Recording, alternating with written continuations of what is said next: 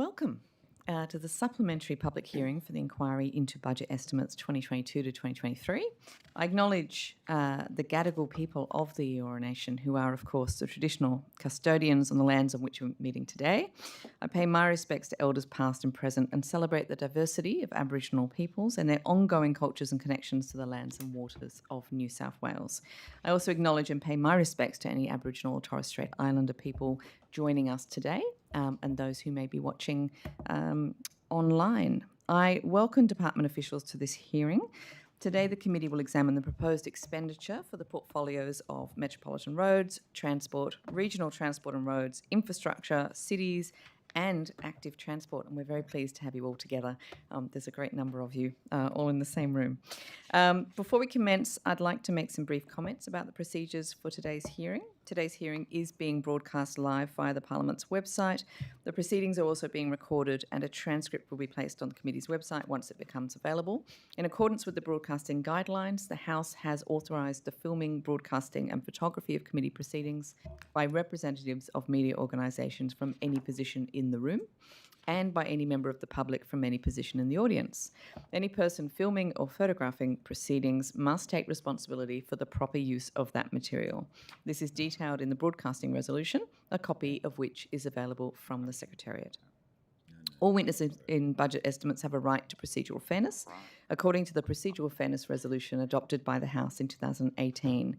Now, there may be some questions that a witness can only answer if they have more time or with certain documents to hand. In these circumstances, witnesses are advised that they can take a question on notice and provide an answer within 21 days. If witnesses wish to hand up documents, they should do so through the committee staff. I remind witnesses that you are free to pass notes and refer directly to your advisors seated at the table behind you, which in these circumstances is perhaps a long, long way behind you. Finally, could everyone please turn their mobile phones to silent for the duration of the hearing? All witnesses are sworn prior to giving evidence. I remind a number of witnesses here today, however, that you do not need to be sworn, as you've been sworn at an earlier budget estimates hearing before this committee. Mr. Bruce Morgan and Mr. Mark Slater, you've not appeared at an earlier hearing before this committee. So I therefore ask, starting with Mr. Morgan, that you each in turn state your full name, position, title and agency, and then swear either an oath or an affirmation. And the words of both the oath and the affirmation are on the cards on the table in front of you. Mr. Morgan. Thank you, Chair. So my name is Bruce William Diston Morgan. I'm the Chair of State-Owned Corporation Tahi. I swear that the evidence now about to be given by me shall be the truth, the whole truth, and nothing but the truth, so help me God. Thank you very much. And Mr. Slater.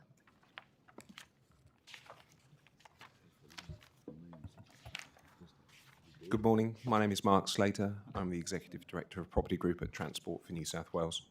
I solemnly, sincerely and truly declare and affirm that the evidence now about to be given by me shall be the truth, the whole truth, and nothing but the truth. Excellent. Thank you. Okay, so today's hearing will be conducted with departmental witnesses from 10 a.m. to 4 p.m. The morning session is scheduled from 10 a.m. to 12:45 p.m, but there will be a 15-minute break at 11:30. The afternoon session is scheduled from 2 p.m. to 3:45 p.m. During these sessions, there will be questions from the opposition and crossbench members only, and if required, an additional 15 minutes is allocated at the end of the morning and afternoon sessions for government questions. Thank you for your attendance today, and we'll begin with questions from the opposition. Right. Mr. Mookie. Mr. Graham. Thank you, Chair, and thank you to all the officials for returning for this session. One of the key reasons for, we'll cover a fair bit of ground today, but there was some concern about some of the answers to the questions on notice. I think that was signalled through the Secretariat. There were two issues. One was, although the ministers were reporting separately to the previous estimates, obviously the officials are largely the same, but we're having answers in one portfolio from the same officials not being returned because it was a different minister. Hence the reason why all the officials, we're dealing with all these portfolios together today to hopefully resolve some of those issues. Yes, understand the issue. Yep. And secondly, there was some information not provided that, in general, we would just expect to be provided. The most basic of which I might just start with was some of the financial information. So you'll recall, Secretary Sharp, one of the issues that we were canvassing in the previous estimates was simply what are the budget allocation figures in each of the financial years for key transport projects. Probably the most basic question one could ask at budget estimates, but one which has been failed to be answered when the returns have come back in to those questions. So I might just return firstly, we'll come back to some of these questions on notice later, but I might just return firstly to that question that we were asking on notice, and it really was, what are the allocations in each financial year for some of these key projects, for example, for the Sydney Gateway project? So I'll pass to Ms Drover to talk to the specific projects that you want, and if we don't have the data here, we'll ask the teams to get it straight through and present it today. Yes, thank you. So I have a comprehensive list of projects. I just need to Chair, go do we through. mind just inviting the witnesses to move microphones forward? Yes, please. If everyone could move them as close as possible, that would be great. Sorry? It is SQ 087 Ward. And I might just indicate the, I'm referring to supplementary question 087 of the ward estimates. This was where we started right at the start.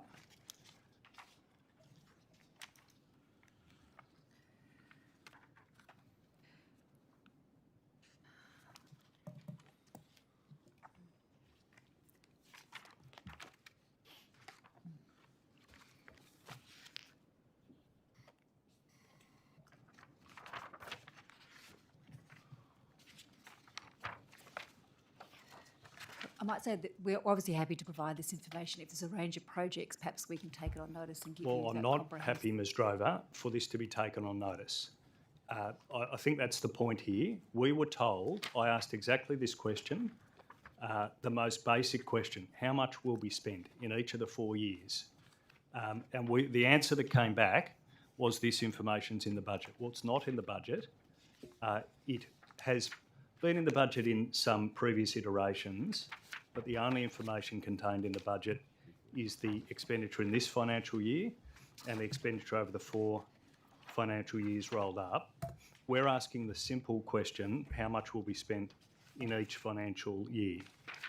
And there really isn't a more simple question. Yeah, so I don't have every year, but I can tell you the project is on time and budget, so the expenditure will largely be completed by the end of 24 when that project is due. Are you saying you don't have that, just so I'm cleared, you don't have that information I here don't to have that hand available right at this second, which I might understand? I don't have it right in front of me at this second, but I'm sure I can find it by this afternoon's break. Yeah, so you will be able to supply it in this. And very happy to supply it. Yeah, and perhaps I might direct you to SQ 087 of the ward estimates, and perhaps if we're able to revisit that information specifically. Yep. And we'll return with that. Yeah, Mr. we'll Grant. come back to We that. will. I think that's reasonable to say we can deal with that later in the session, but this problem. information I must be available to the It agency is. to do your job, and should be available in our view to the estimates. Yep. Absolutely, no problems. We'll just come back to it, particularly over every one of those forward years. Right, okay.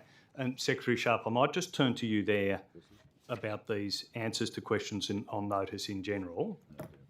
What is the issue here? Is it that a question like that is being misunderstood or not answered, or is this, I mean, on occasions we've seen these answers happily supplied by the department but then edited by ministers' officers.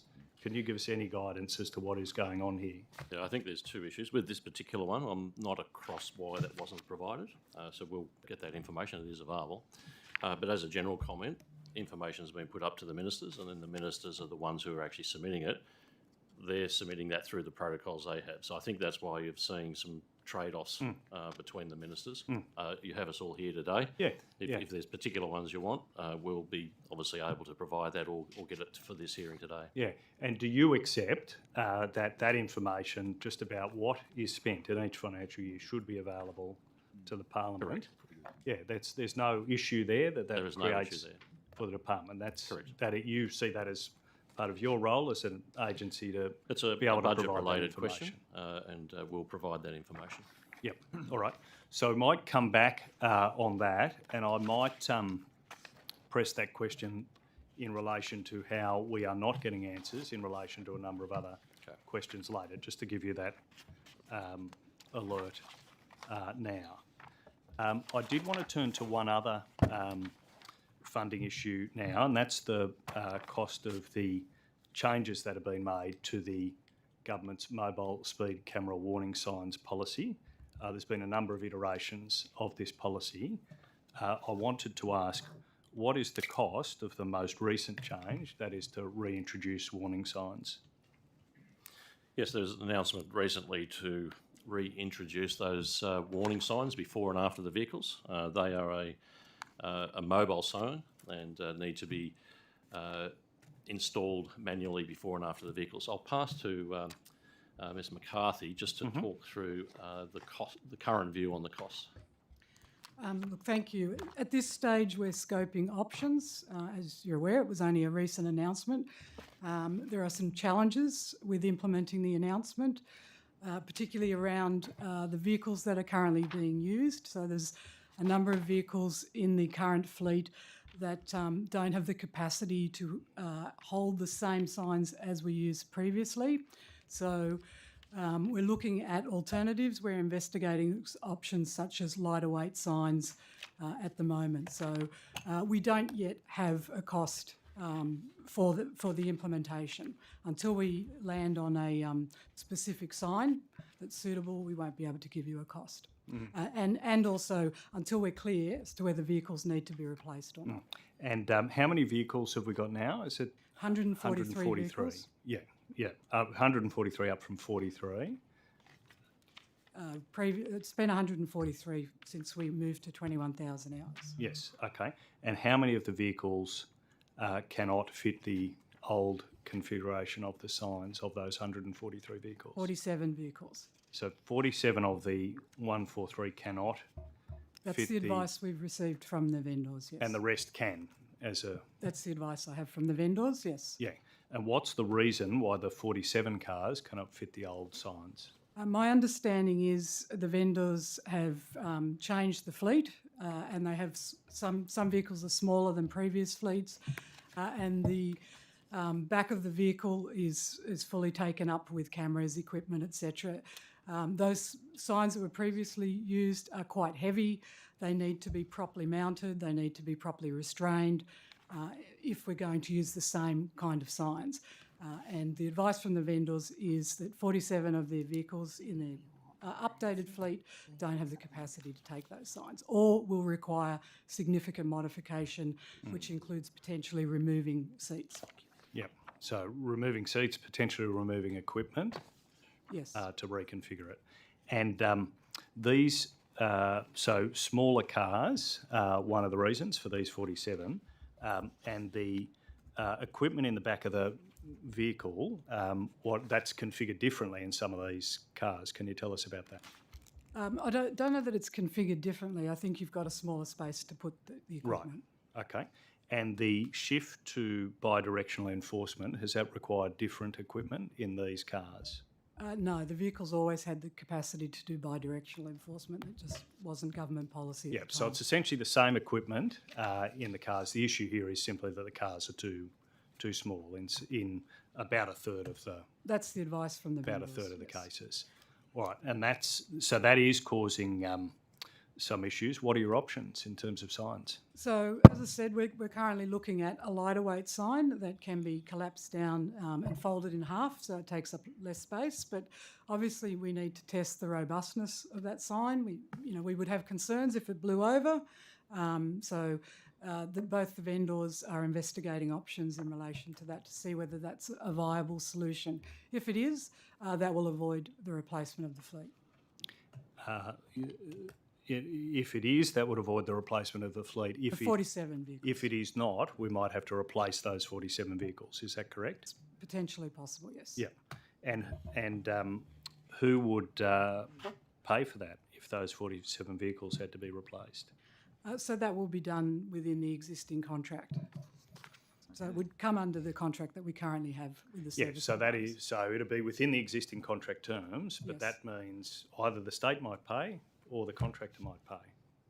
Well, the state pays for the contract, so it would be within that within the current value of the contract to implement the change. So it might have an impact on the delivery of hours, for example. Yes, so you've talked to us about the way this contract works before, Ms McCarthy. What we might do is simply waive fines against the operators, or we might ask for less enforcement because of the cost of replacing these vehicles. That's the way that would interact with... What do you mean by waive fines against them? Well, I think under the contract, these suppliers did not supply the 21,000 hours originally. Yes, they would that's have been correct. due, or you've told us before, the agencies told us before, due for penalties under the contract. And those have Yes. not been enforced, was the view I think you put to us as part of a trade-off for one of the previous costs. That's correct. Is that correct? Yes. Yeah. So in order to fit the rooftop sign, Yeah. the vendors had to take vehicles off the road, and that decreased the hours that they were able to undertake their sessions. Yep. So And they were not penalised for that. So the $2.6 million that it cost to put the signs on the roof Yep. came out of the existing contract price, but the public was forfeiting the money that, or the value that might have been attributed to these penalties that The applied impact for to the services public not being applied. was there were less fines. There was less enforcement hours, so Yeah. therefore there would be less fines issued Yep. to the public. What are the these 47 vehicles? What are the make and model of the vehicles that are in question? I understand the vast majority of them are Nissan X-Trails. Sorry, Are Nissan X-Trails? Nissan X-Trails. Yeah. Yep. And have you got a particular model or year? I could take that on notice. Yeah. Or the fleet are different The colours. government members are asking what colour, but bright red with flashing lights. I think the transport officials are indicating a range of colours, but I thank the government for their interest. All right, so that at the moment you're considering options. You don't know what the final cost will be. What is the budget that is nominally allocated at the moment for this? The budget would be, as I said, within the original contract. I would have to look at what the value of the contract was. It would take me a moment to find that.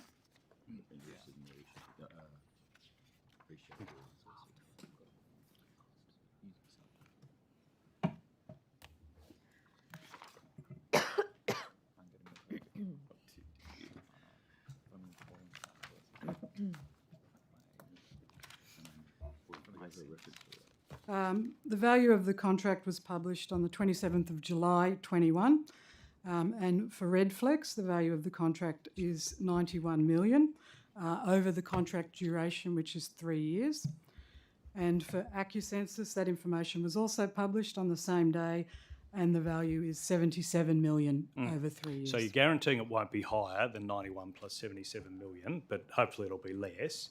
What could be the cost of replacing those 47 vehicles if the worst case scenario unfolded here? I don't have a figure on that. I understand some of the vendors lease the vehicles, so I would have to look at what their breakdown is and how they procure the vehicles. Is that something that you've asked or you've been told by the vendors? At the moment, I have a figure of 47 vehicles. So our focus is investigating alternative options that will avoid the replacement of those vehicles. My question, though, is have you been told by the vendors what the cost would be of having to replace those 47 vehicles? No, I don't have a figure for that. Ministers Farraway and Ward have given the public a guarantee that from the 1st of January, there won't be mobile speed cameras operating without these warning signs in place. Given what you're describing, when does this decision need to be made about what signs are used in order to meet that 1st of January commitment? So the decision needs to be made as soon as possible. So, they're currently, as I said, it was only just announced recently. The vendors have responded very quickly. They're currently investigating the option of this lightweight sign. It needs to undergo testing to ensure that it's going to be suitable. But the government's given a commitment that no vehicles will be operating under enforcement or on the road from the 1st of January unless they have those signs before and after and the rooftop sign. So listening to you now, that decision hasn't yet been made. What sign will be used, perhaps some testing to go. Yes. Will these signs be in place by the 1st of January? They won't be in place for the entire fleet. They'll be in place for some of the fleet. And the number of vehicles that will be fitted with the signs will depend on what option we go with. Yeah. And how many vehicles of the 143 vehicles will have signs on the 1st of January? What's your estimate at this point? I don't know at this stage. Again, it's dependent on what option we go with. Yeah. Well, this is budget estimates. I'm asking for your estimate about how many of these vehicles will have signs on the 1st of January. Knowing what you know now, having looked at it for the time you've looked at it, how many of these vehicles are likely to have signs? Yeah, I'm unable to say at the moment. So I don't have a figure for that. As I said, they've just started to investigate the lightweight signs. If they prove viable, then they'll be able to be rolled out very quickly. If we're looking at the previous types of signage, that's obviously going to be a slower rollout. So, and what you're telling us is if cars don't have signs on the 1st of January, they simply won't be on the road. There'll be less enforcement. That's in line with the government's commitment, yes. But as of today, you can't tell us how much less enforcement might be in place. You can't tell us how many of these 143 vehicles will be on the road. No, I'm unable to tell you until we further investigate options. Yeah, so as of the 1st of January, there might be a small number of these vehicles off the road, or a very significant number of the 143 mobile speed cameras might not be operating on the 1st of January. Is that a possibility here? It's a possibility, but I'm unable to say at this stage. When will you know? I would expect in the next couple of weeks when the testing is complete and we get a decision as to whether those signs are suitable. I think you. Sorry, Ms McCarthy, do you mind if I just ask 2 questions to follow up on that line of questioning? Can I just ask, why weren't these questions all resolved prior to the government announcement? Sorry, could you say that again? Why weren't all these issues resolved prior to the government announcing its decision to reverse its policy here? Look, as you can appreciate, we would give the government advice on the implementation of this policy. I'm unable to talk about that because it's cabinet in confidence. Well, when did the department give the advice? I'm not asking you what the advice is, but when did the department provide the advice to the We ministers? provided advice on this policy prior to the announcement. Yes, I presume that's true. But approximate to, prior to, months before, day of, day before? It would be, I would say, around a month, somewhere within sort of weeks to a month before. Okay. Did you flag with the government that there were these considerations that needed to be resolved prior to the announcement? It's cabinet in confidence, so I can't comment on. Sure. When were the contractors advised that there was to be a change of policy? When were they advised? Yep. At the time it was announced in the media. So the first time the contractors are told that up to half their fleet might need replacement is after they read about it in a press release. The contractors were aware that this option was being investigated. No doubt. But obviously, until the announcement was made, that was the time which we became aware that it was going to be the change in policy. So when was the department? Sorry, did you say that you only became aware that the change of policy was to be made when the government made its press release? Just prior to that. The department was only told. What? The announcement was at 5 o'clock, wasn't it, or 5:30? 4:45. Yeah. Mr. Sharp, when were you told?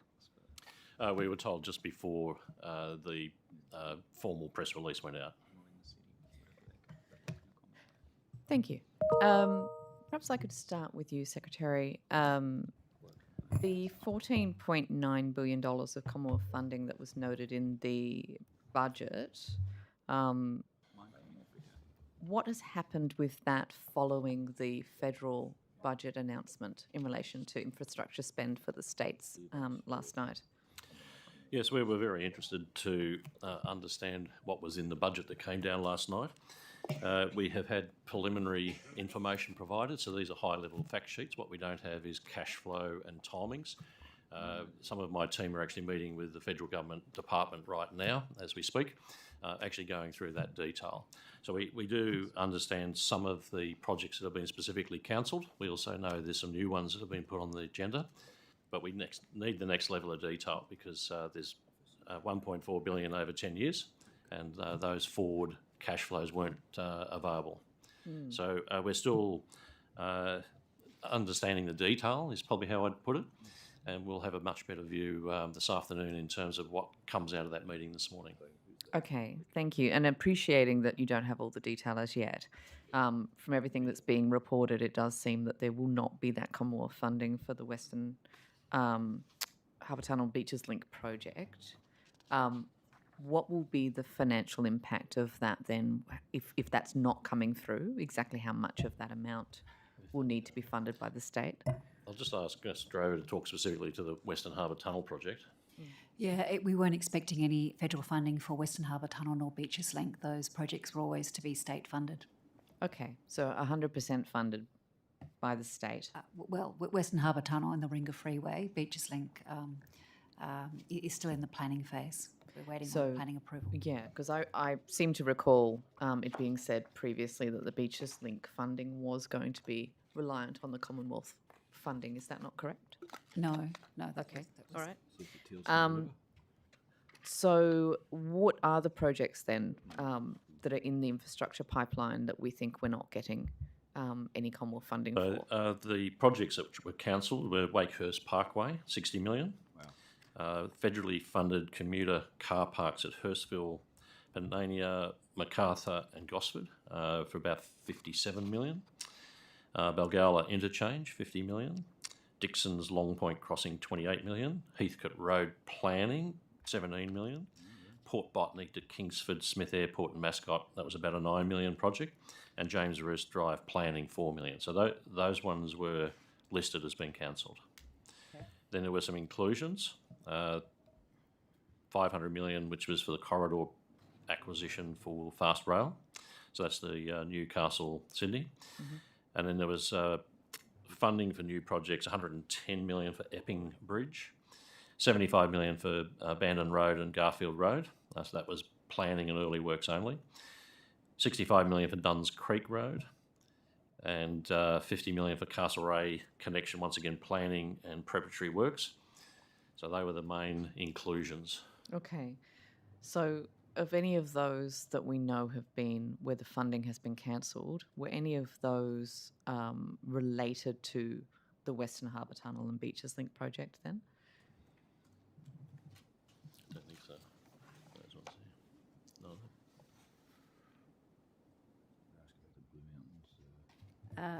No, I don't think so. I'm not quite clear what the Balgowlah interchange is, the 50 mil, but no, largely no. Okay. So in terms of, I'm just looking at I guess while we're on the Beaches Link, we may as well have a discussion. Is the Beaches Link still going ahead? Yeah, so as advised at last budget estimates, we're still in the planning approval stage for Beaches Link. So the community consultation has concluded, and we're waiting on planning approval from the Department of Planning and Environment. So, okay, so the intention of the department, though, is still to progress with the Beaches Link? It is still a commitment of government. We have told the community, and particularly those impacted property owners, that no construction works will commence until at least Q1 of 2024. Mm-hmm. But we're busy with other projects at the moment, and we're waiting on that planning approval, which will inform how we go forward. So we have allocated 1.1 million in the 23 budget to continue the activities. I remember last time we were talking about that amount and saying that it was related to the compulsory acquisitions or the... That's correct. Yeah, that's one of the areas. Yeah. Correct. And there's another $8 million, I think, for the 2 subsequent years. Okay. And in terms of the tree removal activities, is that coming out of that 1.1 billion as well? I'm not clear what tree removal activities you're referring to. So if we look around the Camaret Golf Course, I understand that there's been quite a lot of trees being removed there, and there's also a bunch of trees that have been removed. I understand 1,000 so far. The EIS anticipates 3,500, but 1,000 trees have been knocked down for the project as a whole. Yes. Is that being funded by that 1.1 million? No, so as part of the Warringah Freeway Upgrade Program, which is an enabling project for the Western Harbour Tunnel, we did take part of the Camaret Golf Course for two reasons. One, as a temporary construction site for the Warringah Freeway, but also a smaller proportion for some permanent facilities for the Western Harbour Tunnel. Part of our planning condition for the Western Harbour Tunnel and the Warringah Freeway was a requirement, because we are impacting the Camaret Golf Course, was to reconfigure the golf course so it was still a viable 9-hole golf course right through construction. So we have had to clear some trees for that staging area for construction, but there was also some additional clearing to reconfigure the golf course. So a couple of questions out of that then. I guess firstly, I've heard that there's 2 building facilities on that general site. There's a Western Harbour Tunnel facility as well as a Beaches Link facility. Is that correct? There's 2 different. Yep. Proposed is a permanent ventilation facility for the Western Harbour Tunnel, and if Beaches Link proceeds, it is proposed that similarly it'll be co-located with the Beaches Link ventilation facility. Okay. And so looking at that broader piece of, so I understand there are 3 pieces, separate lots, I guess, on that golf course site. So we've got the 1.5 hectares of land, which I understand will be a permanently acquired by the government for this project, and so that's where we have those motorway buildings. Then there's the 2.7 hectares of what was Crown land, which was acquired to be used, I understand, temporarily. So we have a temporary construction lease, actually not acquisition. So we've taken a lease. In fact, we've taken only leases at that site at this stage. We'll confirm the permanent acquisition required, later when we know exactly the areas we require. Okay, so for those leases, construction leases, over both of those, in the 1.5 and the 2.7, who is that lease with? Sorry, excuse my ignorance. Is that... Okay, so the land at that site is owned by the Crown. Yeah.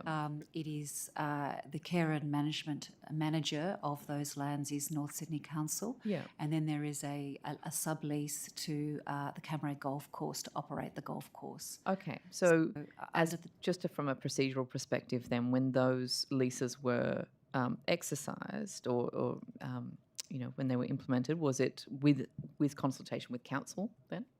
Absolutely, and we've been liaising with all the affected stakeholders, including the golf course in North Sydney, I think since 2020. Yeah.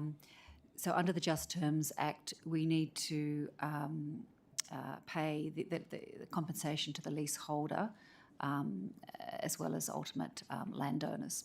So the compensation, how much compensation is that golf course getting then? Under those 3, because there's the other 7.5 hectares as well, I understand, of Crown land. So for the entire plot, how much is the golf course getting in compensation? I might have to take that on notice, the exact amount, unless I can just check with my colleague, Mr. Slater. I don't know. No. Okay, we'll take that on notice. Yeah. And if you could tell me how much, I know we've asked you this before, but I'm not sure we got an answer. How much compensation, if any, was given to Heworth Holdings for their site that was... Okay, I can talk to that. So Heworth are the owner of the Tiger site at Balmain. That's a project that was considered for the Western Harbour Tunnel project. Yep. We did rescind the lease for that site, so we were never going to acquire that property. We were always going to take a construction lease. Given the change of approach and design for Western Harbour Tunnel, we're no longer taking that site. Yeah. We haven't actually paid them an amount yet. We are still talking to them about the compensation they're seeking and working through that with them. So no amount has been paid to date. They will be paid compensation at some point. Absolutely. And that will be in line with the Just Terms Act. Thank you. Mr. Benasiak. Thank you, Chair. Through you, Mr. Sharp, these questions may be best answered by Mr. Collins. It's our favourite topic, Mr. Collins, Kamei Ferry Wharves. In the EIS Chapter 1, the introduction says the primary purpose of this infrastructure was to enable the return of public ferry services. That's reiterated in the planning determination that was sent to Minister Plibersek. However, in budget estimates on the 4th of March, you stated that this is not about a ferry service. Let me make this clear, not just a ferry service which may happen. And then on the 26th of August 2022, you also stated we have no specific plans about a scheduled ferry service. However, it still sits there as a condition of approval, E38, in terms of hours of operation. So can you guarantee there will be a public ferry service as promised as part of this project? Thank you very much for the question. And yes, it is my favourite subject, being fairly local to at least one end of a potential service. I will be clear, I think, about the benefits. Obviously, for future planning, there certainly will be the benefit of a potential ferry. I think initially, though, we believe the construction of those two ferry wharfs will provide not only protecting the future access to up to 24-metre crafts, but also for recreational vessels, for small commercial tourism, and improving generally the visitor experience, particularly highlighting the First Nations and Indigenous people during the, obviously in the theme which we are working through and have now agreed designs for the construction of those wharves themselves. We do recognise that we want to consider the opportunity for other parties to come forward with proposals for ferries. At the moment, we do not have a plan to start operating a ferry service for when those wharves are constructed. But we obviously are working with the industry and understand what those potential services could be. So it may not be a public ferry service after all. It may be a privately run ferry service. Is that what you're indicating? Well, when you say other parties? Well, I think, as you probably understand, and let me clarify what we mean by public ferries. All of our ferries are operated by franchised operations through private organisations, but I do see the opportunity for us to have a public service to connect those two communities. I do see there's a very important connection for the Aboriginal community as well, which we've worked with very closely.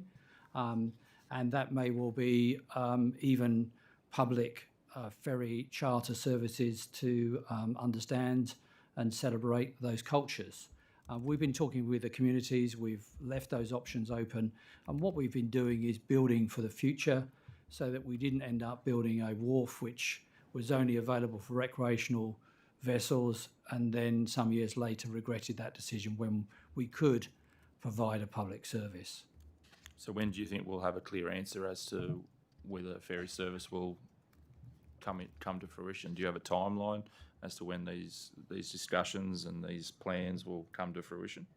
I think we have no specific timeline, although we would encourage anyone and certainly all interested parties to put forward perhaps some proposals. In our long-term plans, it is seen as one of the critical connections to engage and bring together two communities.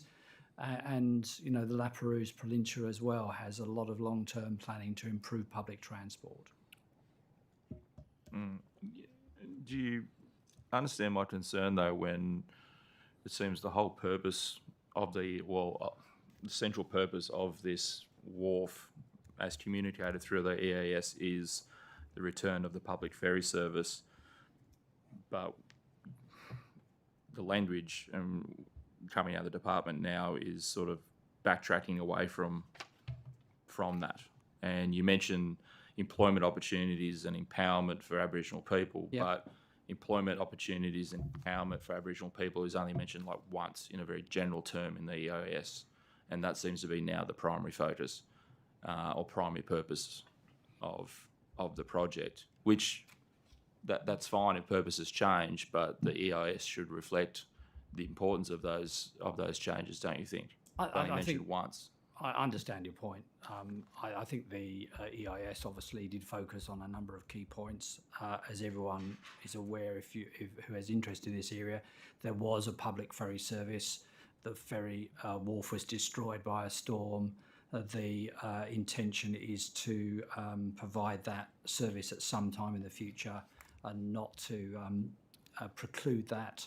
But, you know, in the full and frank and good discussions we had, which obviously we've had great community engagement with this, we have talked about all the other benefits we get from these two wharves, which is opportunity for recreational boating, opportunity to ensure that anything we build in the future has community, particularly First Nations, Aboriginal people, to be involved. And I think that's a good thing. And it may feel like we've changed, but I don't think we've backtracked at all. I think we've expanded and worked to understand what the benefits could be. Okay, so why was empowerment and employment of Aboriginal people only mentioned in a general way? Like there's a few rough references to possible ferry jobs, Indigenous guides, but if you look at this, I guess the guidelines and rules around SEARS is that if any justification or purpose in an EIS has to be clearly defined and alternate solutions, and when it comes to employment and empowerment of Aboriginal people, there is no mention of that. It's just very broad and very general, and I think if we're working with the Aboriginal community to make them part of this project, engage them in this project, but the EIS sort of tells a different story where it seems very tokenistic, which I don't think would be wouldn't be the department's intent there, would it? Absolutely not. And I think obviously the EIS is a moment in time, is a process which needs to be followed. But I think it's more than just that process. The genuine engagement with the community, with a number of key people on both sides of that particular area, and certainly the previous engagement from secretaries of various departments has been most welcome, and I think we continue to do that and get the best benefit out of this particular project, which is now obviously in its pre-construction phase and fully funded. It may be a moment in time in terms of EIS, but it seems like it's a bit of a set and forget because there's been so many changes to this project, including the length of the wharf like 3 or 4 times, and EIS has never changed to reflect that. It shouldn't be EIS shouldn't be a document that sits on the desk and gathers dust. If something changes, the EIS should change to reflect that. Do you agree? Yeah, I think hasn't that happened? I think it's worth reflecting on your thoughts there and understanding when EISs are written, but they are a moment in time. But I would say this is not a set and forget project. So I think this is an important, as we've seen, with $200+ million investment in maritime infrastructure, with a significant amount of focus on the industry, which I'm sure Mr. Benasiak and you're very supportive of. We are very keen to ensure that this project, along with many others, does happen and does proceed as planned. Okay, so out of the $65 million that's being spent on the project, how much of that is going to generate ongoing employment? Obviously, there's going to be some short-term employment in terms of construction. How much of it is going to generate ongoing employment? Well, again, do you have any figures in terms of job numbers? I don't have those figures to hand, and I certainly think it is obviously investing in such infrastructure will lead, we believe, to, as you say, the construction alone does generate significant employment for local and national suppliers of materials. It also gives great benefits for all sorts of other people are in that area. But I can only speak personally from the south side. I have visited La Perouse occasionally. Okay. It's a great place. But I would say we're already seeing that area, more cafes, more business, more employment. Do we have a projected figure anywhere in I terms do not. of the If there is ongoing one, jobs? If there is one, I'll try and find it and make sure I find it by today so we don't take anything on notice. But I haven't got it to hand now. Okay, thank you. Thank you. Back to Mr. Graham. Great, thank you. Mr Sharp, we might go back to Ms McCarthy on that topic, if that's okay. So I might just recap on my understanding of what you've just told us, just to make sure I've got that right firstly, and then a couple of extra questions on this matter.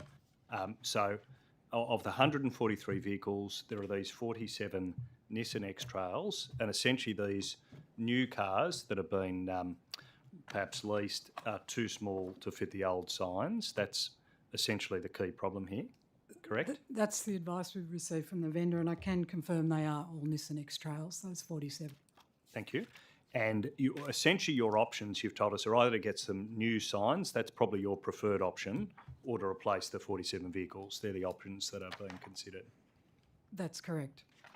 And you're going through a process of testing and then making a decision about the signs. That could take some weeks. Yes, that's right. And as of 1 January, there's two possibilities here. Either there'll be cars with two signs on the road, working as normal, enforcing the speed rules. Or secondly, if the cars don't have signs, they just won't be on the road at that point until they do. That's correct. That's in line with the government policy that from the 1st of January, no vehicles will be operational unless they have a sign before and after. Yeah, and that'll certainly include the 47 vehicles if we don't have signs that fit in those cars, but it could be the whole fleet if the new signs haven't yet arrived on the 1st of January. That's one of the possibilities. I think that's very unlikely. Right, okay. The new signs, we actually think we could probably procure, or the vendors could procure more quickly. Yep. So, and you've talked about the new signs, you want to make sure they're robust, that sounds sensible. Could the new signs be smaller than the old signs? Is that one of the possibilities here, or is that out of the question? That's not something we're exploring, so we're exploring the signs being the same size as the previous signs. What is obviously we've been through a range of policy changes here. Firstly, the warning signs were removed, then 1,000 general warning signs have been established, then signs have been put on the roofs of these cars. A survey was about what the public thought about these mobile speed cameras was in the field, then cancelled. And then the warning signs have been reintroduced. What is the total cost of all those changes? I can't tell you the cost for the reintroduction of the signs, as I said. That depends on which option is settled on. I've previously advised that it costs $2.6 million to install the rooftop signs. I don't have a cost for the 1,000 fixed signs. I would have to take that on notice. And I'll come back to that. The survey was $150,000, but as you're aware, that money is being repurposed for other research work. Yes. So, and again, I'll come back to that. And just for completeness, then you've told us, look, because you don't know which of these options, replace the cars or get new signs, you actually don't know the cost of this final replacement at the moment. That's correct, yes. And of the $2.6 million, you've actually been more specific than that. You've told us that 1.22 of that was for the operator Redflex in the north of the state, I think. Yes. And then $1.36 million was for AccuSensus in the south, operating in the south of the state. I'll trust your figures. I don't have them in front of me. They're from the answers on notice, and I appreciated the breakdown you gave us. So I'll return to two of those questions. The first is the cost of the 1,000 fixed signs. There was an answer on notice, but it was not really satisfactory. It was saying that, look, we're still rolling this out. We haven't finalised this totally, so we can't tell you any of the cost details. Now, I don't accept that. You must be able to tell us something about the cost of the 1,000 general warning signs that have been rolled out across the state. Yes, look, as I said, I would have to take that on notice. I I'm not, understand. in these circumstances, I'm not happy for that to be taken on notice, given the problems we are having.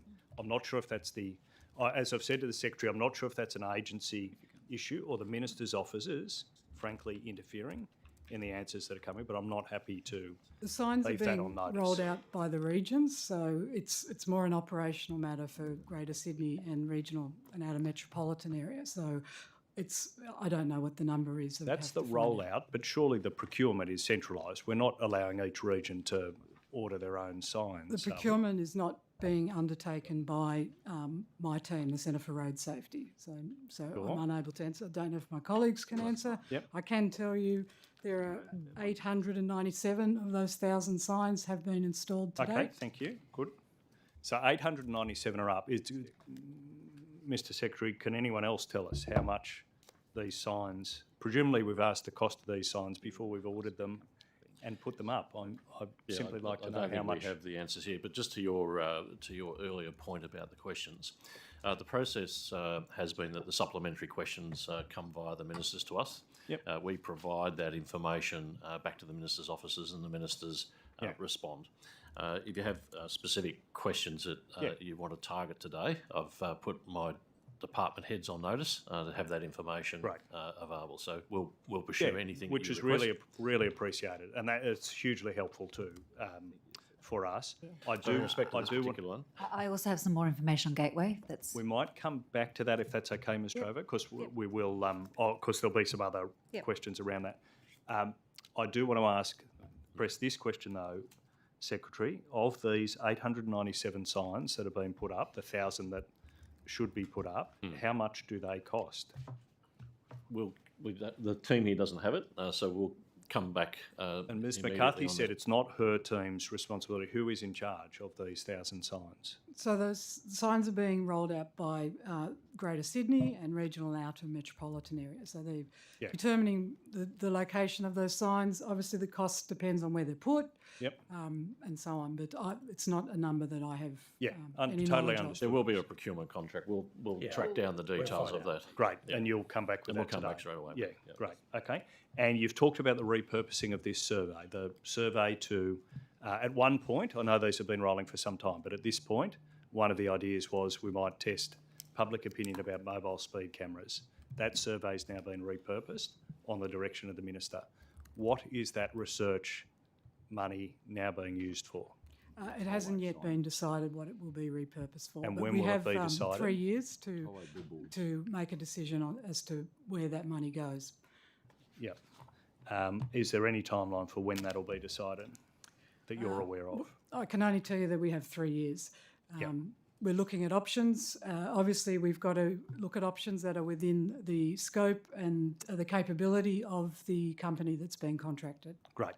I'll take you to one of the other answers you supplied on notice, and this is to question on notice number 54, and that was about or 53 and 54. This was the number of hours that are now being delivered in mobile speed camera enforcement. The contract, the government's commitment, its road safety commitment was 21,000 hours per month. In those answers, in April 22, just 7,380 hours were delivered. In July 22, just 11,479 hours were delivered.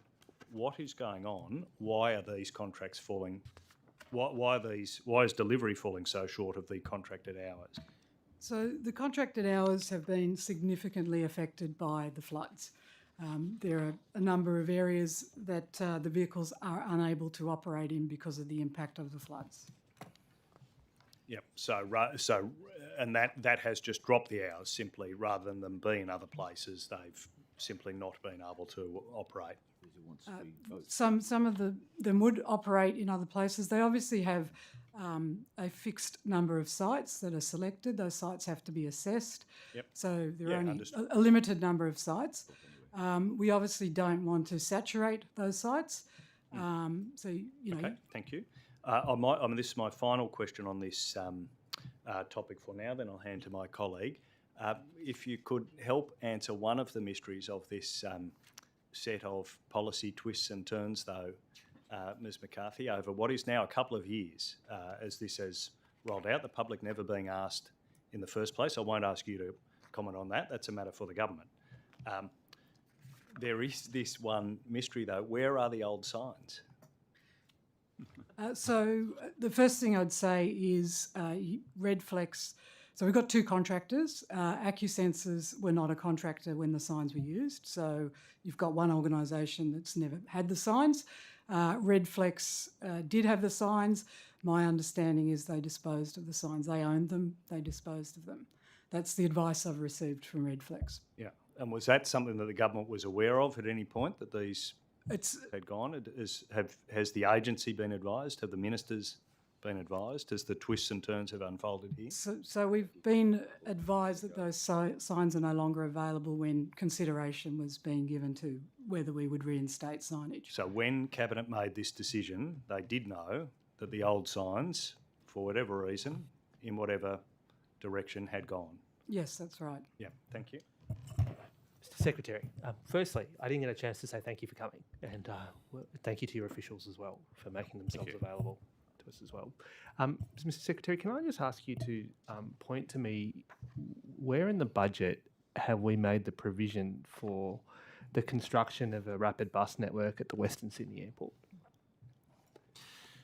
There is no provision in the budget.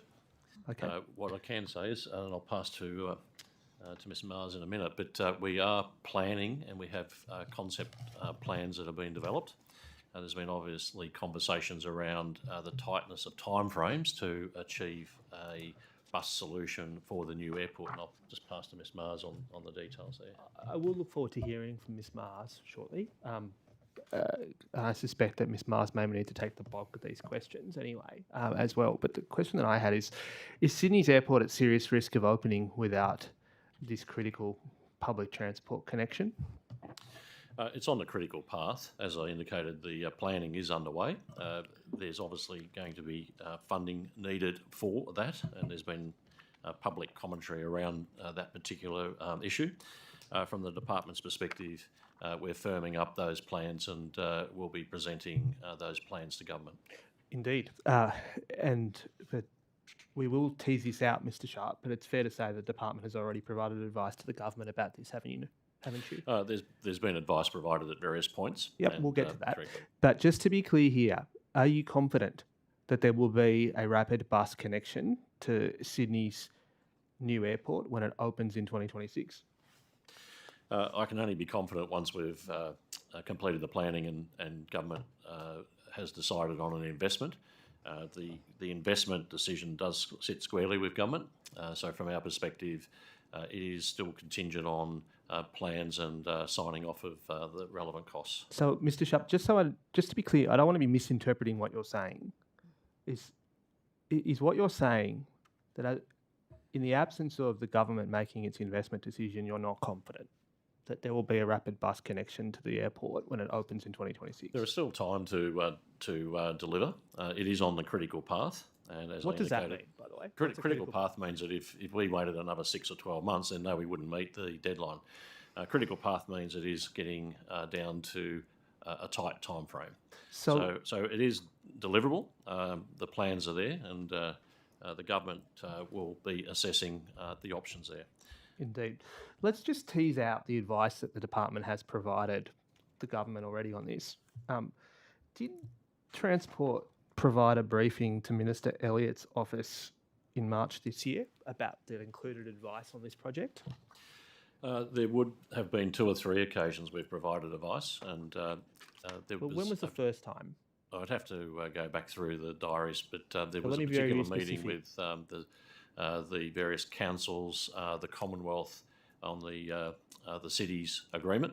So there's a tripartite agreement between the Commonwealth, New South Wales government, and a number of councils to deliver infrastructure for the new airport and I'm for aware the West. Sorry, Mr Secretary, I don't want you to be rude, but I'm aware of that context. My question was very specific. My question was, in March, did Transport provide a specific briefing to Minister Elliott's office, which included a specific briefing on the Western Sydney Airport bus connection? I'll just clarify with Ms Mars whether that Yeah. date's correct. Thank you, Mr Sharp. Happy to take that question. Yes, we did provide a full briefing on options for Western Sydney Rapid Bus to Minister Elliott's office in March, and as the Secretary outlined, we provided a number of briefings. Yep. Did you flag in that briefing that there was a specific delivery risk to do with funding? Yes, we talked about the planning and business case funding we had in place. We looked at timelines for options, and that would include providing bus services on existing routes, planning for roads and bus network improvements for future rapid bus routes, which would take us beyond that 2026 date for Liverpool, Penrith and Campbelltown. And we also spoke about the option of rapid bus routes on the existing upgraded roads around the airport. I do appreciate that context. Deputy Secretary, can I just ask, did you specifically inform the Minister's office that funding was required by July 2022 to meet the city deal commitment for rapid bus services to be operational by 2026 in time for the opening of the airport? That was one of the timelines outlined for investment decision. Just to be clear here, did you flag as a delivery risk funding required by July 2022 to meet the city deal commitment? We were seeking investment decision to see which business case option we would advance, and that was the timeline presented to the Minister's office. So, again, Deputy Secretary, I don't want to misinterpret you. I want to be very clear here. You actually did say specifically to the Minister's office that funding was required by July 2022 to meet the city deal commitment for rapid bus services, didn't you? We said that for that option, that is when we would need that funding requirement. But as I outlined, there What were did the other Minister's office say in response? We were progressing, looking at that in the future budget. We were progressing discussions with our federal counterparts as well. So we were really looking at funding options. Indeed, but that's not my question. My question was, what did the Minister's office say in response after you warned them that funding was that decision was required by July 2022? So we worked the Western Sydney Rapid Bus through the budget process for prioritisation with government, but certainly Minister Elliott's office was supportive of us progressing our work. So I can only infer, given that it's not in the budget, that it was knocked back by a decision of government. Is that a fair interpretation of events, Mr. Secretary? Yes. What reasons were you given for why it was knocked back? The budget process is a very thorough process. All projects are reviewed and prioritised. We don't get feedback on every single project and the reason why something is or isn't in the budget. That is squarely So a question you weren't for given government. an actual reason? No. Okay. I was not, through that process, I was not given that. Well, did reason Treasury for it. flag concerns with this, or are they the guilty party here, or? Well, there's a number of departments involved in the budget process, but ultimately a subset of cabinet reviews the final allocations of project money. That's true. But just sitting here now, Mr. Secretary, you're telling me that you warned the Minister's office that a critical decision, that there was a need for a decision to be made by July. Government, you provided advice to provide the funding. The government disagreed with you, but sitting here right now, no one has actually given you a reason why that request was rejected. Not for that particular project. What I will say, and I'll just re-emphasise what Ms Mars said, there were ongoing actions in terms of what options there were. We were continuing conversations with the federal government in regards to funding. So those processes continued through that budget process. Look, to be clear here, Mr. Secretary, I'm not being critical of the department. I have no doubt that the department is responding the best it can to the decision of the government to not heed your warning here. And we can tease out some of that, how you are intending to respond in that respect. But I just want to concentrate on the question I asked you, Mr. Secretary, which was, sitting here right now, no one has given you an explanation as to why you failed to get the millions of dollars you needed to ensure that Sydney's second airport will have a bus connection when it opens. Well, as I indicated, there's numerous projects that are on the potential list for funding. Those get discussed through the budget process. I don't get a detailed commentary from the government on each project and as to why it may or may not have been prioritised. The prioritisation of the budget funds really does sit squarely with the government. So in terms of was there a particular reason, that would have to be a question for government. Okay. Deputy Secretary Mayers, did you warn the Secretary in May this year in an email that to put the roads and routes and roads in place, we would need an investment decision now? Thanks for that question, Mr Mookie.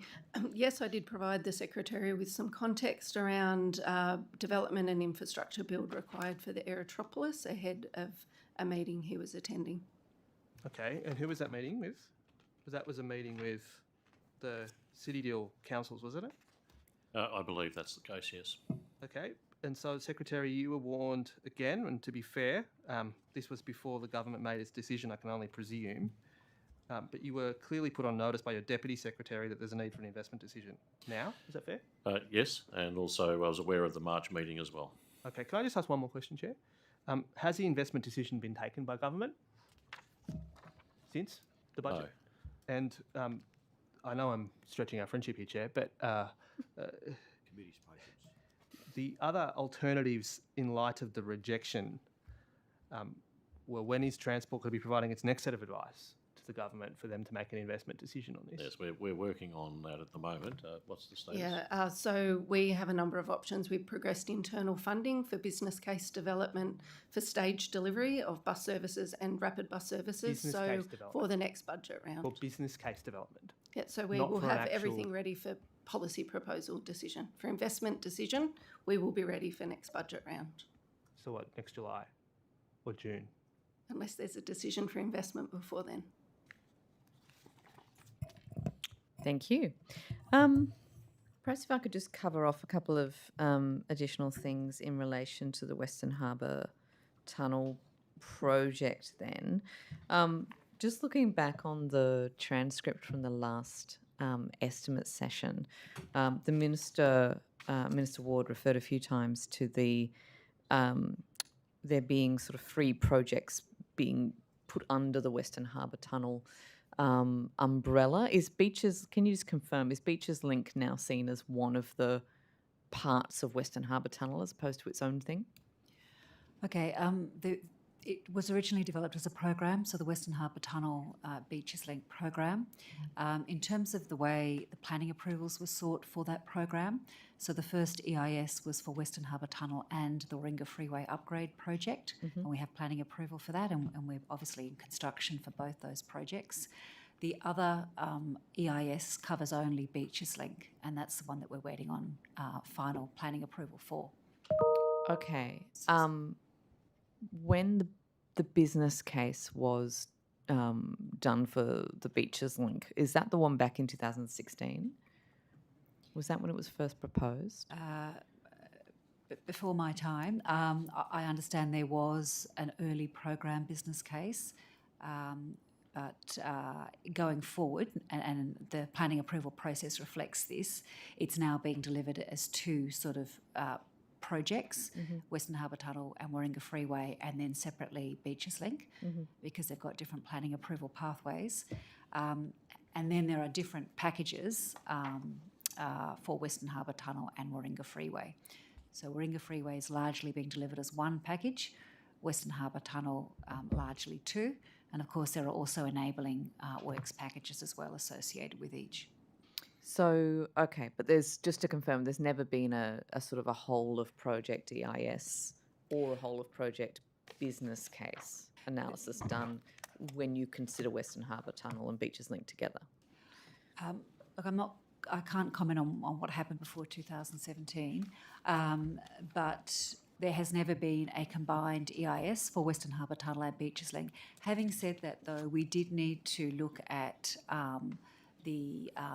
give consideration to the Western Harbour Tunnel and Warringah Freeway impacts in the latter Beaches Link EIS. Okay. But there's never been this is the question, has there been any new business case analysis undertaken since 2016? Well, there was a final business case for Western Harbour Tunnel and Warringah Freeway, And there's obviously When was that, finalised? well, it would have been finalised before investment decision. Which would have been? I think it was. I just need to check that. I can't remember if it was 2020 or 2021. Okay. And similarly for the beaches link then, when was that? Well, we're obviously in the planning and development stage still. Okay, so there'll be a new Investment decision VCR. hasn't been made. Yeah, we haven't Okay. made the investment decision for beaches Okay, link yet. that's useful to know. Just covering off one of the discussions we were having last time in relation to tolling, and I know we had a very spirited discussion with the opposition and the minister in relation to ruling out the privatisation of the Harbour Bridge and Tunnel. But what we didn't, and not the Opera House, and not Government House. But what we didn't touch on, it would be good just to understand and cover off, I guess, is has the department been asked to investigate or investigated of its own accord the idea of tolls being placed on the Anzac Bridge? Not to my knowledge, no. Scare campaign of all. It's a question. There were some gantries, ahead you with the know. gantries. It's Which are just an a eyesore. question. The eyesore No. gantries. Yeah, can we ask then about what Choose was to collect the money. what was the reason for the original gantries proposal on the Anzac Bridge? Where did that come from? Okay, perhaps if I can give that context, because there is some complexity. Obviously, the Anzac Bridge was opened in 1995, so it's been nearly 30 years since we've done anything to the Anzac Bridge. It's a primary corridor into the west of the CBD, but it also takes that traffic across the Western Distributor, then onto the Sydney Harbour Bridge and north to North Sydney. We are putting in the Western Harbour Tunnel, and that will take some of the capacity off the Anzac Bridge, but it still carries, pre-COVID, about 130,000 vehicles per day across that bridge. And I think, everyone's aware that at peak times it is heavily congested. It's also a road that has received a number of traffic incidences and crashes. In fact, there's over 100 crashes per annum along that corridor. So it's timely that we look at how we're going to manage the congestion and the traffic through that route and how we address some of those safety issues. So we are out in consultation with a review of environmental factors for some of those works. It actually closes this Friday, so we're still in consultation. The first part of that is looking at some physical changes to the infrastructure, and that's that new on-ramp from Fig Street, Piermont, onto the Western Distributor. And that's really important because at the moment traffic needs to go across more than one lane to get onto the Sydney Harbour Bridge, and that's where we're seeing lots of these crashes and incidences. That's obviously not good for people's safety, but also it slows down the traffic flow and contributes to the unreliability of that corridor and also congestion. So we're doing some physical changes to that corridor. Yep. There's also some proposed intersection upgrades around the Piermont area as well. In addition to that, in the RAF, there are 3 proposed gantries.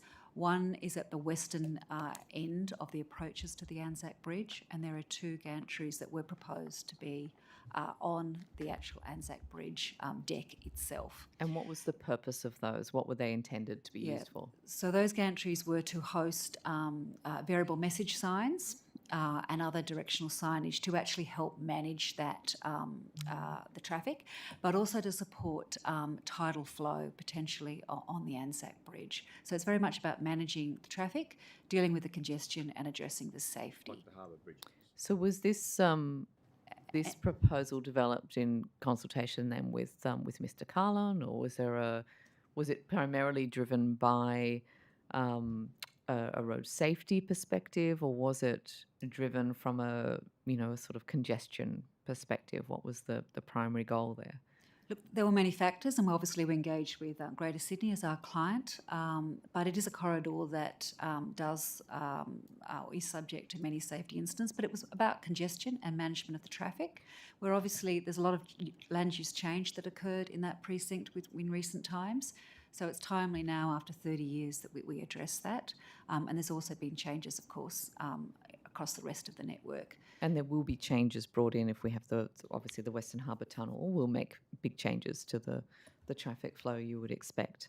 Yeah, correct. And look, Obviously the Anzac Bridge is a landmark. We're very conscious of that. We have been working with stakeholders like New South Wales RSL, but also Heritage New South Wales. We also worked with the original designer of the Anzac Bridge and other architects to get the right solution. But just to be clear, we're still in the consultation phase. It finishes Friday. We're not going out and building anything tomorrow.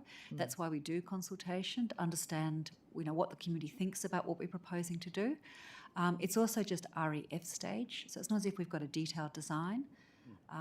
But we will go away and look at other solutions to achieve that same outcome, whether they're different technologies, different architectural treatments. There's a few interesting features of the bridge. It's actually got quite an arch deck. So some of the sight lines are compromised. It's more arched than, say, the Sydney Harbour Bridge. So that's why there were some technical reasons why we looked at gantries to support Chair, that. can we just ask about the cost of the gantries as well? Can I? Just give me 1 second. So, so did you advise the minister that you were doing this work? Yeah, the minister was briefed on what was proposed as part of that REF, and then we went out for consultation. So Minister Ward was aware. Yes. I'll let you have your question in just 1 minute. I'm happy for you to ask it. But, I will come back to you in a minute. Just in the little bit of time I have left, I just wanted to cover off one final thing that came from last estimates as well, and that's for you, Mr. Collins, in relation to the ferry steering issues. And we talked at length about that, and I presented to you what I thought to be compelling evidence of the steering issues. And I recall you being very confident in the workability of those ferries and the way they were operating. Clearly, we are in a bit of a different situation 2 months on.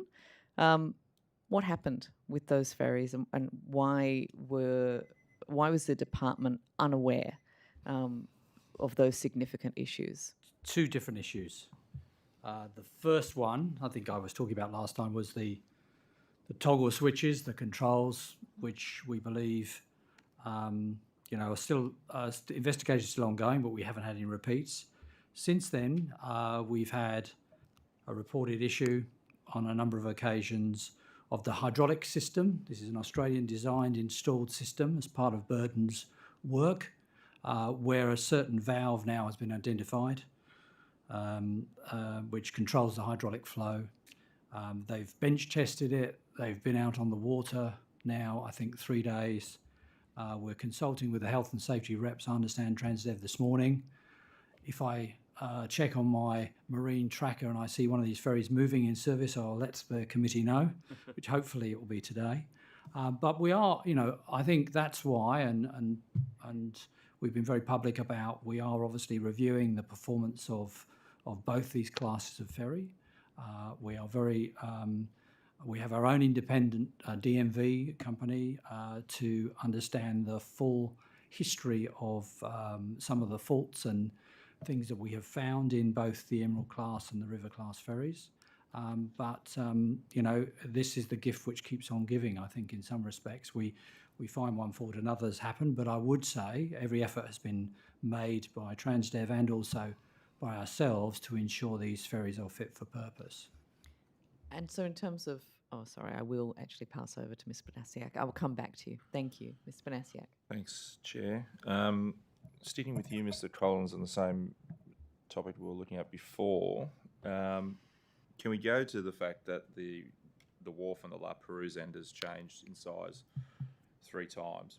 First it was 100 metres, then it was 180 metres, now it's 230. That was from the determination assessment report. Can you confirm that that is the full length, or does that not include the 80-metre dogleg on the end of the wharf, or parts of the wharf that are actually on land? Let me just double-check, re-examine and make sure I'm absolutely clear of my facts. And I'll get my team to give me that information today so that you get the information. As you say, generally, obviously after review and detailed design following outline design, things do change, and that was one of the changes we identified to ensure that the wharf can operate and also is safe to operate under those conditions. Okay. So the changes were due to safety, or I'll find out the detail. capacity? I'll find out the detail of. I'm sure there are a combination of those capacity improvements, feedback from the initial design. You're a pretty expert in this area in terms of depth of tides and everything else which goes with wharf design. But we used a very reputable company and certainly used our expert advice within Maritime to ensure that we ended up with the appropriate design. But I will double check this for you, Mr. Benaziac, and thank you. make sure you've got the information. Thank you. In estimates on the 6th of September, Minister Stokes said that the project was still going ahead despite issues with purpose and cost blowouts because we are a government that keeps its commitments. That's something that you reiterated where you said the government's commitment to build the wharves. Who are we actually making this commitment to? Is it a commitment to Mr. Morrison, the former Prime Minister, who was the brainchild of this proposal? Yes. Is it have we made promises or commitments to the Aboriginal people that they're going to get a gig out of this and we don't want to walk away from that? Is it to Royal Caribbean by putting this infrastructure in? It may support a cruise terminal down the track. Who is this commitment actually to that we seem to be ploughing ahead regardless of the cost? Thank you very much for your comments on this. As far as I'm concerned, none of those are exclusive, or certainly some of them that you may comment on, I would say I have no idea and certainly had no information regarding certain aspects. But I would say that this project is a commitment to ensure that many users, and the first thing I would say is there is no plans whatsoever, and the design of these wharfs, as you know, I think wouldn't be capable of dealing with a Carnival Cruises or whatever other company you wish to quote. No, but it would support a ferry service picking up the passengers from Yarra Bay and then taking them to La Perouse or Kurnell. That's what the proposition. I think what it does support is up to 24-metre vessels, which is the sort of size of our river class vessels at the moment. It's fairly small craft. Would support the operation of either a shuttle service between those two locations as described earlier, or some form of cruise or other commercial operation in that area. But it's not, and there's been no reason for us to consider anything other than that type of ferry service. As I said earlier, all sorts of other benefits for a massive increase in recreational boating use across the state. I'm sure many fishermen and women will find it an excellent location to support their sporting interests, and also telling the story and people just enjoying the view from either one of those wharves, as many others do from other locations. Can you just go back? Can we just go back a bit? And you said that it would serve. Was it 20? What did you say? 24 metre. 24 metres. Well, maximum. According to the assessment, it's actually 40 metres. The assessment report is the actually 40. Can you go information- and clarify whether it's 24 or 40? Because that's obviously I a big will. difference. The information I read in my briefing notes said supporting up to 24-metre vessels, but I'll double check that. Obviously, there's a number of berths, but their plan was to ensure that we kept those vessels to that size. But I'll double check that just in case there's some other information that you have that I haven't. Yeah, thank you. I guess I'm still going to push on this issue because Mr. Stokes' comments in estimates last time gives me cause for concern about the repurpose of this wharves at a later date. He says the nature of infrastructure can change over time. Obviously, the main use of the wharf should be characterised as transport access. And he says, I understand certainly on the canal end, it's about replacing a historical structure that was destroyed. And then he says it certainly does provide flexibility and opportunity in relation to public transport and ferry services at any point in the future. And then if you go to your Future Transport 2056 document, it actually talks about unlocking underutilised assets such as ferry wharves for the use by the tourism sector. So if you piece those two, you piece Mr. Stokes' comment with that document of yours, there is no guarantee that these wharves won't be repurposed to facilitate ferries going up and back from Yarra Bay for the cruise terminal. Would that be a fair assessment to say that it could be in the future repurposed? I think what I believe Minister Stokes was saying is that there is great opportunity to utilise these structures for all sorts of purposes. I think speculation about cruise ships or or cruise terminals, I think, is not something that It's not really we are considering. Not really speculation. Philip Halliday from the Ports Authority is out there in Cruise Magazine saying it's back on. Well, Yarra Bay is back on. So it's we're more than aware, speculation. the main purpose, as you described, was ferry service between those 2 points. We've worked, for example, I'll give you an example, Tribal Warrior. We've worked very closely with them for their harbour opportunities going forward in the future, and many other commercial entities may consider this as an option. But I think it's build it with capacity, but I don't think we want our justification for building it wasn't to supply some form of service to the passenger cruise industry. Right. Given we've spoken about obviously the rise in price of this project before, Mr. Collins, and you sort of attributed it to the rising of steel prices and conditions of approval, but we're talking about, let's boil it down here, we're talking about a 390% increase from the original costing. So I think I'll put some questions to Mr. Draper previously about the cost-benefit ratio. So I'd like to know, what was the cost-benefit ratio when this project was costing us $18 million, and what is it now that it's costing us $65 million? Let me come back. I guess why wasn't, given that this 390% increase in prices, why wasn't this revisited in terms of its viability through, in my view, it probably shouldn't have got past Infrastructure Australia in terms of the Gateway project, given its I'll get back to you if I have any more details of the cost-benefit ratio. I think the life of this project... Does Mr. Draper have any advice?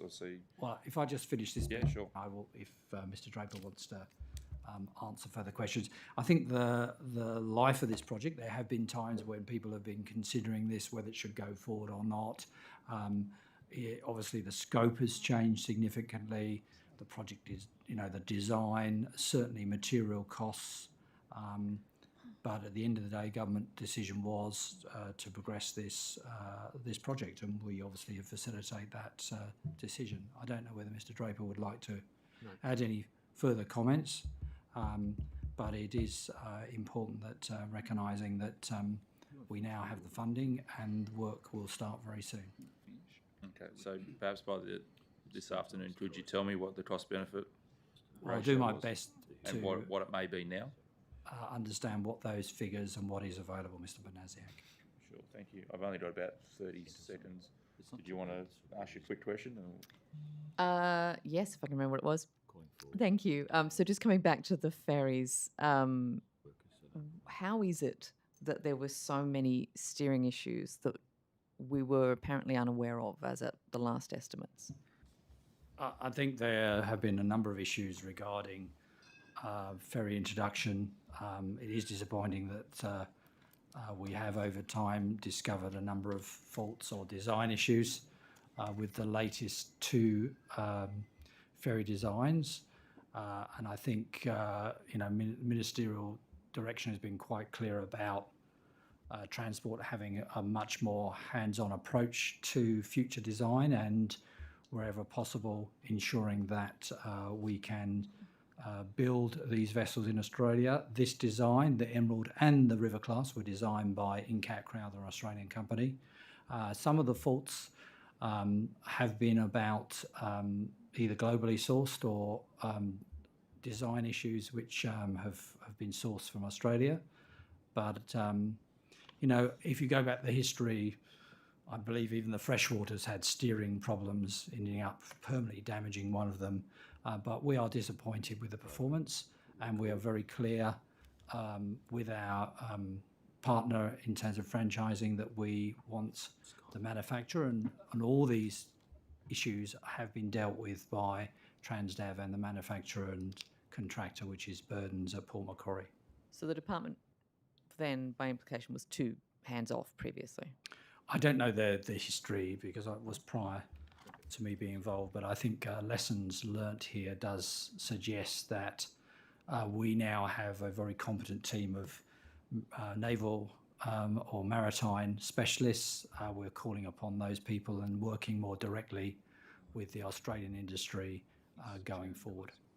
Thank you. That brings us to 11:30 almost. So we will break for 15 minutes to have morning tea, and we'll come back at 11:45.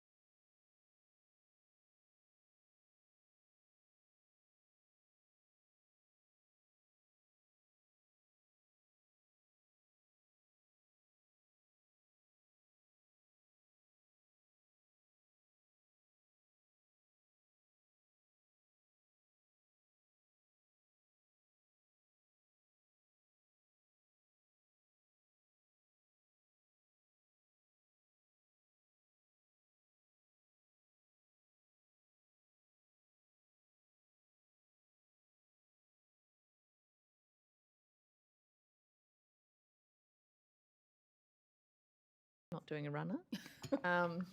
Chair, we have some answers to some of those questions if you'd like us That to would be table us. fantastic. Thank you. Yes, please. Ms. Drover? Okay, you asked about the compensation paid for the Camaray Golf Course site. So to the leasee, the Camaray Golf Club itself, it was $807,000. That was determined by the Valuer General, not Transport for New South Wales, and that has been accepted and settled. We also made an offer to North Sydney Council as the Crown Land Manager.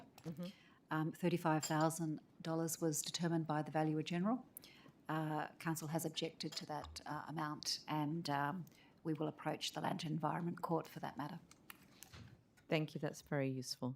And Ms. McCarthy? Yes, in relation to the fixed signs, the full amount of the contract is $6.5 million. As of the 30th of June, $5.6 million had been spent, and the contract is currently projected to come in at $6.3 million with those remaining signs, and that's being funded through the Community Road Safety Fund. And sorry, Mr. Graham, also the gateway numbers. Yeah, no, great, thank you. Yeah, so the Gateway, it's $1.4 billion over the next 3 years. And the budget for this year, 22-23, is $680.5 million. Well, we're falling into the same problem though, Ms. Drover, and I'm happy for you to go back. We're asking for the rollout over the forward estimates. For example, what's the amount allocated for the next financial year? Okay, we can take that away and Great, get that. yeah, so that's exactly the issue we're Yep. having, that our expectation is that, of course, the agency should be able to say in each financial year, what's the allocation? Yeah. So that's what we're hoping for. Yeah, okay. Just noting though that obviously with a project that goes over multiple years, it's more appropriate sometimes for a 3-year budget, given that between one year and the other, sometimes amounts move between those years.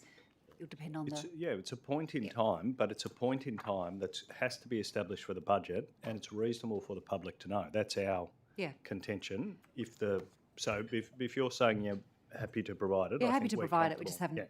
haven't got to carry that round. Thank you. So, questions from the opposition, Mr. Mookie. Thank you, Chair. Mr. Secretary, we might just resume a little bit more on the Western Sydney Airport, if you don't mind, as well. I think where we left it up with Deputy Secretary Mayers is that apparently we're doing a business case again, are we? Is that another one?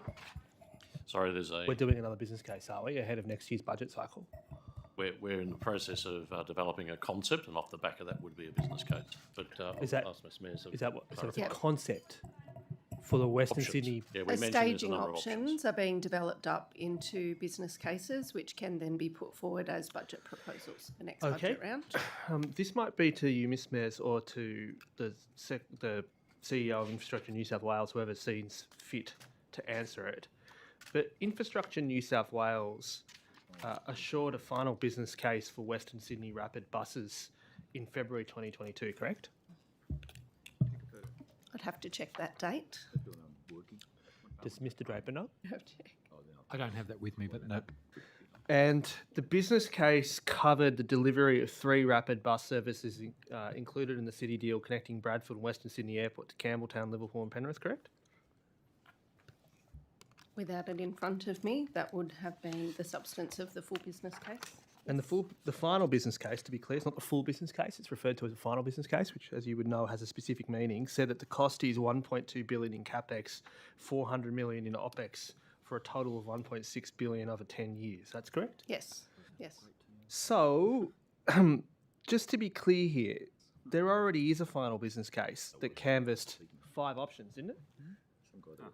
Yes, without it in front of me, there were a number of options in the business case. So, what then? Are we going back to the drawing board for fun, or we had a final business case, it's been assured, it listed 5 options, it came up with a cost, it recommended a final investment decision, so the government rejected it, we're back to square one, are we? refreshing the options. We were also at that stage in conversation with the federal government. There's been commentary around whether funds aren't available. Nothing was in the federal budget overnight that I'm aware of. Sure. So the options would be reflecting an update to the environment we find ourselves in. Sure. Secretary, look, I respect the verbs. the different verbs. We're now refreshing a business case. That's what's happening. We're updating the options. That's what we've been Right. saying. Correct. But to be clear here, when was the last time that we had a conversation with the Commonwealth Government about this? Did we make a budget submission for the federal budget that was handed down last night or not? So we have made 2 previous budget submissions to the federal budget for Western Sydney Rapid Bus. I When? can get you the exact dates. Well, was I'll it with bring this, those back in the to life you. of this federal government or? We spoke to them about it. There was no formal submission for the October budget, and there were also discussions at government level. So we made formal submissions to the previous federal government, correct? Correct. But we haven't made any formal submissions to the new federal government. That's my understanding. And conversations have been had by government. What does that mean? The minister's picked up the phone? There's been meetings of the ministers with the new federal counterpart for infrastructure. So we're Minister- depending. So is the case, isn't it, that the city deal required federal government? Was it 80% federal, 20% state? The 80-20% has historically been the rule that's applied. So if you're looking at some of the roads where funding arrangements are in place, it is on that basis. The conversations we were having with the federal government were on that basis originally, Sorry, which but there's federal nothing in government? the current budget for it. Which federal government? The prior federal government. Right. But the departments haven't put a case forward to Infrastructure Australia for assessment, I presume? No, not to my understanding. So basically, we haven't got federal money because we haven't asked for it, is basically the take home of this, Mr. Secretary. Is that a fair characterisation of events? A formal submission hasn't been placed. That's correct. Okay. So can I just return to the scenario when Western Sydney Airport opens in 2026, is there going to be a bus connection? Can you guarantee that? As I indicated, I can't guarantee it. It is on the critical timeline. The critical timeline means that if we wait for a lengthy period, then no, we wouldn't have an end game. So What are I we going to would have say a is rail? that options are actually developing staged approaches to implementation. When you get down to tight timelines, you look at options that do actually enable a staged implementation, and that's what we're working through at the moment. And look again to the department as just giving persisting. you an update. The department is persisting. I want to acknowledge the department's persistence in this. But do we have a guarantee that the rail connection is going to be open when the airport opens? I'll pass to Mr. Regan. So yes, the Western Sydney Airport metro line remains on track. As we've updated previously, So that's a guarantee that the rail line will be operating when the airport's open. there's been no change to the schedule. Yeah, that's not what I'm asking, Mr. Regan. Well, that's the answer to the question. There's been no change to the schedule. As I was just saying, the first 2 construction contracts have been let. It has always been our intent to let the 3rd and final contract by the end of this calendar year. We remain on track to do that. And we are continuing to target the same dates that we've targeted previously, which is that the passenger services will commence in line with the opening of the airport. Okay, so You're targeting it, but you're not guaranteeing it, if Well, I hear you correctly, Mr. We, Regan. we I of think course target and contract associated. I can't. It's not built yet, so we're building it. We're contracting on that basis. But I think to be clear, that at this point is the appropriate thing to do. There are, of course, risks in construction, but the way we are contracting it is in line with what we previously advised. Correct. thank you, Mr. Regan. And also, I wish to acknowledge Sydney Metro's persistence in this matter as well. But there is a chance that we're going to have an airport without any public transport. That's fair, Mr. Sharp. In any world, there's risk. At the moment, all those risks are mitigated. As Mr. Regan indicated, our plans show that the metro will be delivered. Okay, but we're not relying on flying cars landing at the airport as a way of public transport connection, are we, Mr. Sharp? I had to bring it in at one point, but we're not relying on that, are we? We are actually. We're relying on a tunnel with a rail system that's state of the art and will be delivered, and it's on track to be delivered for the opening of the airport. So, to be clear here, the business case in the briefing that Ms. Mayor's made to Minister Elliott's office made it clear that if an investment decision was not taken this year, it's more likely than not that the rapid bus connections can be connected 27, 28, 29, or at least a year afterwards, to be clear. Given that we've now apparently gone back to restart the business case or refresh it. We haven't made a request for the Commonwealth to fund it. We have no idea whether the government's going to accept the investment decision until next year's budget. Basically, They are we all are. open questions. Correct. So you would categorise this as all high-risk issues, wouldn't you, Mr. Sharp? Yes, it is. The rapid bus is high risk because it is on critical line and the funding's not in place at the moment. Okay, thank you, Mr. Secretary. We might move now to another issue, which is to pick up some of the questions that were being asked by my other colleagues around the ferries. I think we started to touch upon the reasons why there were steering failures on the Emerald Class 2 ferries, Balmoral, Fairlight and Clontarf. Mr. Collins, you were saying it's hydraulics related? Yes, thank you for the question, Mr. Mookie. The latest issue regarding steering, which manifested itself out on the water, has now, after some extensive analysis, has now been put down to the hydraulic part of the steering system and a particular valve. Modifications have been made to the steering system by the company who's installed it. It was bench tested and made sure that those valves and the new design worked. And it's been on sea trials, I think, last Thursday, Friday, this week, for a number of those vessels. And we are hoping that we will see those return to service. And a lot of customers are saying they are certainly missing the faster, more comfortable and ride between Manly and Circular Quay. When do you anticipate that they'll return to service? I'm anticipating that they will be this afternoon. And as I said earlier, if I get information if this committee is still operating, I will let committee members know. So when you say return to service, you mean return to revenue service? Sorry. To revenue service, did you say? Sorry, Yes. someone's coughing behind. Yes, if passenger full revenue service. At the moment, we're sharing that service between our two Freshwaters and Emerald Ones, which are the first version of the Emerald class ferry.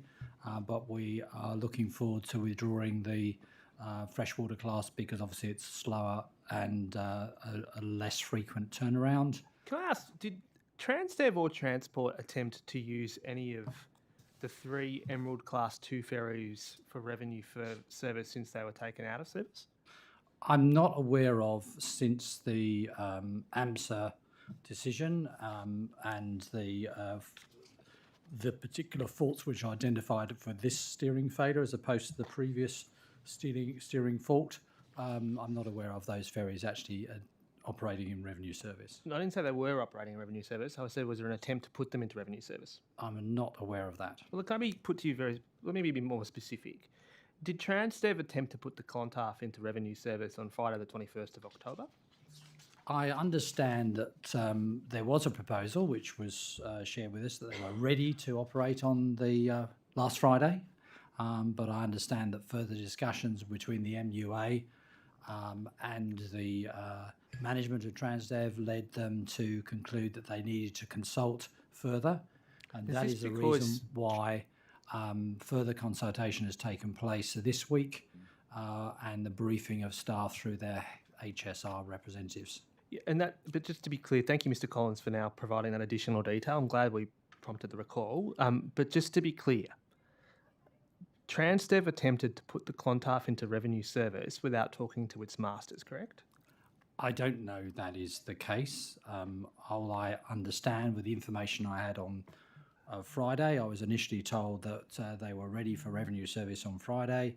The next message we had, because I'm on the case on this morning, noon and night, I was told that further consultation was now required and further discussions between the unions and management. I appreciate you saying that you're on this day and night. That's reassuring. Did Transdev tell you that they were intending to put the Clontarf into revenue service? They told us that was their plan last Friday, which was good news in some respects. We believe that they were doing that in good faith.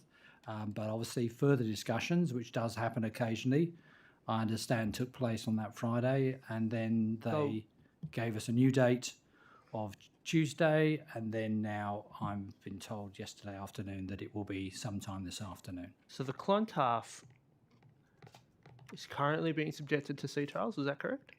I believe several of the vessels I'm asking have been specifically out. about the Clontarf. It's currently Yeah, subject to sea trial. I believe that has been out on the water and been tested as well as the Fairlight. But to be clear here, that's happening today, yesterday, was that the case?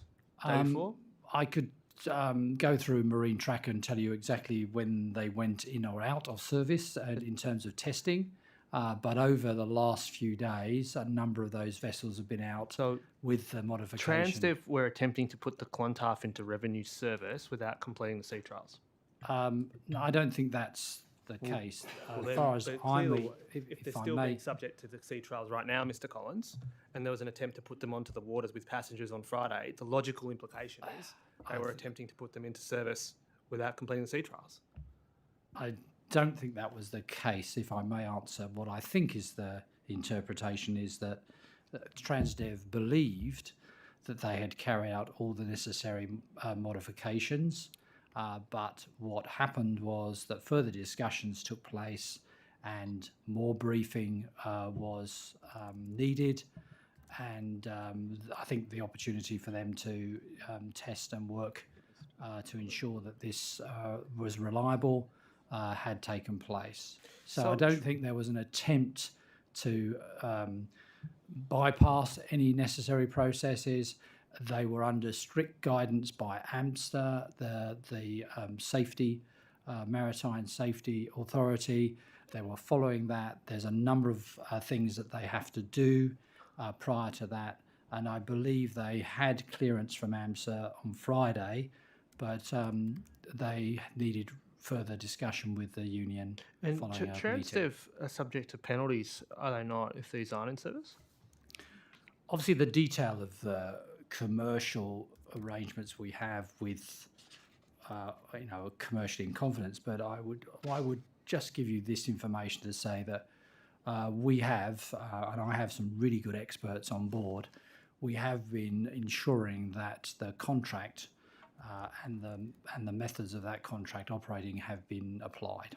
But they had a commercial incentive, and they had a commercial incentive last Friday to put the Clontarf on the water, didn't they? I think the important thing is to recognise that if they fail to deliver a level of service, there are processes in place under the contract. And and it is the case that their desire to push it rapidly into revenue service was in order to ensure that their margins were protected, correct? I would hardly call this rapidly back into service. Well, it's been a month, hasn't it? It's precisely Well, it's costing them a lot of money, isn't it? They have an incentive to ensure that they can put it in whenever they deem it to be fixed, correct? I think obviously lots of people always have incentives to ensure they provide good customer service. I think the question to ask is, No, this Mr. has Collins, been, the question- well, that's let not the me question. answer No, no. this. This has been an extensive process following, I think, 24th or 26th of September. The 26th. And we ended up in a position where not only Transdev and their manufacturer have been involved, but also OTSI, AMSA, our own independent assessor, DMV, has been involved. It's been a very thorough process. Yes. We thought last Friday that everything was in place. That was the information that was shared by Transdev. It appears now that further discussion and work had to be with the unions and consultation, which is fair enough. And therefore that had to be carried out prior to them entering service. Mr. Secretary, has Transport provided Minister Elliott the report on the Emerald Class 2 fleets he demanded on the 27th of September, sorry? I'm not sure which report you're referring to. I'm referring to the one he asked into why all of a sudden there were steering issues. And to be clear here, Following the incident with the Following the Fairlight, Yes, Fairlight. yes. the cruise ship Yeah, on so the harbour. we have provided that feedback. well, was And, it a and there's been report? regular feedback as well in terms Sorry, of what's Minister happened asked for a might be. report. Report? Yeah. Well, there's an initial report, and I could also say that independent maritime specialists, DMV, are carrying out a full Following the audit initial of- report, Mr. Collins, the Minister, after this incident, asked for a report, a second report on this issue. To be very clear here, this is what Minister Elliott said. He said that Transport for New South Wales would provide him with a report within 2 weeks. The review will determine the cause of the issue and whether it's been linked to the issue affecting the Clontarf on Sunday, Mr. Elliott said. So that was on the 27th of September. Let's just work this through in time. Did Transport meet the Minister's deadline? We provided information, and some of that was documented as to the ongoing analysis. I think When did you provide that information? we've been providing it every day. I think one of the Sorry, Mr. Collins. I don't know whether I'm directing these conversations. Firstly, I'm directing this to the Secretary at first instance. So I'm asking specifically about a report, not updates or information. I'm asking about a report. Secretary, did you provide the Minister the report? A interim report, because clearly the cause was still not known. The Minister also directed Transport to engage an independent assessor, which was around that time as well. When did you provide the interim report? I'd have to take on notice when the team Was the report met written? with the Minister to provide Was the that interim report update. written? Let me, Mr. Mookie, thank you. I know you're enthusiastic, and I appreciate Mr. Collins, your. I'm sorry, but Mr. Collins, I'm asking these questions through the Secretary as my prerogative. Secretary, the question was, is this report in writing, the interim report? I would have to take on notice the nature of the report. What I will say is the Minister has been kept fully briefed along this the whole way through. It has been moving because the aspiration was to understand the root cause much more quickly than has occurred. We're all aware that the vessels are still not in service yet. I appreciate that. Of course, I would expect the Minister to be constantly engaged, and there is no suggestion that the Minister's not. But if you're after the specifics on the report, I'd have to ask the team it's what a the major nature of safety that- incident in which one of the ferries drifted near a cruise ship. The Minister responded by ordering a report, and you're honestly telling me here that you don't have any recall as to whether or not an interim report that you gave less than a month ago was in writing. I'll refer to the team and the nature of the actual report, but just to clarify, at no time was the ferry adrift in front of a cruise ship. I know the media ran that story, but factually incorrect. There were Hence the need for a fallback report. positions. Hence for the need for a report to clarify this. But who knows whether or not this interim report was written or not? Yeah, I think the Secretary has asked me to answer this question, Mr. Mookie. So if you're happy for me to, If you can actually answer the question, which is very specific, was the interim report in writing? I believe a report was provided in writing. Let me find out the details of that interim report, and I will assure you, Mr. Mookie, that if that is available today, I will furnish you with the information of when it was provided. It was a constant communication between the Minister's office and ourselves as to the progress, along with communication with AMSTA, OTSI, and the relevant parties. Thank you. If I could just pick up again on a few questions in relation to the Western Harbour Tunnel project. Ms. Drover, just looking again at those three different plots that have been, not compulsory acquired, but there's a lease, I understand there's construction lease over them. So we had the two that we've already referred to, and then the third one where the rest of the golf course sits. And are you saying then that that third portion, the 7.5 hectares remaining of the golf course after the project, is that a lease that you have over there as well, rather than an acquisition? Have you bought the land, or is that? Okay, there are three different parcels of land. So there's the land that we are acquiring to use for construction staging for Warringah Freeway and then Western Harbour Tunnel. There's the permanent take, which is a smaller area, which is for the ventilation facilities. The balance of the Camaray Golf Course we are not taking. We are impacting that, though, I acknowledge that, because under our planning conditions, one of them relates to the need for us to reconfigure the existing Camaray Golf Course so that it is retained as a 9-hole golf course. So that's a planning condition.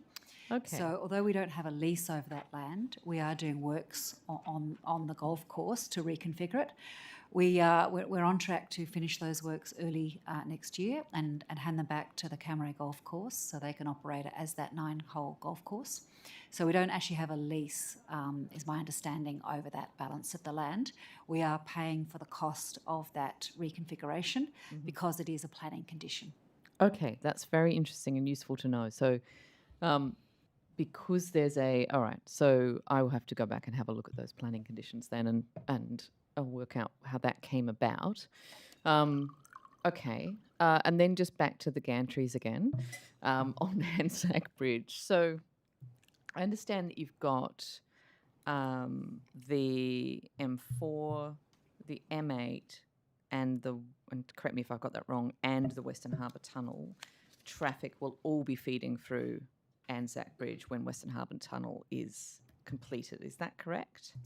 Okay, I might just clarify. There's the M4 motorway, which includes the historic M4 West motorway, which goes from the end of WestConnex west, towards Penrith. There's the new WestConnex M4 East Tunnel, which is in operation today. There's the M8 motorway, which did used to be called the new M5. So that's, again, part of WestConnex. It's stage 2 of WestConnex. It's a tunnel, and it goes from the historic M5 motorway underground.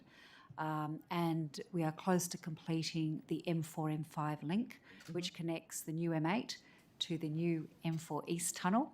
So it's a tunnel completely underground. And then we are also heading towards the end of construction for the Rosal Interchange. So the Rosal Interchange connects to the new M4 East Tunnel and also the M4, M5 link, and it will also connect to the future Western Harbour Tunnel. So that Rosal Interchange is an interchange that connects together those 3 motorways, 2 being part of WestConnex and Western Harbour Tunnel, which is the new one under construction. But would you describe then the Anzac Bridge, though, as being a bit of a pinch point for once Western Harbour Tunnel is built, you'll have significant additional traffic because traffic will have no choice but to go through the Anzac Bridge? A couple of things to be said. WestConnex is largely a bypass of the CBD. And when we put the Western Harbour Tunnel in, it will take traffic coming from the south and the southwest and the west. And it will take it directly across the harbour, under the harbour, to North Sydney and the north of the city. So it is a bypass, again, of the CBD. And it will take traffic off the Western Distributor, because at the moment, traffic coming from the west needs to travel across the Anzac Bridge, across the Western Distributor, and then go either into the city or north across the Sydney Harbour Bridge. So the Western Harbour Tunnel will take some of that capacity off and divert it off the Western Harbour, off the Western Distributor. Having said that, though, it's 30 years since we opened the Anzac Bridge. Sydney's obviously changed. There is an increase in traffic over those 30 years, and it is still a congested primary access point into the west of the CBD and that bypass of the CBD north across the Sydney Harbour Bridge. What's the forecast increase in traffic across the Anzac Bridge once Western Harbour Tunnel's opened? Look, I don't have that with me today. I can take that on notice, but the implementation of the Western Harbour Tunnel does take a lot of that traffic that wants to go north. Instead of going across the Anzac Bridge and via the Western Distributor and the Sydney Harbour Bridge, it can now stay underground and go straight across with the Western Harbour Tunnel. Thank you. Secretary, can I ask you some questions about Transport for New South Wales's use of AI technologies? And I know we touched on this a little bit last time. Since then, I've seen that there's been a number of trials where Transport for New South Wales has been using some form of smart CCTV or artificial intelligence. I guess I'm interested to know where that is heading. A number of those trials have completed now. What's the next step for Transport for New South Wales in the use of that technology? Yes, there's 2 elements to it. One is the individual trial and what we're doing during the trial. And so we actually work with the Privacy Commissioner specifically on that. Once the trial is completed, the information is assessed, and then it would go into a formal business case if we were going to roll that out more broadly. At the moment, the trials are either just completed or they're being assessed. More broadly, the whole of government is actually looking at bias and other risks associated with artificial intelligence, and we're contributing details of where we use artificial intelligence. And I think the objective would be to actually articulate and document where artificial intelligence is used across whole of government. So I certainly know the secretaries generally are very focused on that particular issue. We're not at a point where that's completed. So we are very conscious of privacy, and if we were rolling anything out that's significant, we do consult and we do actively engage with the Privacy Commissioner. I will just ask Mr. De Kock to talk to it as well, because he was intimately involved with those particular projects, and we can talk to those consequences of artificial intelligence. Thank you.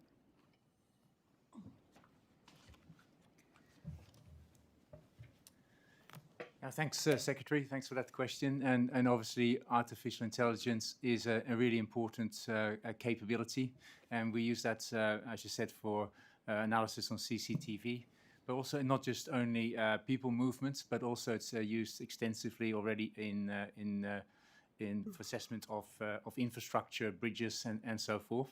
So it's at the moment we are conducting a number of trials across transport to explore the value of that type of technology. As the Secretary indicated, there's always a lot of focus on ethics, and we engage with the Privacy Commissioner on this.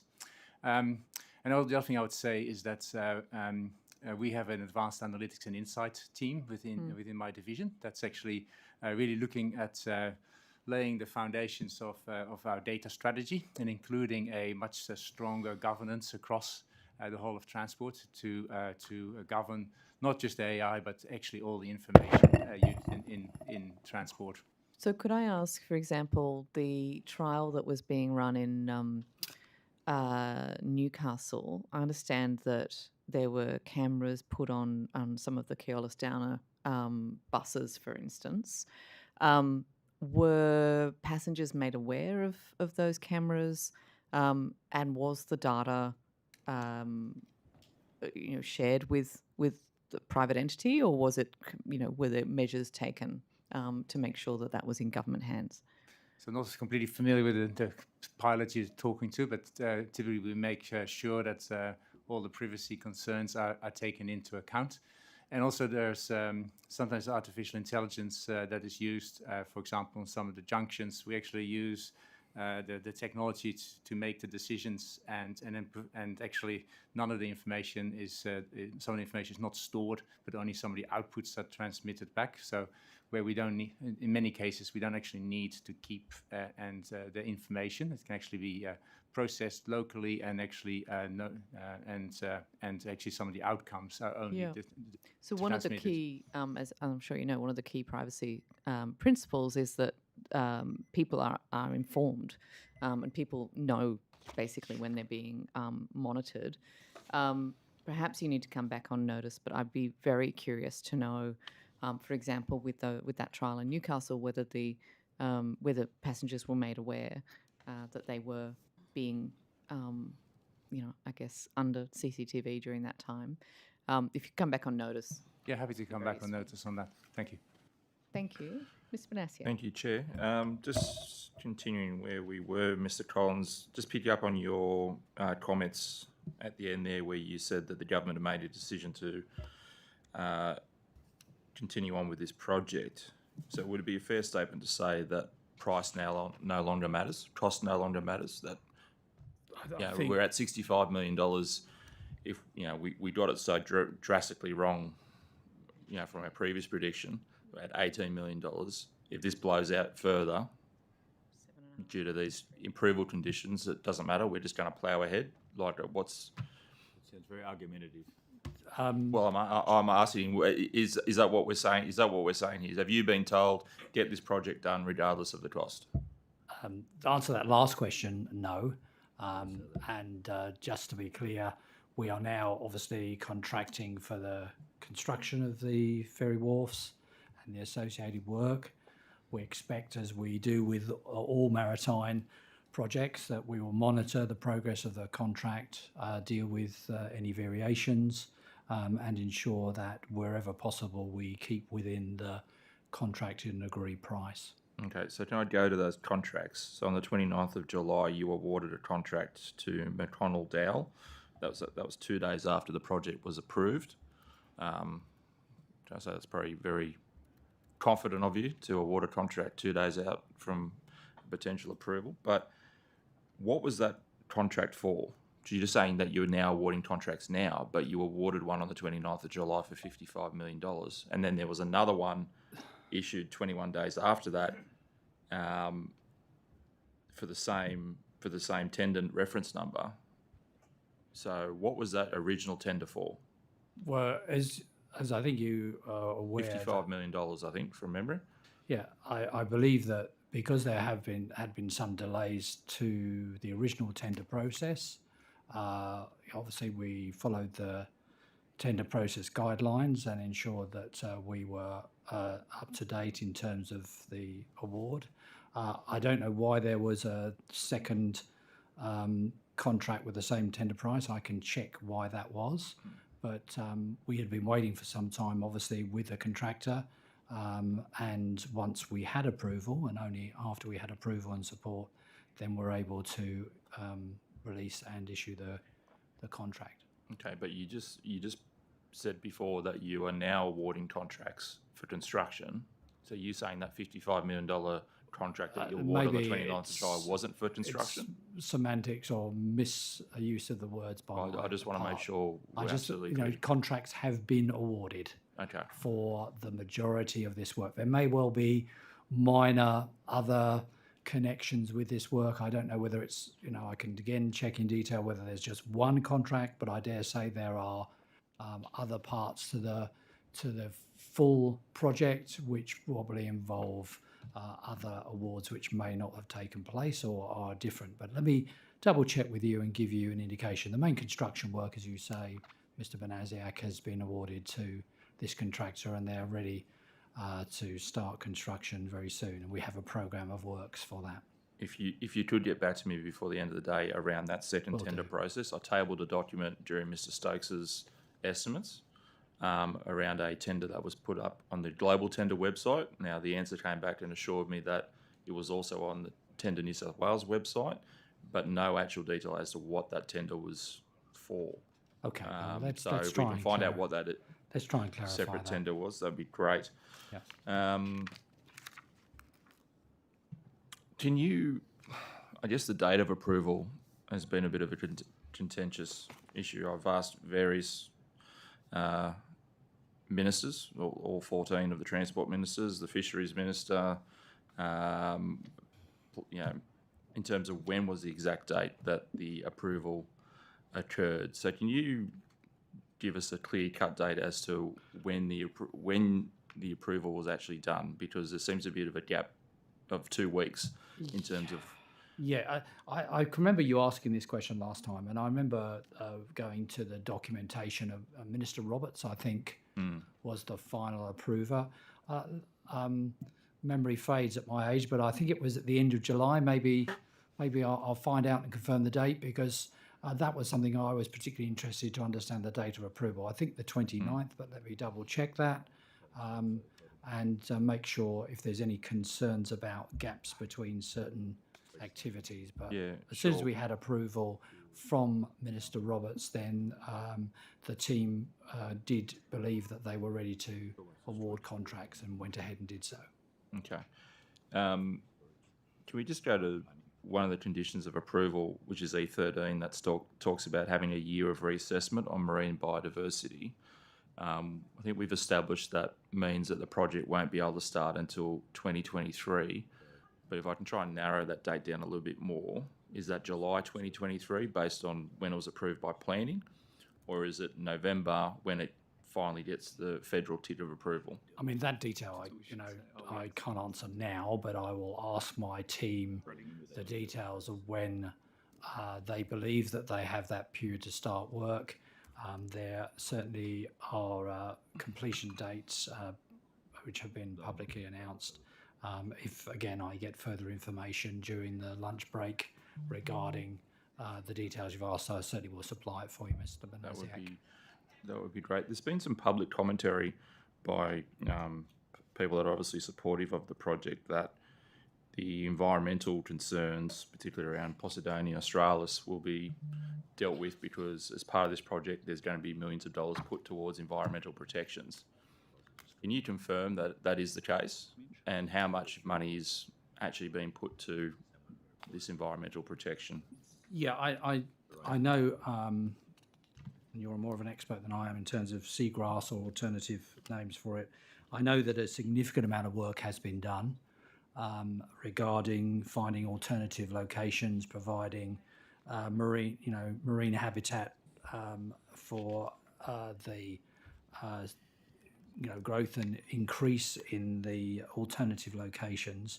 Again, I'm not the expert in this area, but I think we really did understand people's concerns about any construction site will disturb or may disturb certain areas, and we looked for experts in the field to ensure that when seagrass is replanted, that it survives and has a good opportunity to grow even further.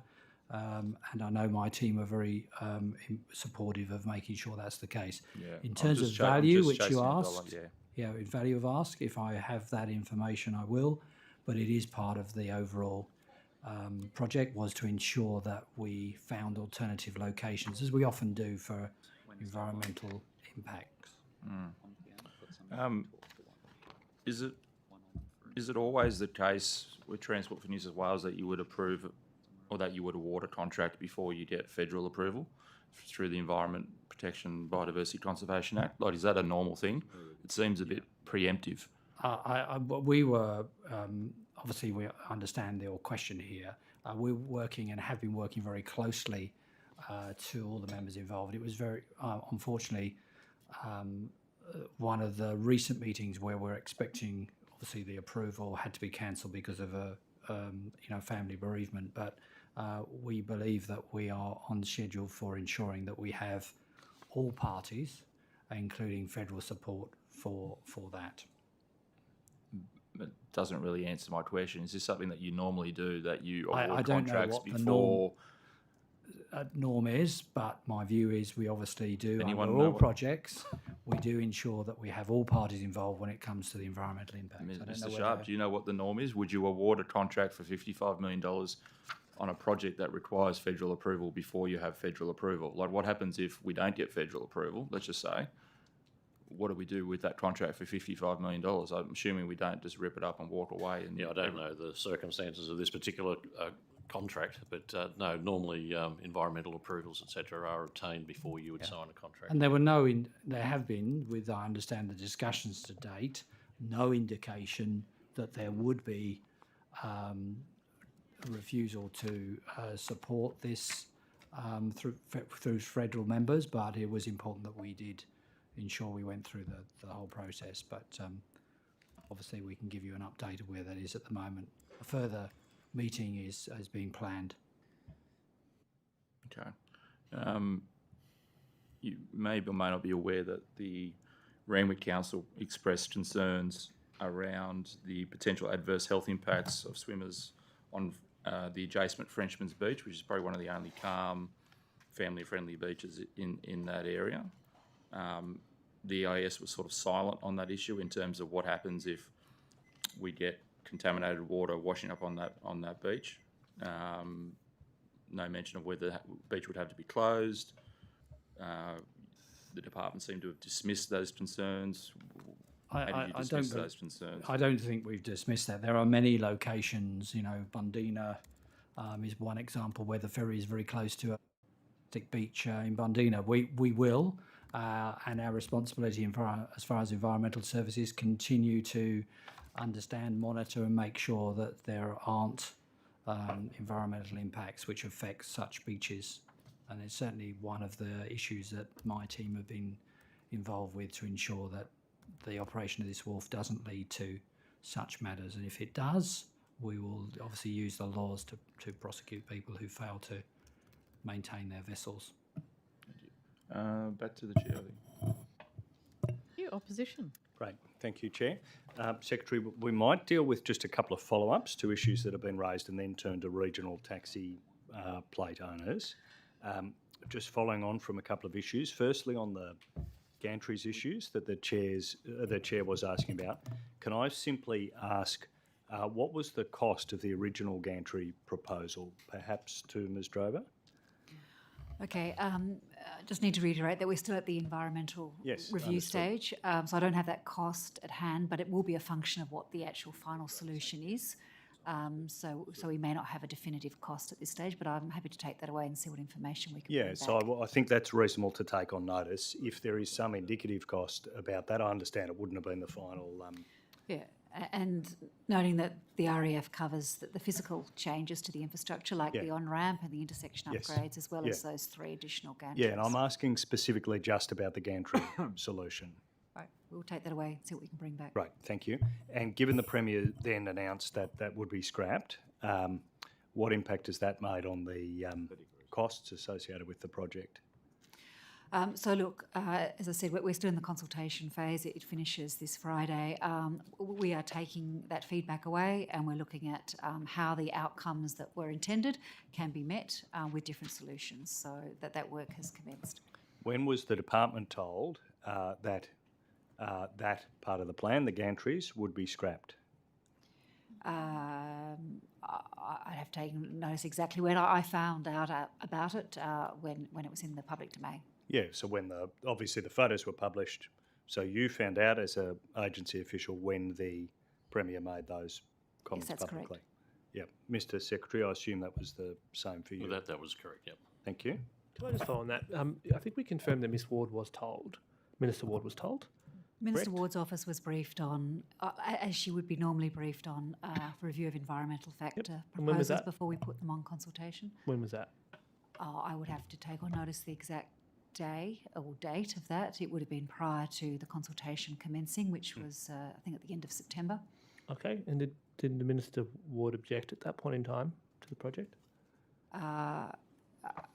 I'm not sure I was at that briefing, but we wouldn't have proceeded with community consultation if the Minister's office was not supportive of us going out for consultation. But remember, we're going out for consultation to receive feedback from all stakeholders of any office. And you've certainly received some. And you certainly got some.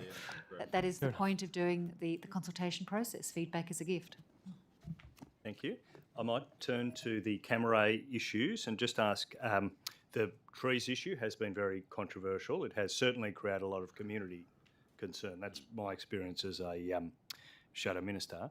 How have you received, as an agency, Secretary Sharp, representations from the member for Willoughby on this matter? I haven't received any directly, but I'd have to take on notice whether there's feedback that's come through other channels. Yeah.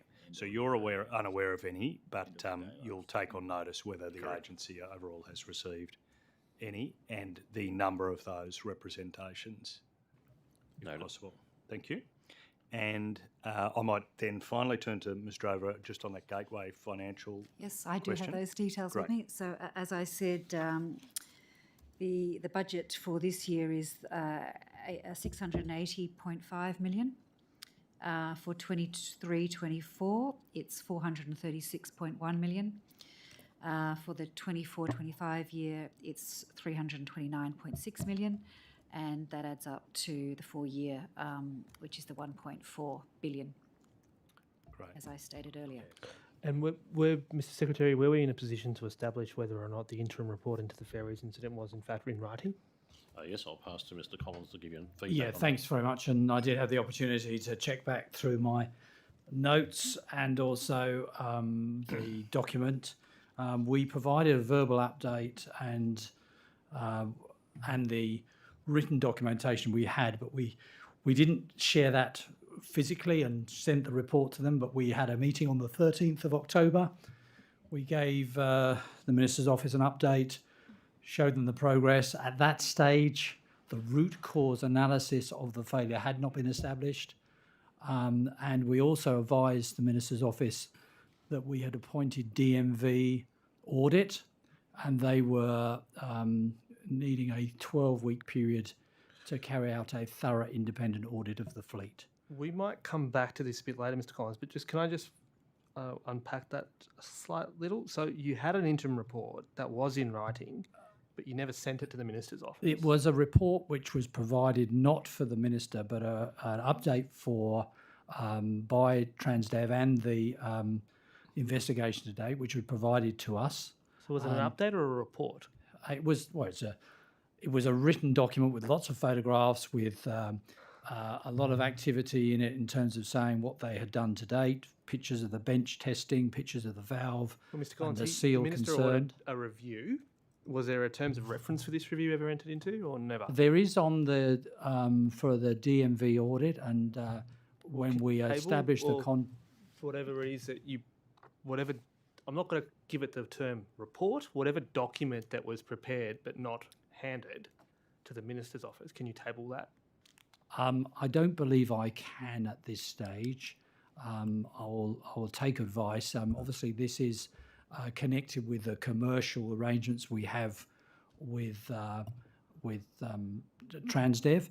As you know, OTSI and a number of other independent reviewers are involved in a number of assessments of this particular class of ferry that probably might will come become back to public this, Mr. available. But I think what we were trying to do, if I just can finish for a second, I know, Mr. Bookie, time's pressing, is ensure we were briefing the Minister's Office up to date with the information, and we agreed we would further report progress on a regular basis. And you can confirm that 13 October date was outside the 2 weeks that the Minister demanded. Obviously, on the 27th, I think the Minister said that was the most available date that we had to brief the Minister.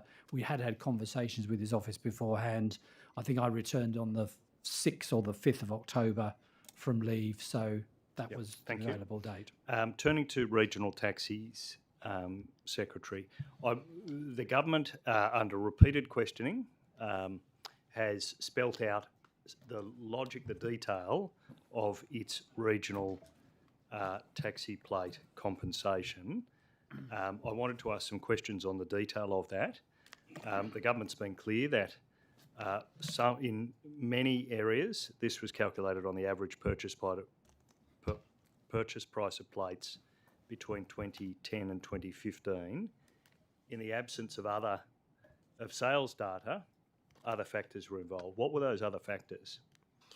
Yes, that's correct. COVID certainly made it challenging to make a recommendation to government. I'll pass over to Mr. de Kock, who's sitting there. He was intimately involved in this calculation. Thank you. Great, yeah, thank you so much. And just a bit of context, on 21st of September, the New South Wales government announced an additional $500 million in assistance package as part of a comprehensive $45 million package of reforms to fully deregulate the taxi industry to benefit the customers in the long term and make the point-to-point industry more dynamic. So in terms of the question regarding the regional license plates. So in terms of the financial assistance scheme, first of all, it is a proposed scheme. As you know, it still needs to go past the bill, still needs to be passed, and it's proposed to make flat payments to the owners of eligible licenses, and it's dependent on the operating areas. And the operating areas in the regions, as you appreciate, the prices paid for the licenses varied very widely. Mr. de Kock, this has been the subject of extensive interaction in the Parliament. To give you some context, regional taxi drivers are totally confused about what the formula is. So perhaps if I could direct you back to the specific question, where sales data is not used to determine compensation, what are the other factors? So, the way it was done was looked at the medium sales price of each operating area in the previous form between 2010 and 2015. And if there was very low number of sales, then actually we looked further in history. And if there was no data at all, then we actually looked at sales in operating areas that were very similar. And the characteristics included the location, the total population, the number of people per taxi license, and then we use that as a proxy to allocate to the region. So it's with the three different methodologies used to determine the difference. And where did factors such as access to an airport rank and hail area come in as a factor to determine compensation? And not according to my notes that I have here. Okay. And how many zones in the regions had as you describe it, a low number of sales or no data? I don't have that detail here at my fingertips. I would have to. How many zones were there in general? So there are in the total. Total, yep. There are four regional zones. Yep. And there are 4 regions. How many zones within each region? Again, that's actually available on our website, which actually lists all the zones and all the individual... and I've had a look at that. I'm just asking you how many there were in total. I just can't remember. I don't know. Okay. I have the total number at my fingertips, but as I say, that's freely available on our website. So low data or no data, you can't tell us the exact number. Perhaps if you could come back on that in the I'll take session. that on notice. Give us some sense, though. Is this you were, as the Secretary says, intimately involved in this. Was it a large proportion or a small proportion of the... I would say I'll take that on notice. And as I say, the data of the taxi... Mr. De Kock, I don't think that's reasonable. In assessing this, did we have sales data in most of these or none of these? Or give us some clues here. Yeah, I'll take that on notice. I don't have precise numbers. I had a taxi owner from the South Coast tell me that there wasn't a sale in their zone since 1993. These are creating immense concern. You accept that it has created a lot of concern amongst regional taxi owners? So I appreciate it's a difficult time for the taxi industry with the COVID as well as the reforms that are underway. Yes. So again, it's not that difficult a question. We have been told by many of these taxi owners that there wasn't any comparable sales data around which you could base their benchmark. Can you give us any reassurance about the number of zones that may well fall into that category? So as I say, I'll take that on notice, what those exact numbers So for these taxi drivers who are saying maybe there hasn't been a sale since the 1990s, you can't tell us whether that's common or not as you're making this assessment, as this algorithm's rolling out. As I say, I'll have to take the exact numbers on notice. Well, I don't want the exact numbers. I'm simply now asking, is that a common experience where there might not have been a sale there's since the 90s? How often was that applied? Some areas there would be multiple sales. Some areas, as you said, there would be no sales. I'll have to take that on notice what the distribution of that is. Are we going to see a bill anytime soon into Parliament, Mr. Secretary, at all in respect to this matter, or? The government is still considering its position. Clearly, there's a lot of feedback on the current proposal, and the matter still sits with government. Sure. Has the government asked you to prepare additional options for their consideration? We continue to provide a range of options, including what the transition it looks like for the industry as a whole. Not just necessarily the compensation for the number plate. Clearly there's an industry transition occurring, and we're providing broad advice in that regard. I appreciate that, Mr. Secretary. Members of the government have openly said that they're campaigning to double the passenger service levy to $2. Are you modelling doubling the passenger service levy to $2? There's been a number of options tabled with government for consideration. And is that one of those options? I don't know whether that specific dollar amount is there, but certainly the size of the levy is something that there are a number of options around. Yep. Correct. Thank you. Can I turn either to you, Secretary, or to Mr. De Kock to a specific example? There's been a number of specific questions which have really led to some of these concerns. One of those is in the north coast of the state, where taxi plate owners in Ballina and Tweed might get $130,000 compensation. A taxi plate owner in Byron Bay would get $25,000 in compensation. What is the common sense description for why that varies so much, looking at the specifics of that region? So answer the question. So I can't talk to the specifics of the region, but I can say that there are sometimes occasions when you have two different operating areas that are right next to each other. But actually, when you look at the data between the sales data between 2010 and 2015, although they're geographically very close together, the actual prices of the trades were substantially different, and therefore they fall into different categories. So what can you tell us about the sales data between 2010 and 2015 in the regions of Ballina, Tweed and Byron Bay? So I say I don't have that data at my fingertips, and also the other thing that I just have to be careful with is that in certain areas where the number of sales are very small, then actually these become individual. Were sales small in either of the areas of Ballina, Tweed or Byron Bay, and you had to estimate? So I don't have that data at my fingertips. I will have to check for that, and also we have to be careful that we don't divulge individual information if the number of sales are small. But, I mean, these are common sense questions being asked by taxi drivers. Who can tell us if the agency can't? As I said, I can take that on notice, and if I can provide that information, because you can't have too much granularity to protect individuals. So it is now time for the government members to ask questions, should they wish. And we do.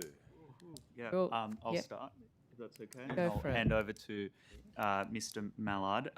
So Sent these questions to us. through you, Mr. Sharp, but feel free to hand over to whoever. What year was the speed camera survey introduced? I'll pass over to Miss McCarthy, but that survey process had been in for a long time. It's a useful source of information.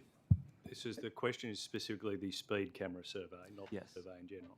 The speed camera survey. Yes. Yes. Do you mind giving us some respect? Order.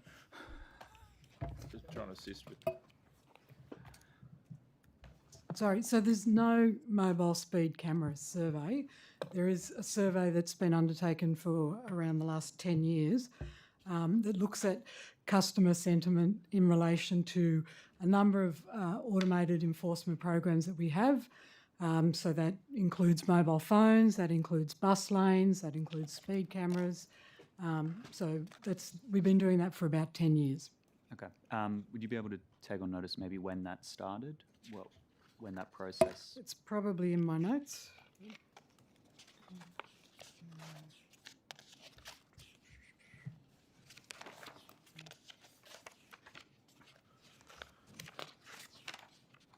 I'll come back to you on that. But I Okay, probably do have it here. No worries. And then also, what is the revenue from the Sydney Harbour Bridge or Sydney Harbour Tunnel toll currently allocated to? I can answer that, Mr. Collins, if you'd like. Thank you. So it's for various works. It's for the workers for the Sydney Harbour Bridge and the maintenance works for Sydney Harbour Bridge and other operating costs for the tunnel and the bridge. So that would include our driver aid operators and painters and other staff contracted for the bridge and tunnel. Excellent. Thank you. Mr. Sorry, Mallard. the survey commenced in 2010. 2010. Okay. Oh, very good. Under It's Labor. very interesting. Thank you. Mr. Mallard? Thank you, my colleague. Mr.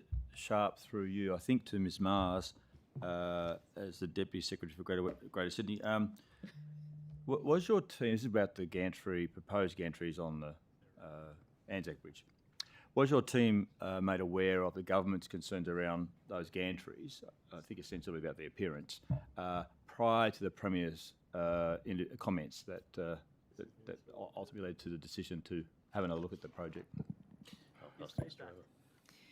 Yeah, look, I mentioned earlier, we're obviously very cognizant that it is a landmark, the Anzac Bridge, and it hasn't had really significant works to it since it opened in 1995, which is why we did do consultation with, those bodies like Heritage New South Wales RSL, the original designer of the bridge.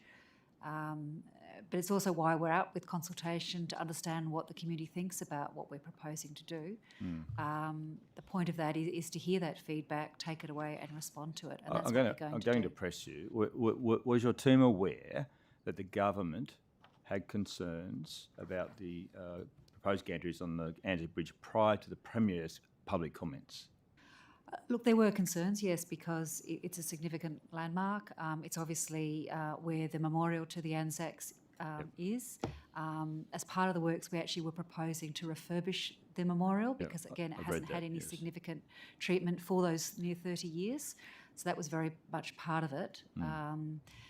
In fact, there were originally 2 gantries, but we went to 3 because it was thought from an aesthetic point of view it might be better balanced with the existing infrastructure of that bridge. So a lot of consideration has gone into it. Yep. It's the reason why we are going out to community, though, to test the proposal, understand what that feedback is, and then we'll respond to it. We're not starting construction tomorrow or anything. Okay. We're in a planning phase. Okay. I just want to make it clear that there was concerns expressed to you prior to the Premier's public comments that the government had concerns, and you've confirmed that.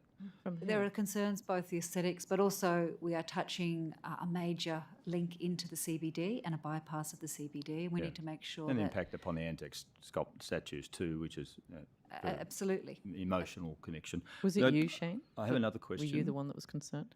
Well, I drive the M4 and it's a masterpiece of traffic management, I've got to say. When a car breaks down and they move you across to another lane, it's brilliant. So anyone who travels on those motorways with the smart motorway system appreciates how they work. So it's just got to find a more aesthetic, a better looking solution. Now, my second question is related to my regular travel on the M4 and West Connect and so on, and that's the construction zone speeds, Mr. Sharp. Because there's some talk that they should be removed or reduced to just working hours or something like that. What would be the safety impacts of removing the construction zone speeds? And they vary, don't they, from 40 to 80 depending on what's going on, but what would be the impact? The impact would be significant. The safety of our workers is paramount. And when you think about where the works are, typically you're on a live freeway. So some of these speed zones can be 110 kilometres an hour. And there have been some quite sad events where individuals have been seriously injured. We are trialling a number of different ways to improve how we communicate speeds, and there is a review underway. But paramount to it is there does need to be speed indications, and how you manage that and flex that is where we're looking at the moment. But it's a very, very significant issue for us managing safety for our staff. And it's not just staff, is it? It's also the fact that lanes narrow, and like on the M4 now, there's a new bridge being built, and we dropped down to 80 and sometimes 40. Correct. With the smart gantries telling us that new speed. But you've got to go quite narrow to go around, and P-plate drivers, for example, just don't understand that. No, and also it's not just for road works. Often the road works are occurring because of road damage, particularly at the moment off the back of floods. And it has generated some compensation recently, but it is important for the vehicles that are coming along to actually know of those dangerous hazards, and also, as you indicate, to slow down for that, hitting the sign, not literally. And also, as you indicate, the road does narrow. So there are a number of considerations, and the traffic controllers take all of those into account when putting those signs up. Okay, well, thank you. If I can just add to that too. So obviously we look at the safety of the workers doing the road works, but also the safety of the motorists. Sometimes the works have finished for the end of the day, but because we've actually perhaps taken the shoulder, we're actually leaving a less safe environment for the driver. So although, there's no obvious construction activity happening, we've actually changed the road geometry or the space, and particularly those road shoulders. So that's sometimes a reason why the speed remains lower than the normally posted speed sign, because we've actually changed something to that road Lose the margin corridor. of error. Yeah. But normally, if we do works, we change the sign to protect both the safety of the motorist but also the worker. If the works are finished, then we put the sign back to the normal posted sign, except in the instances where we've actually changed the infrastructure itself. Thank you for explaining that. Thank you. That's the end of my questions. Thank you. Thank you. Okay, so that brings us to a close for this part of the hearing. We will now break and we will come back at 2:00. Thank you.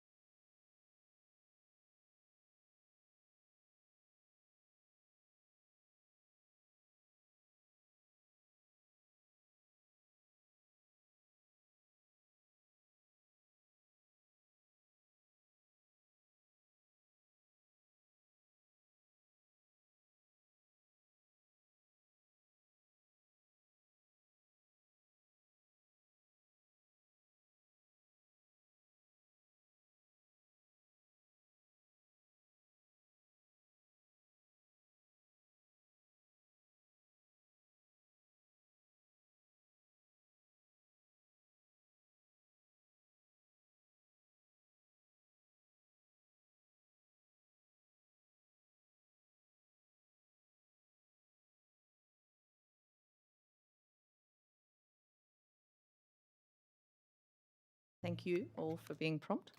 I will now hand over to Mr. Nasiak. Thank you, Chair. I might pick up where my colleagues left off talking about the taxi issue and deregulation. So might require Mr. de Kock and perhaps Mr. Wing to come up, but we'll see how we go. I want to try and find out the origins of this proposal of deregulation as reform, whether it came from within the department or originated at the Minister's desk. Mr. Sharp, where did this concept of total deregulation of the industry originate from? My understanding is that the first conversations or reform were back in 2015, so some 7 years ago. And it was driven by a need to adapt to the new technologies that Uber and others were bringing into the marketplace. But I haven't got any further details of the reform that was tabled or developed back in those days. But I'm more specifically talking about this current proposal, which I think was flagged with the industry 12 to 18 months ago. Who came up with that proposal? Was it it originated from within the department, or did it originate from the Minister's desk? I'll pass that to Mr. I think I'll talk to that. And as you're aware, there was an independent review of the point-to-point industry carried out by Ms. Sue Baker-Finch in 2020. Yep, and that was rejected by the industry. And but the government's largely supported the 24 review recommendations, and that was probably the baseline for the reform. Also, as you mentioned, we did consult with industry about a year ago about the assistance package as well as the reforms, and that actually both the independent review plus the input from industry that actually helped shape the current reforms and assistance package. Okay. Well, given that the industry totally rejected the proposed reforms 18 months ago, I question your comments to say that the consultation shaped it, because it doesn't sound like it was shaped at all. You just ignored the input from the industry, who have rejected the Sue Baker-Finch report. They've rejected the 24 recommendations. They've rejected this proposal of total deregulation. So to say the consultation actually shaped the reform that is being presented today is totally false. Like, you've ignored the industry and are just ploughing ahead. Consultation's not approval.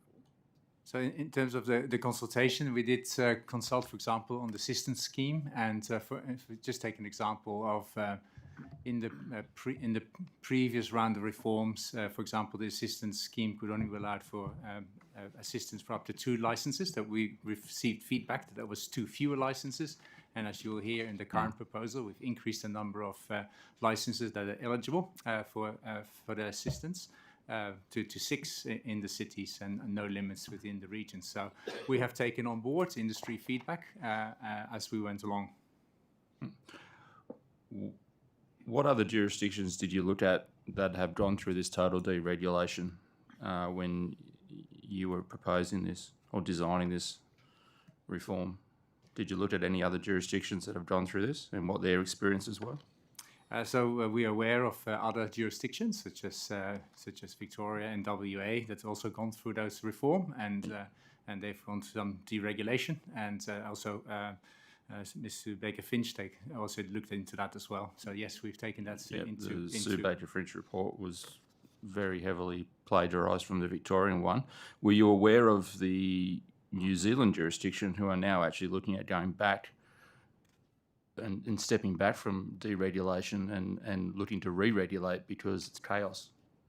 So I'm not familiar with the New Zealand proposals. I would encourage the department strongly to look at what's happening in New Zealand at the moment and the experience that customers are having with regards to their point-to-point service or lack thereof, and as a result of total deregulation, and maybe rethink this proposal going forward, given the negative customer experience that's happening in New Zealand.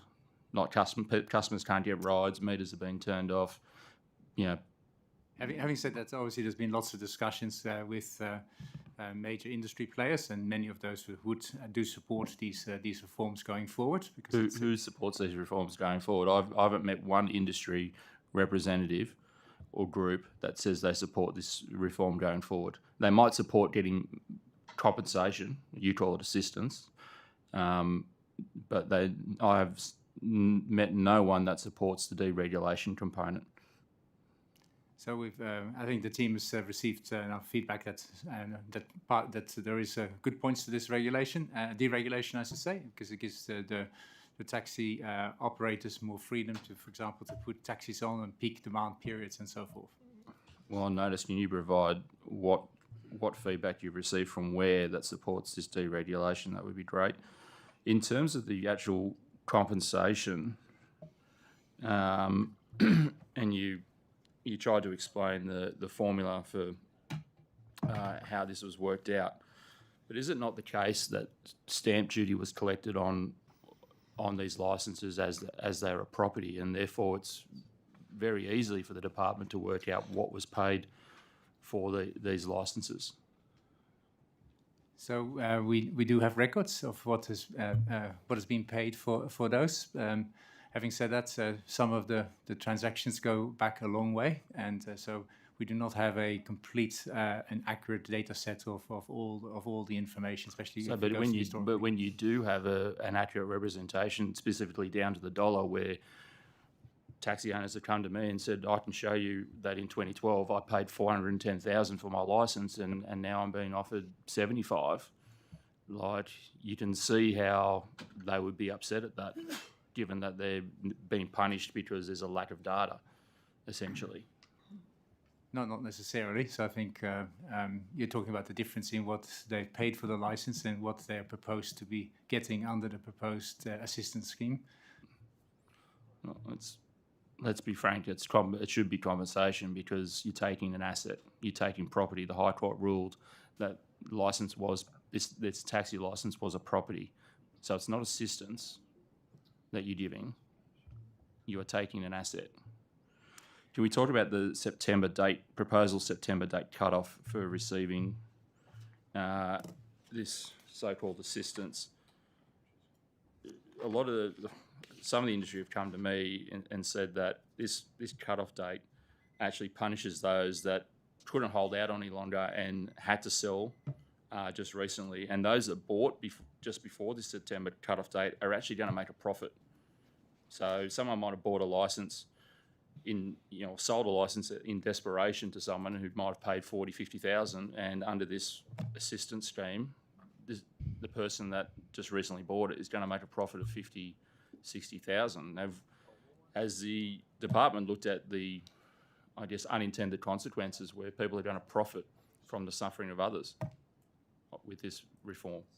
So as I say, we designed this scheme to be as equitable as possible. And has this issue been raised with you, and are you going to address it, I guess, is my point.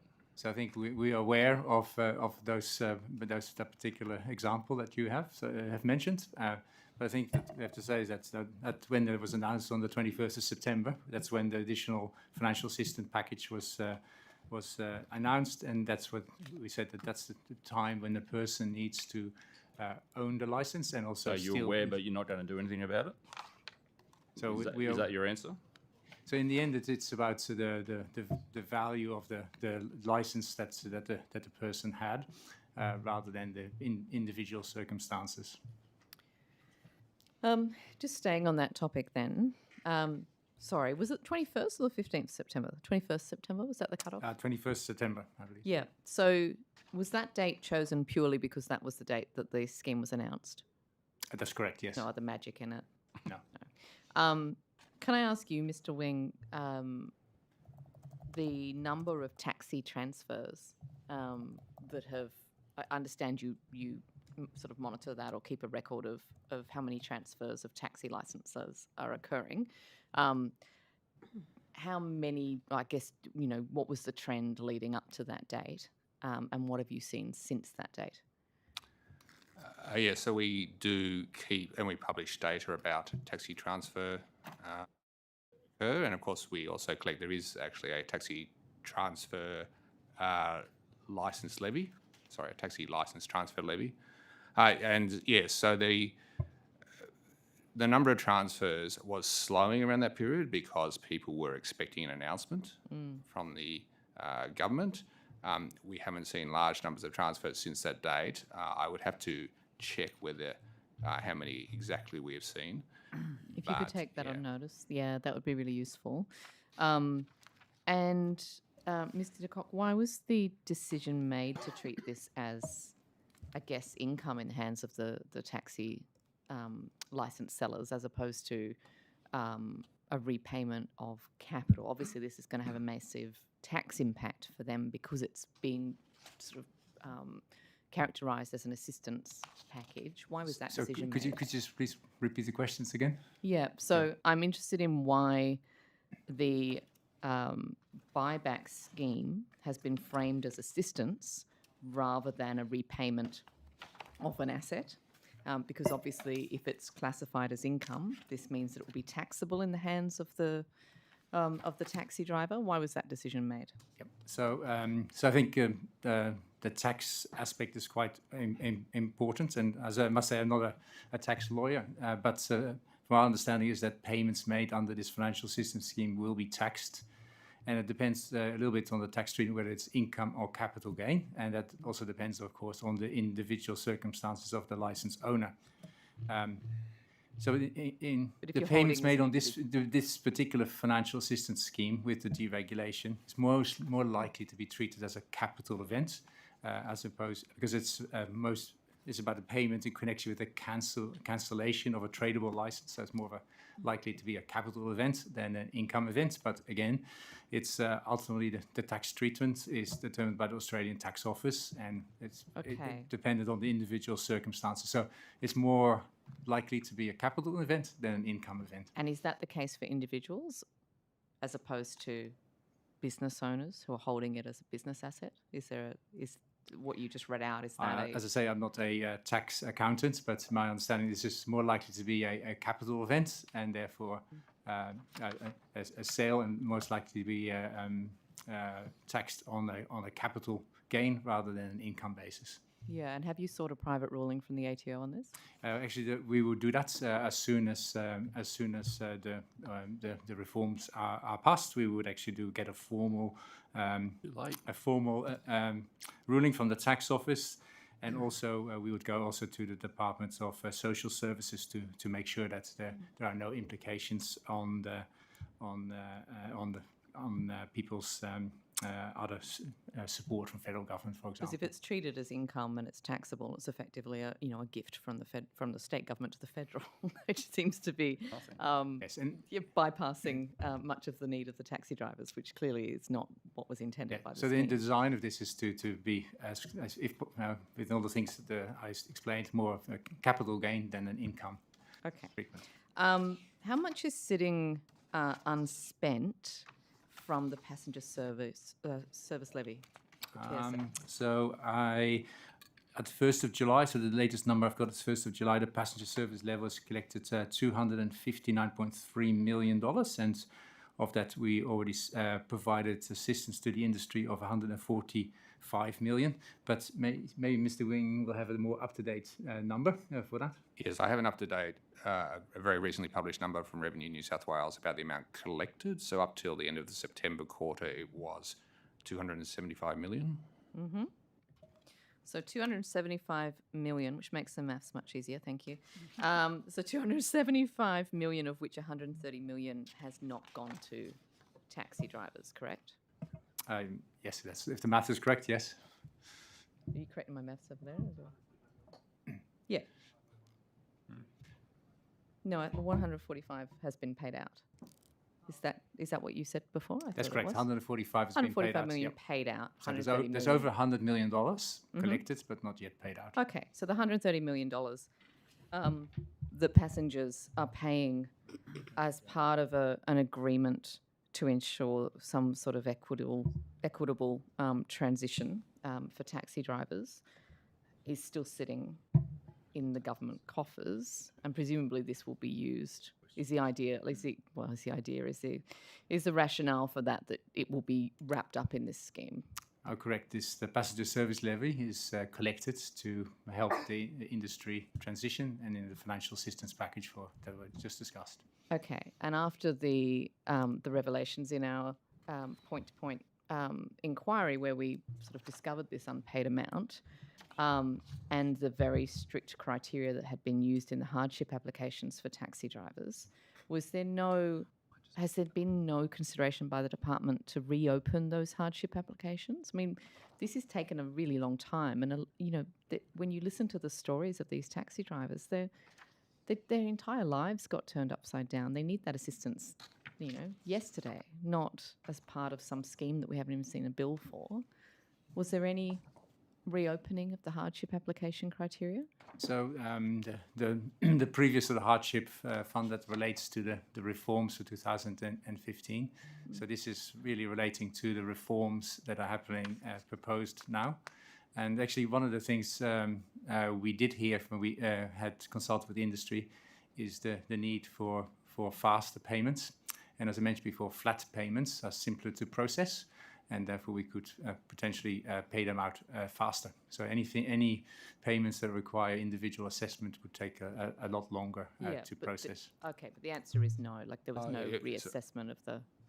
If I could just add to that, Chair. So obviously Dr. de Kock wasn't there at the time, and neither was I. But my understanding is that one of the things which led to Minister Constance at the time asking Sue Baker-Finch to look at the industry was to look at whether additional payments should be made to taxi licensees. So that was one of her terms of reference. That's right. Thank you. And she came to a conclusion that if the industry will be fully deregulated, there's a case for making further assistance payments to mitigate the impact of the deregulation and the loss of the value of the taxi licenses. Our inquiry was running at the same time, and it came to a very different conclusion that was embraced by the taxi industry. Back to the opposition. Thank you, Chair. Secretary, has the department or the minister approached the new federal government to ask for a funding contribution for Metro West? For Metro West, I'll pass that to Mr. Regan, but I don't believe so. That's correct. No, there hasn't been a request for federal government funding for Metro West. Okay. Is there a specific reason why we have not requested any federal support? It's been fully funded by the state government. Okay. How much is that going to cost? We haven't announced the budget yet. Yes, I know, Mr. Regan. Can't blame you for trying at budget estimates to ask you what the budget is for Metro West, but I can press you, but you're not going to give me any better information, are you, Mr. Regan? Not at the moment. When we have let all of the contracts, we'll be making further announcement around the budget. Clearly, we are well in the procurement. We are expecting to sign the third tunnel contract by the end of this year, and we'll be shortly making further announcements to industry about the next steps on the balance of the procurement. And when you say it is fully funded by the state, what is it? What are you referring to? The whole project? Yes, is that's fully right. funded. Yeah. That's right. Can you point to me in the budget where it's funded fully? It's the budget in the forward estimates includes the full funding for the next 4 years, but clearly the delivery timeframe goes beyond that. So that's when are we opening it again? By the end of the decade. So 2030s. Yes, that's right. Okay. Mr. Wilkie, if I could also add, there's correspondence from the federal government for this current round of infrastructure review, which indicated that they weren't looking for any submissions for new projects or for extending projects. They were literally looking at the profile of projects that had already been agreed. So this particular round of federal government funding wasn't contemplating anything new. So it is in the budget. So can we ask about can I just ask you about the amount in each of the, how much is in the budget at the moment? In each of the years of the forward estimates? Yes, I believe for Metro West it's about 12 billion, but could I come back and confirm that to you this afternoon? You could. Yes, but couldn't you break, well, I'm in my colleague's hands but can you break up year by year the allocation? Yes, let me come back on that. So when you say it's in the forward estimates, are you referring to budget paper number 3 in the Sydney Metro entry? Yes, I believe so. So there is, and I will come back to you with the breakdown. There's 26 billion across the 3 Sydney Metro projects in the coming 4 years. So there is an allocation to the City and South West, the Western Sydney Airport line, and for Metro West. Yes. But I will find that for you if it's not apparent. Yes, so that will be helpful. You're a PNFC, aren't you? Sydney Metro? No, government agency. You're a public non-financial corporation. That's a government agency. No, we're not. You're No, not? government agency. Okay, so again, I'm trying to see where your things are, but okay, you'll come back to us this afternoon. I'll come back. I don't have the paper in front of me, but I'll get the answer for you. Okay, Right, fair enough. and could you do that in relation to each of the three lines? In each of the years. Yes, I'll I'll give it cut to you, it. Peter. Thank you. Great. Okay, can I turn to the issue of the regional roads reclassification? When we last met at budget estimates, the Minister was asked how many roads had actually been transferred, was the specific question. The answer at that point was 0. How many roads have been actually transferred as we sit here today? I'll pass that on to Mr. Thank you. Sure. Thank you for the question, Mr. Graham. I may ask Ms Hayden just to add a bit of colour to this one, but at the moment there's actually 5 underway, so that are in progress. And they are the ones, of course, that happened in the priority round. And the priority round obviously preceded the full report that we're anticipating receiving from the independent panel later this year. So, Ms Hayden, I don't know if you have any further information just to add to that? In relation to the regional transfers, I will say that 2 of them, Armidale and Kempsey Armidale, are subject to flooding recovery activities. So the delivery and the timing for those will inform actually the transfers. But all of the 37 recommendations, both reclass and transfer, are underway. Great. So I think that as I listen to that, it sounds like the same position we're in last estimates, which is to the question I asked, how many have been transferred, how many are complete? The answer is still 0. Is that correct?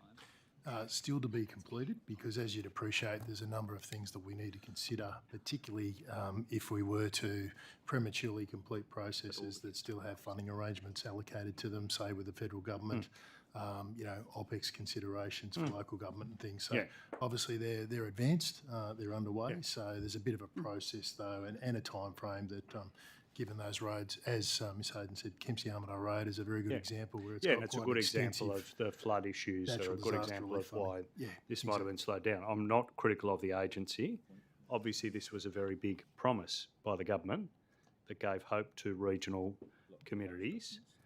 So as of today, 0 roads transferred, that transfer complete. When will the first kilometre of road be transferred? So in relation, and I'll just provide clarity again, we have had a road transferred to the management of the state under the reclassification process. So under the 37 recommendations, 32 of those are actually in relation to reclassifications. Within some of those reclassifications, there are actually notionally a change in management as well, but they are separate. So we have had a transfer of just over 5 kilometres through one of those, which is in Bankstown area, and there will be a couple of others that come through in that process as well. Regarding the timing for the 5 specific interim report recommendations that were supported, we are still working through the timing of those. So we've been going through with councils to actually assess and inspect the roads. So that's been live at the moment, and looking at sort of defect remediation and timing. So we're looking I'm at glad staggering. you reminded me about the Bankstown Road. I hadn't forgotten. I do want to return to the question though. Yeah. When will the first kilometre of regional road be transferred? That was the promise. So we're working through the schedule with all of the local government authorities at the moment. So it'll be in line with what timing suits each of those respective councils. So I cannot give you a formal date at this point. But as of today, we must have something more specific than it could happen at any point. Give us some sense for this signature policy of the government, 15,000 kilometres of road to be transferred. When will the first kilometre of regional road be transferred? under the specific, the 5 those recommendations we are targeting for this financial year, but that will be subject to defects and the remediation process and availability of. Yeah, so a lot of our crew. uncertainties, but Yeah. by the end of June, we might see the first kilometre of regional roads transferred.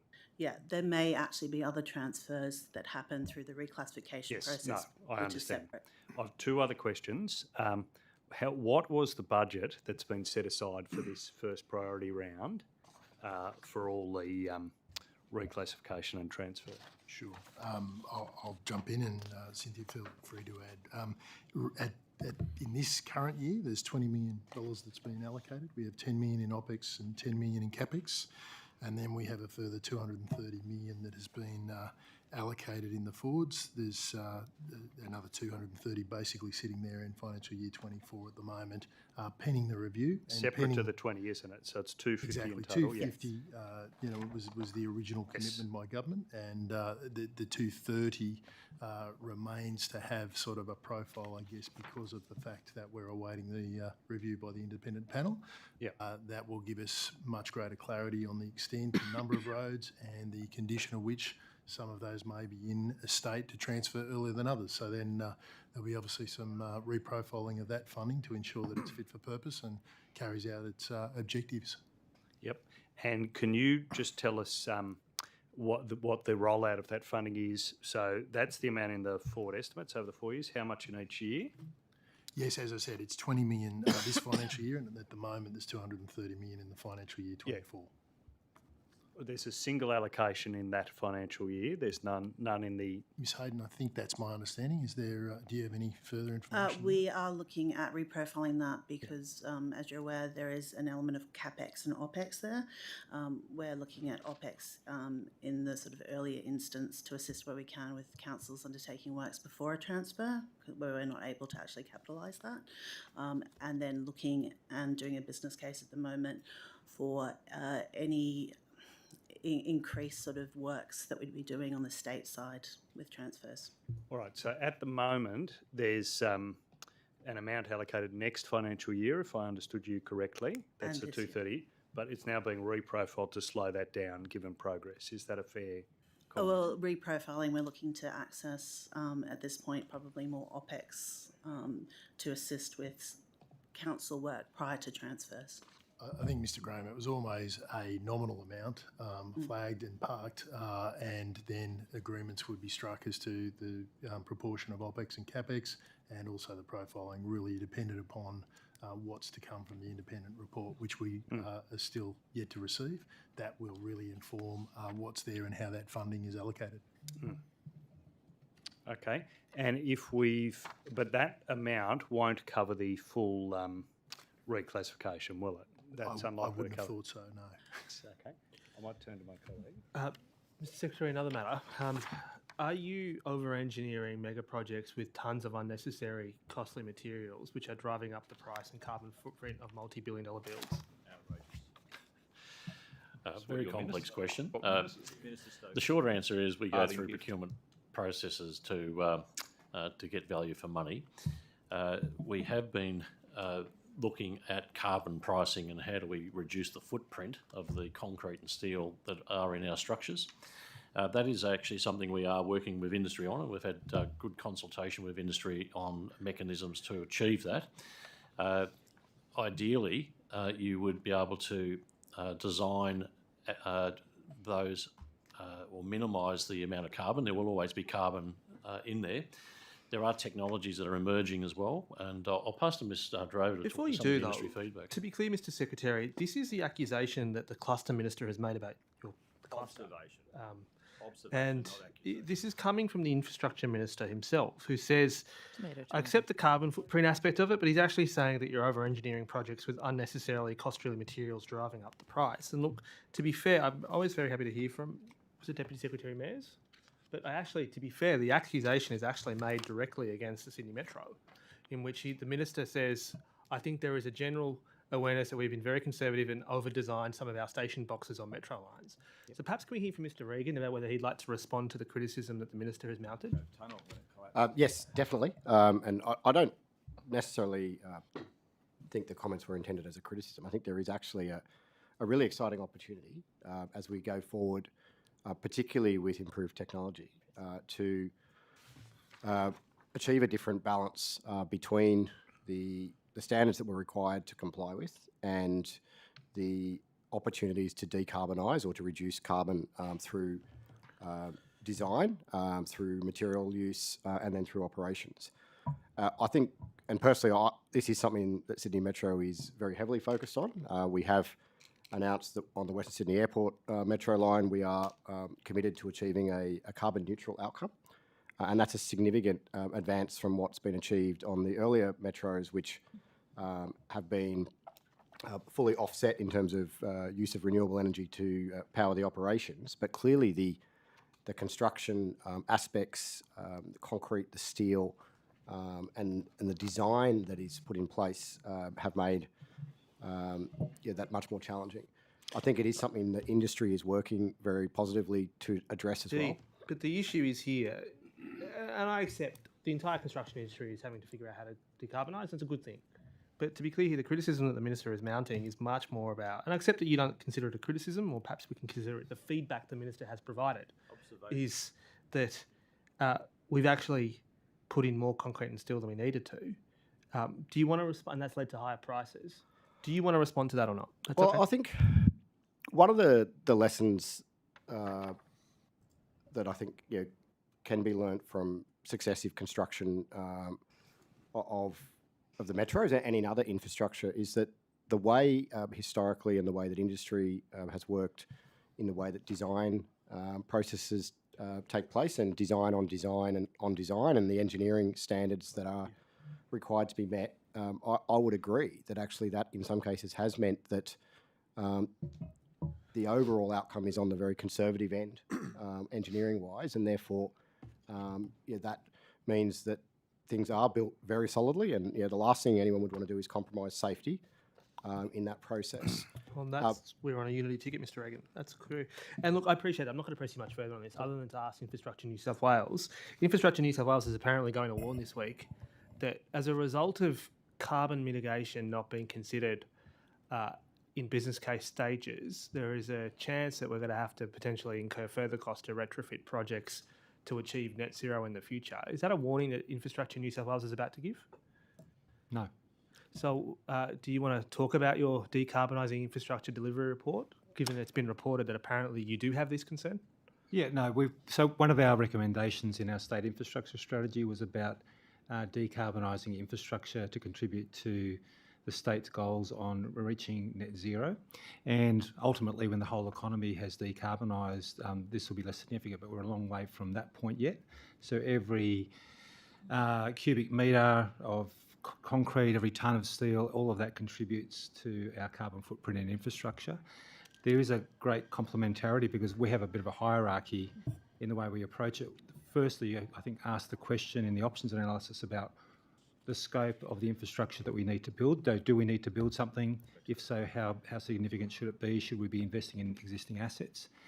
And then secondly, looking at the design and the options that are available. If you've decided to build something, closely examining the options to try and minimise the quantities of materials that are going into that infrastructure. And there's a complementarity between that approach to reducing carbon and reducing the cost of projects, because clearly the less you use, the less it costs. Mr. Draper, I'm going to pause you there just to jump to some other issues. Apologies for doing that. Mr. Fuller, I'll come back to you on the finances for this reclassification and transfer, the 15,000 kilometres. You agree that there's not the money there to complete the whole job at the moment in the forward estimates. Let's be more specific. If it's taken us $20 million to do 400 kilometres, about a third of the money is in the budget estimates. Would you agree with that? Look, I wouldn't like to put a figure on at the moment or estimate, and to be clear, it hasn't taken 20 million to deal with the existing priority rounds. We're still assessing those. So it's really a case of once we get that report and then we do condition assessments and other things. That estimate, though, of about a third is pretty consistent with the assets and services plan. The path it charted out, the very long path that it charted out for this process, isn't it? I wouldn't like to put a number on it at the moment, just because I think we're, it's a hypothetical, and it really depends on the state of the roads that are put forward by the So by it the could get panel. worse. I agree with that. And absolutely, I would absolutely agree with you that we are not fully funded for the program as it stands at the moment. Yep. But there was always an expectation that there was an allocated amount for priority funding, and then there would be the process of us going back, undertaking business cases, looking at what the recommendations are, whether they're in tranches, how it would play out, and Thank you. I'll stop there and move on to another issue. Secretary, in the federal budget, a range of infrastructure priorities have shifted. One of those, which has had the funding delayed by a number of years, is the Great Western Highway. What discussions has your agency had with federal agencies ahead of that decision?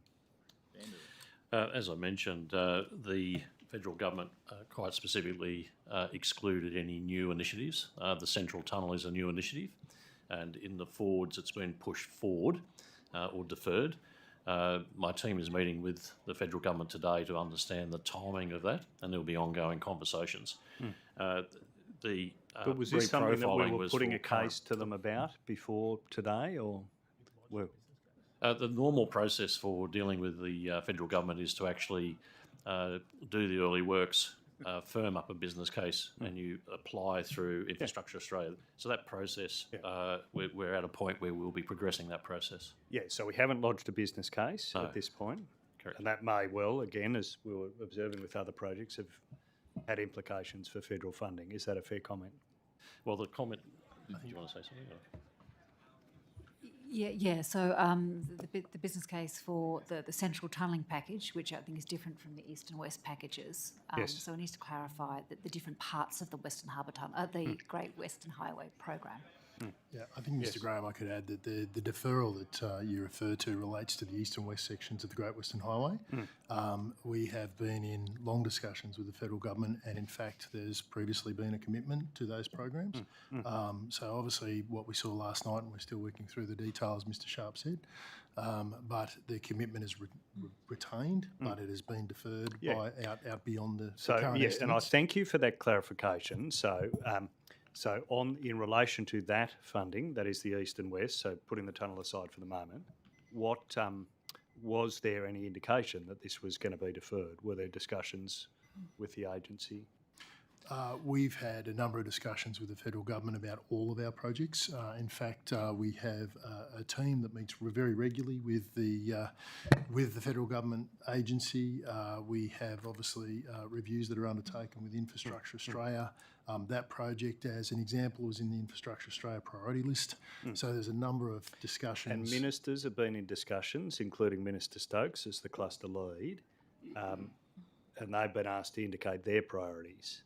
Is it possible that this slipped down the priority list when it came to the view that Minister Stokes put to the Commonwealth?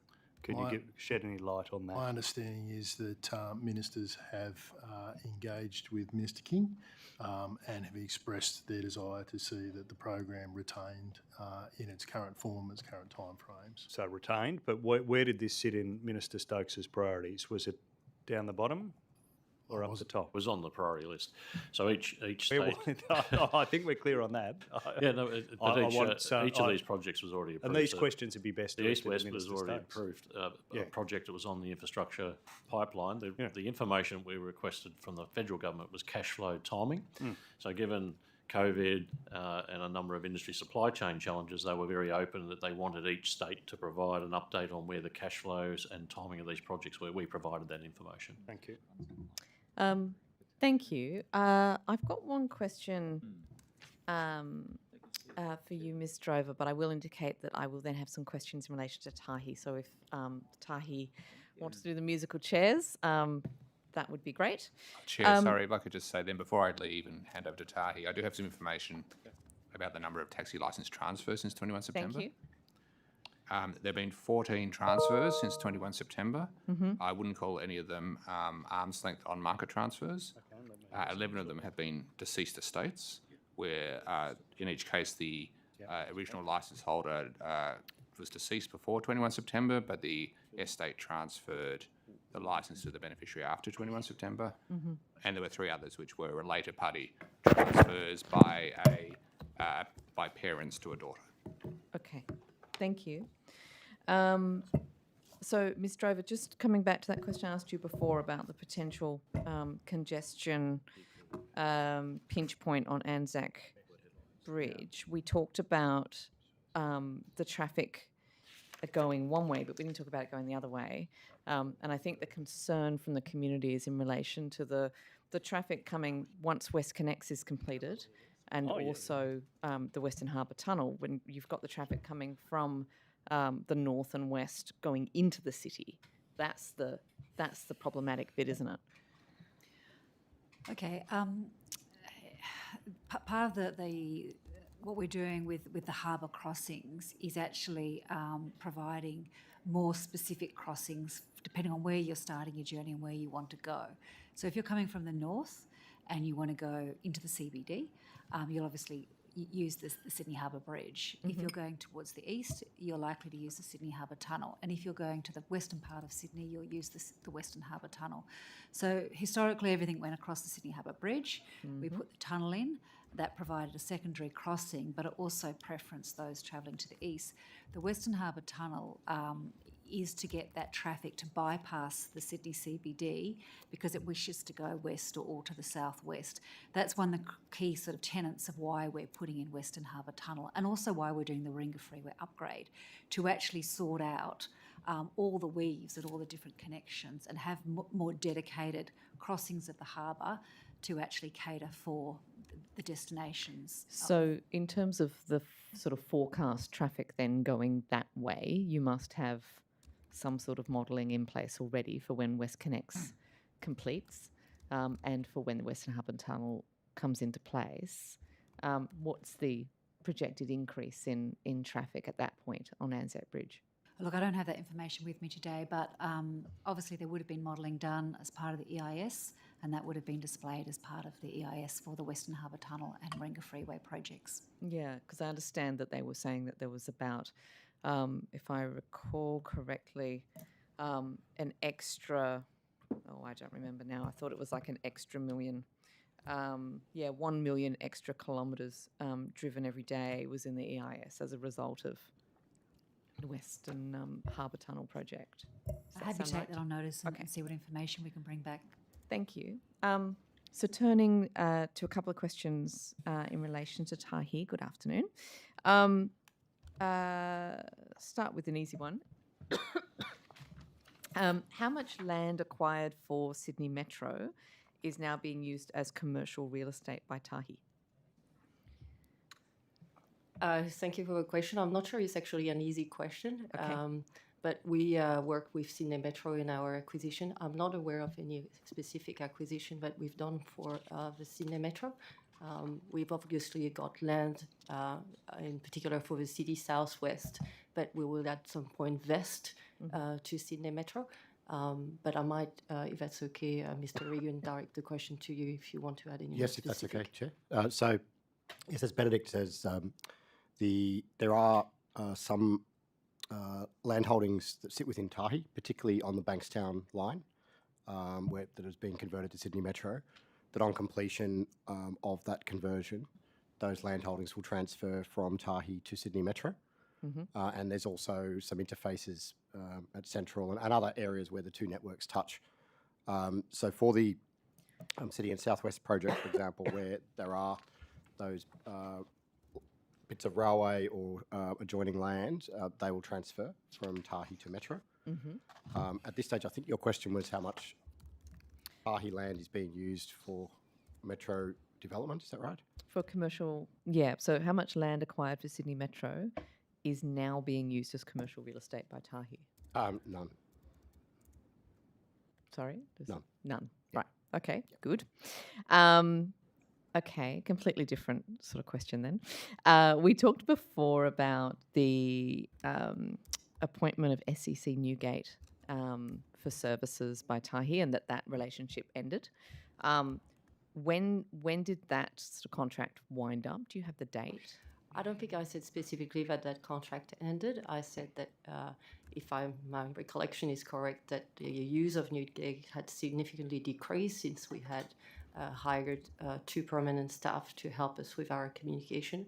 From time to time, like any corporate organization, we retain the opportunity to discuss strategic communication positioning, and that might happen from time to time with Newgate. And can you tell us the names of the prominent staff you're referring to there? Sorry? Can you tell us the name? You say it was replaced by 2 prominent staff who now take that I'm not sure it's appropriate to role. name the 2 permanent staff here in budget estimates, but I'd be happy to take that question on notice. Okay. On questions on notice received previously, I asked a question about who approved Tahi's membership of the Western Sydney Leadership Dialogue. The response I received was the Executive General Manager of Corporate Services, who I believe is Leanne Grant. Yeah, that's correct. Right. Is Leanne Grant one of the people that you're talking about?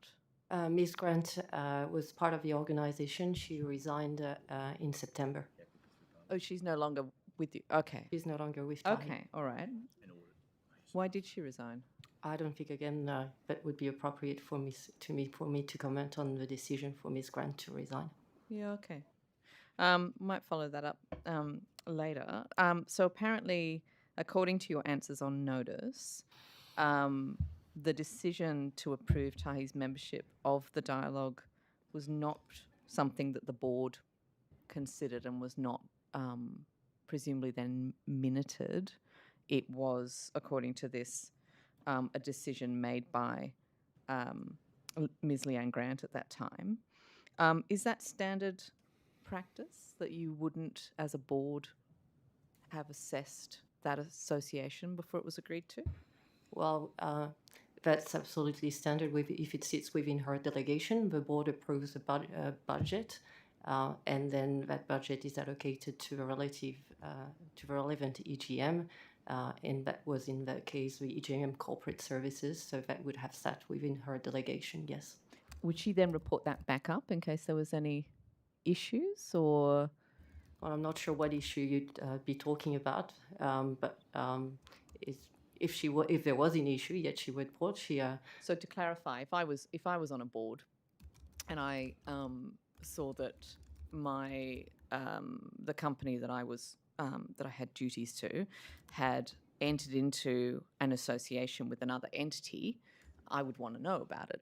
I think that is something that should come to the board because it's talking about the association between your entity and another. This is a membership association. Look, we report regularly on the membership that we have with our board, but in terms of specific delegation and authority to enter in that membership, that would have sat within the authority of the EGM Corporate Services. And did you, Leanne Grant reported to you, did she? Yes. And did she discuss with you, were you aware that she had made that decision? Yes. So had she consulted with you before she made that decision? There would have been a briefing note for me to approve that membership. So you approved the membership then, so it wasn't a decision of Ms. Grant. It would have sat as I said, it would have sat within her delegation, but we would certainly have discussed it at the time. Okay, so because the answer here is, I said who approved the membership. You said, the answer came back that it was Leanne Grant. I then asked, was the decision made by all members of the Tahi board? And the same sort of answer was given. So it's consistent with my answers are consistent with the answers that were provided to Sure, you. but she didn't have that authority by herself because she got your sign-off, correct? So it was your decision. Oh, look, I'd have to consult at the back for the briefing note. We would, but as I said, it would have normally sat within her delegation. Okay. So at no point did that, I guess, the $30,000 membership, when it came to you with the briefing note, did it have a description of what exactly you were going to be getting for that? I assume so, but benefits of a membership of a Western Sydney Dialogue are on their website. Yes, I know. They are a think tank. Their membership fee is not, though. Sorry? Their membership fee is not. Are you aware if that membership fee is standard across all organisations, or was that a bespoke membership fee for Tahi? I'm assuming that membership would be standard across all organisations comparable to Tahi. Okay, we'll come back to this. Thank you. Ms. Glacier. Mr. Collins, just probably one more final question on our favourite subject matter. There's an interesting condition of consent. I just want clarification on it's E106, where it talks about the ongoing maintenance and operation costs remaining the proponent until arrangements have been put in place to transfer the asset to a relevant authority.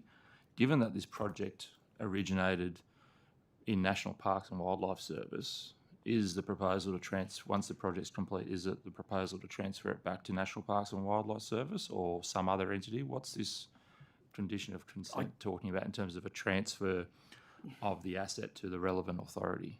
Let me find that out, Mr. Benasiak. I think obviously it is complex, as you say, because of the different land holdings, maritime, national parks. So if I can clarify that and what that means within that section, I will do so. Thank you.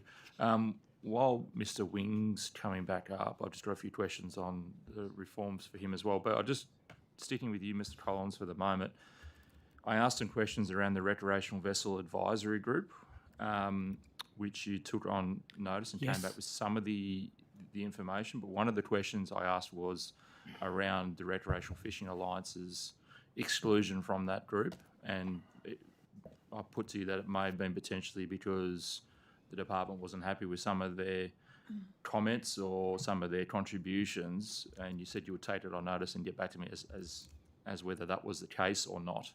And you yes, never did. I believe so. During my absence of leave, my acting Chief Operating Officer has reached out to that group and certainly engaging with that group and making sure that there's full consultation. But were they excluded because I believe you weren't getting, I guess, the right answers from them or the answers you wanted from them? It wasn't particularly me who was involved directly. The ED for Maritime Services has reached out to them and talked to them about how we can work closely with that association, and regular meetings are being organised. Okay, excellent. And that would be regular meetings outside of this rejigged RVAG meeting, is I'm assuming? I assume so. I think the important thing is that we involve all parties, all groups in ongoing discussions with our maritime team. Excellent, thank you for that.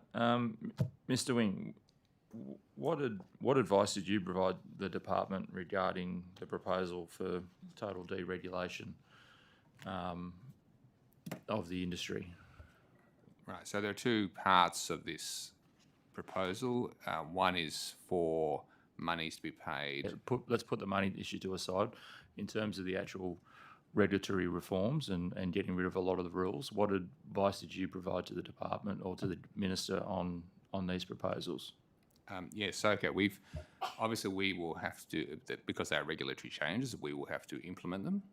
And so we've been giving advice to the department about how to make sure that they can be smoothly implemented.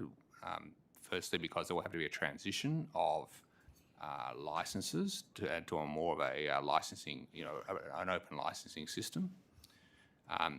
The second part, we've had some discussions with other jurisdictions, and you asked about some other jurisdictions before, including Victoria. Some of the feedback and advice we have given to the department is one of the things we don't want to see replicated here is the situation they have in Victoria where they fully deregulated, where they allow people who only have one or two taxi licenses not to be authorised, and so they have no way of keeping track of them. We don't have that situation here, and I've been very clear to the department we don't want to have that situation here.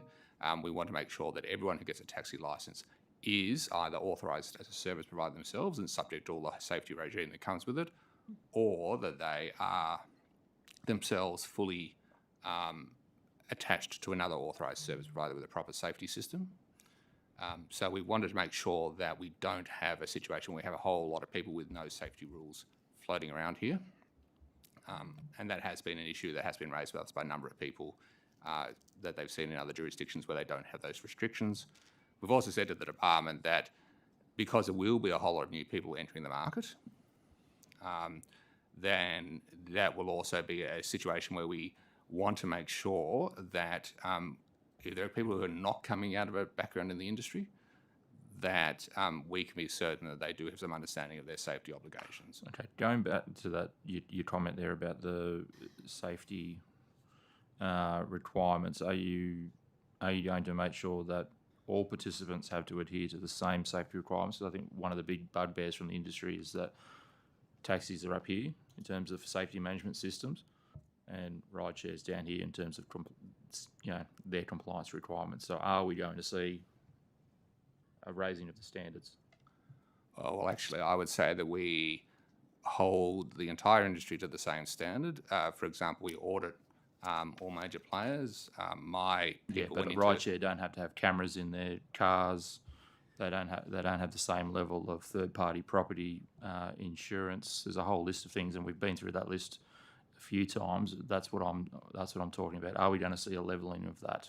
Okay, so I just wanted to be clear.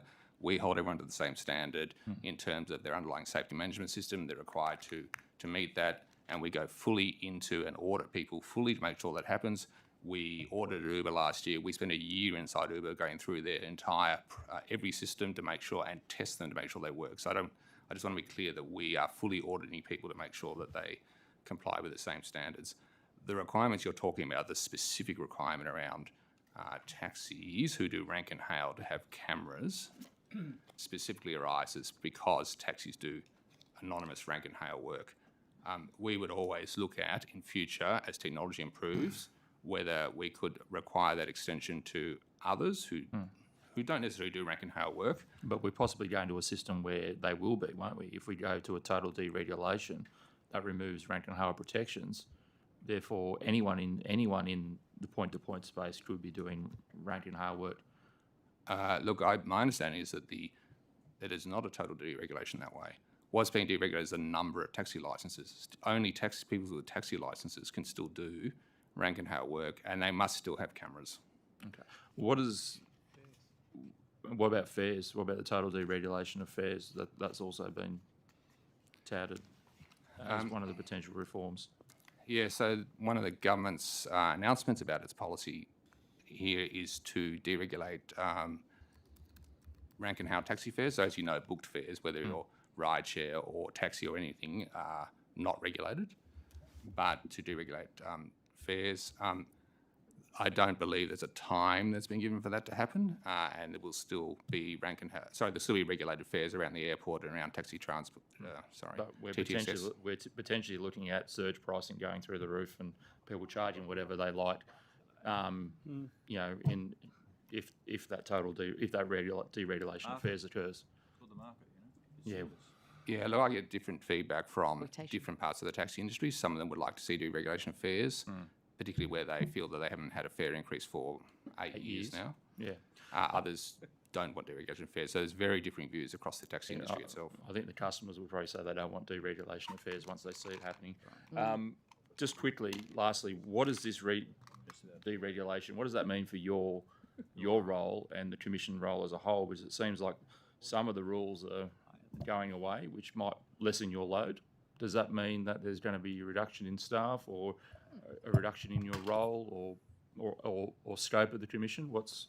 Have you been informed about that?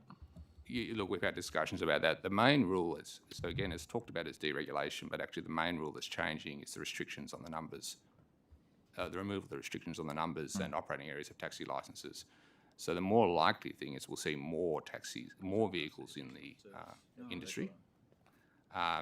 We've recently increased our staffing a bit to have additional staff at Grafton, Wagga Wagga and Dubbo to help address that as well. Because I don't think we're going to see any change in workload around things like our general compliance work, except that there will be more vehicles and more service providers out there. Okay. I think I've got about 10 seconds or something. Yep. All right, we'll go back to the opposition then. Thank you. Mr Secretary, how much are we suing the Rail Tram and Bus Union for to recover the money arising from their decision to leave station gates open?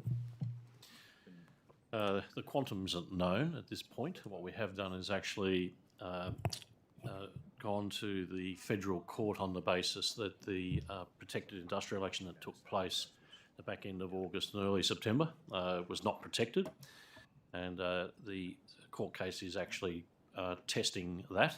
Sorry, The just to be clear, are process you would be that once that's done, then damages would be assessed, and the criteria of that could take a number of forms. Are you seeking a declaration from the court, or have you lodged a statement of claim and are you pursuing an industrial tort? I'm not quite sure I'm across the technicalities of that. Well, are we suing them in tort, or are we seeking a declaration that the action was illegal? Am I being too radical? It's a combination of the two, is my understanding. Well, is there a But I statement can of claim? take some. I can get some more specific details on the court action. But my understanding is that Well, it's Mr. the Longley's application case. is actually with the federal court. And Who's the applicant? the applicant would be the rail entities. So Sydney Trains?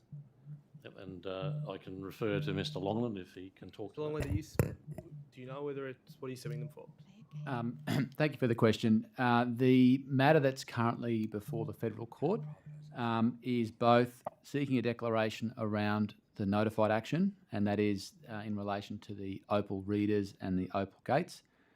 Whether that should form part of what is allowed for under the Fair Work Act around industrial action, whether it's protected or not, and also seeking other forms of relief in terms of pecuniary penalties and damages related to that action. Just so we can separate out the actions, because look, I understand litigation is complicated and there's multiple suits afoot. All right, but right now there is a declaration being sought in respect to an action that has been notified but not yet taken, and then there is also an initiative from the government apparently to take some form of legal action to recover losses from the August and September period. There's that distinction, correct? That's correct.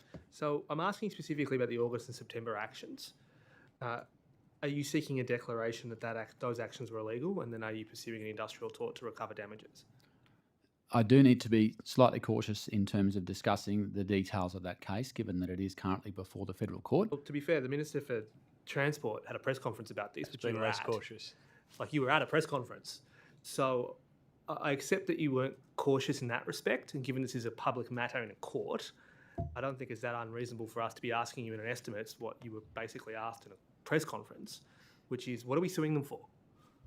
So just to be completely clear, I wasn't asked what we were suing anyone for, and I didn't provide any public comment about what the details of the federal court action involved. You're asking me a question in budget estimates around the details of that case, Well, have we lodged and I'm a saying to statement you of that I claim? do need to be cautious. Have we lodged a statement of claim? We have lodged an action in the federal court that, as I said, includes both a determination about whether that Opalgate and reader action should be considered protected or not, and also seeking pecuniary penalties and damages in relation to the future action that has been notified but not yet taken, and also the previous action that occurred, as the Secretary referred to, in August and September. I appreciate that, Mr. Longman. But given that we've now lodged an application in the court, can you at least table the application? That's a public document. It's in a court. I would need to seek advice about that. Okay. What's your internal estimate as to how much the damages could be that apparently the government has said that it's determined to collect? It is difficult to estimate the extent of their revenue loss because it is dependent on the number of stations and the number of staff that actually elect to undertake the action. So the estimates will always be difficult to project into the future. I think the I'm talking number... about the August and September actions.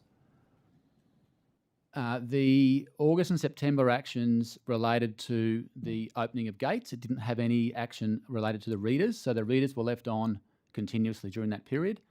My understanding is about 90% of fair revenue was continued to be collected. So customers continued to tap their Opal cards on and tap them off during that period. In terms of the figure over those number of weeks that the action was undertaken, I would be happy to have a look at the detail and see whether we're able to provide that information. Well, I mean, in any application of this type to the court, you are required to list at least what exactly it is you're trying to recover. Like, can you give us any information at least as to what you've said to the court you're interested in recovering? Point of order. I'll hear the point of order. I just think we're sailing dangerously close to matters that are before the courts, and some of the material might be privileged. Well, on that point of order, this is a statement of claim, an application that is simply about what the government has asked for. It's not about what the court has done. And this matter is not listed for hearing, and it's a publicly transparent matter in a court. So, There is need to be cautious in the approach. I understand that the officials understand what their line is and are aware of it. So as long as we proceed on that basis, the witness can't be compelled to answer something they think is going to jeopardise the court case. well, to be fair, we haven't got them under subpoena anyway, so we can't press. But I will press for at least what are the heads of damages that you notified that we may be seeking. Thank you to the Chair for your clarification. And on that basis, I am comfortable, as I committed to earlier, to seek advice about what information we are able to share without prejudicing the outcomes of the federal court action. Okay. Once we receive that advice, if we're able to share any information about past or projected future damages, we will specifically look at that information. Okay, well, can you at least tell us who we're suing? Are we seeking this declaration against the RTBU? Are we seeking against that and including its officials and its members? Of who are we actually suing? This matter is related to the union. It's related to the RTBU. So have you listed the officials as separate? Are they respondents to the claim separately from the RTBU? The respondent to the claim is the RTBU. In terms of the details that sit below that, again, I would need to seek advice about what we can share. I will push on this. This is not an issue that traverses a matter to do with the court. This is simply a question as to who precisely as a respondent to a claim you've brought. And I would also just stress as well that it is our responsibility to supervise the executive's conduct in litigation as much as is in any other sphere. It's not an immunity from questions in Parliament. So it's not that difficult a question. Are we seeking, is the only respondent the RTBU, or are you also seeking a joint and severable liability against other people in that union? I would need to take advice about that. My understanding is the primary respondent is the RTBU, the Rail, Tram and Bus Union. If you're asking information about whether there's others included beyond that, On the name of the application. It's literally in the column when you lodge an application as to who precisely are the respondents. Are there other people listed, or we don't have that recall? Yourself might be on there. I might ask that. I will seek advice, and if we're able to share that information, I will share that information. Well, are there actual members who are not officials who have been listed? Because there's certainly, there's no doubt that there is concern amongst these officials and their members, actual people who are your employees, that they too are being sued and are separately liable. Can you clarify whether or not you are in fact suing your workforce here? As I said earlier, I'll take advice about the information that we're able to share in relation to the federal court action, but I did want to say something in relation, you mentioned about employees. This is not something that we were seeking to take forward, the federal court action. We wrote to the union when the action was notified.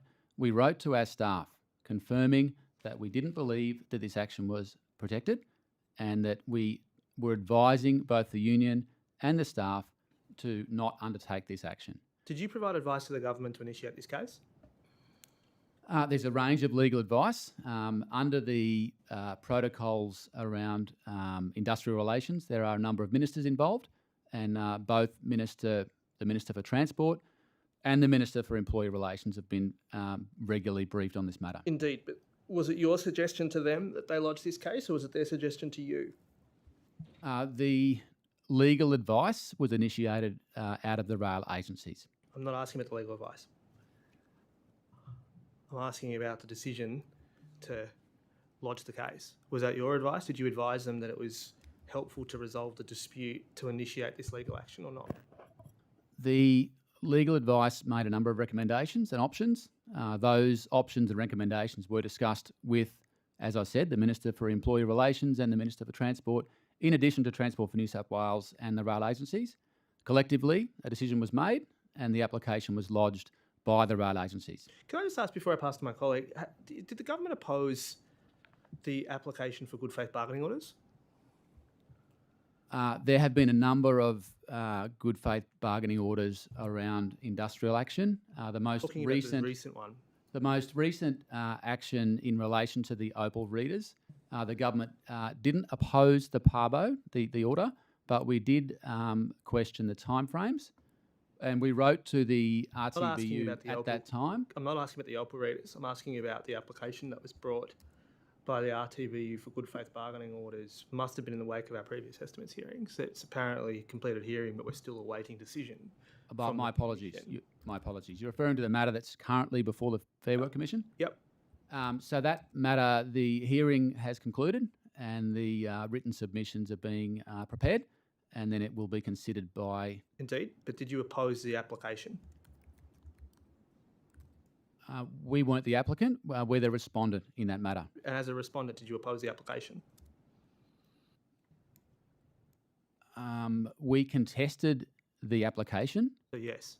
Yes. So you did Yes, oppose it? we believe. If the question that you're getting to is, do we believe we acted in good faith No, while the we were question bargaining? The is, answer is did yes. you make a submission to the Commission that says that the government's view is that a good faith bargaining order is not necessary?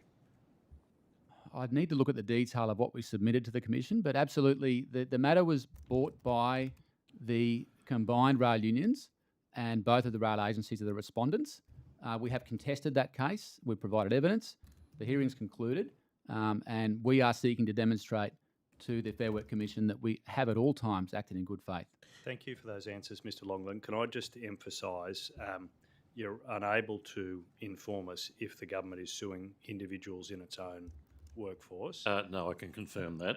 The statement of claim is against the union only, not our employees, and it's the ARUIB is the organisation. And separate? Are you separately pursuing the officials separate to the union, or just the union? I'm advised that we're only the claim is only against the union. Okay, and can you table the statement of claim or the application, or do we have to literally just go to the federal court and pick it up from there? Well, the statement of claim, I understand we can only articulate that when the court considers the actual basis on which the statement is tabled. So in terms of quantifying the claim, that's sort of a second step apparently in the process. Cool. Okay, can you on notice provide us whether or not it's possible that you can give us the application, or literally do we have to walk down to the federal court and just get it from there? Yep. Thank you. Will do. Can I turn to another matter now, which is the Western Harbour Tunnel specifically? Can I just ask, from the agency's point of view, what are the next steps and the timing with this project? With the Western Harbour Tunnel? Western Harbour Tunnel. Yes, I'll pass to Mr. Drover. Yep, we're in the final stages of tender evaluation, and we are on track to award the contract by the end of 2022, the final contract for Western Harbour Tunnel. End of 2022. And is it, there's really now, depending on the outcome of that, two considerations for how the actual harbour crossing might be manufactured. So we're really looking at the original proposition, or alternatively tunnel boring as an alternative. Is that correct? We've been through an interactive tender process with 3 tenderers. They offered us various options. And as I said, we're finalising what we're doing going forward, but we do feel that we will award that contract by the end of this year. Yeah, but a lot of the public discussion, the community discussion's been around that original proposal, but it's now true that there's more than one way that this might unfold, given the tenders that the tender process you're now going through. Yeah, so the EIS did put forward the reference design, which did use an immersed tube technology, but we asked tenderers to bring back alternatives. Yep. We're obviously very cognisant of the feedback around impact on environment, also cognisant of fiscal responsibility. So whatever innovation industry can offer us, we were very open to that. We've been which is a sensible view. Yeah. Yeah. Or, I mean, all of these have advantages and disadvantages, but an entirely sensible view to be open to different ways of doing this. But both of those are now under consideration in the tender process. Well, given we're in tender evaluation, I'm not going to be any more specific than I have been, other than to say we've been through a process. It was interactive, and the 3 tenderers offered us various different options and innovations. Yep. So I appreciate that answer. So I might just put it to you this way, that the immersed tube is no longer the only option being considered through the tender process. That's a fair statement, isn't it? We didn't constrain tenderers as to what they offered us. We want a tunnel that goes from one point to another point, and it needs to obviously traverse the harbour. So we let them bid back whatever technologies they could. Thank you. Can I turn to the Outer Sydney Orbital? Secretary Sharp, I'm not sure who... I just want to ask about the route design. Who's best to answer those? Mr. de Kock. Yeah, great. Mr. de Kock.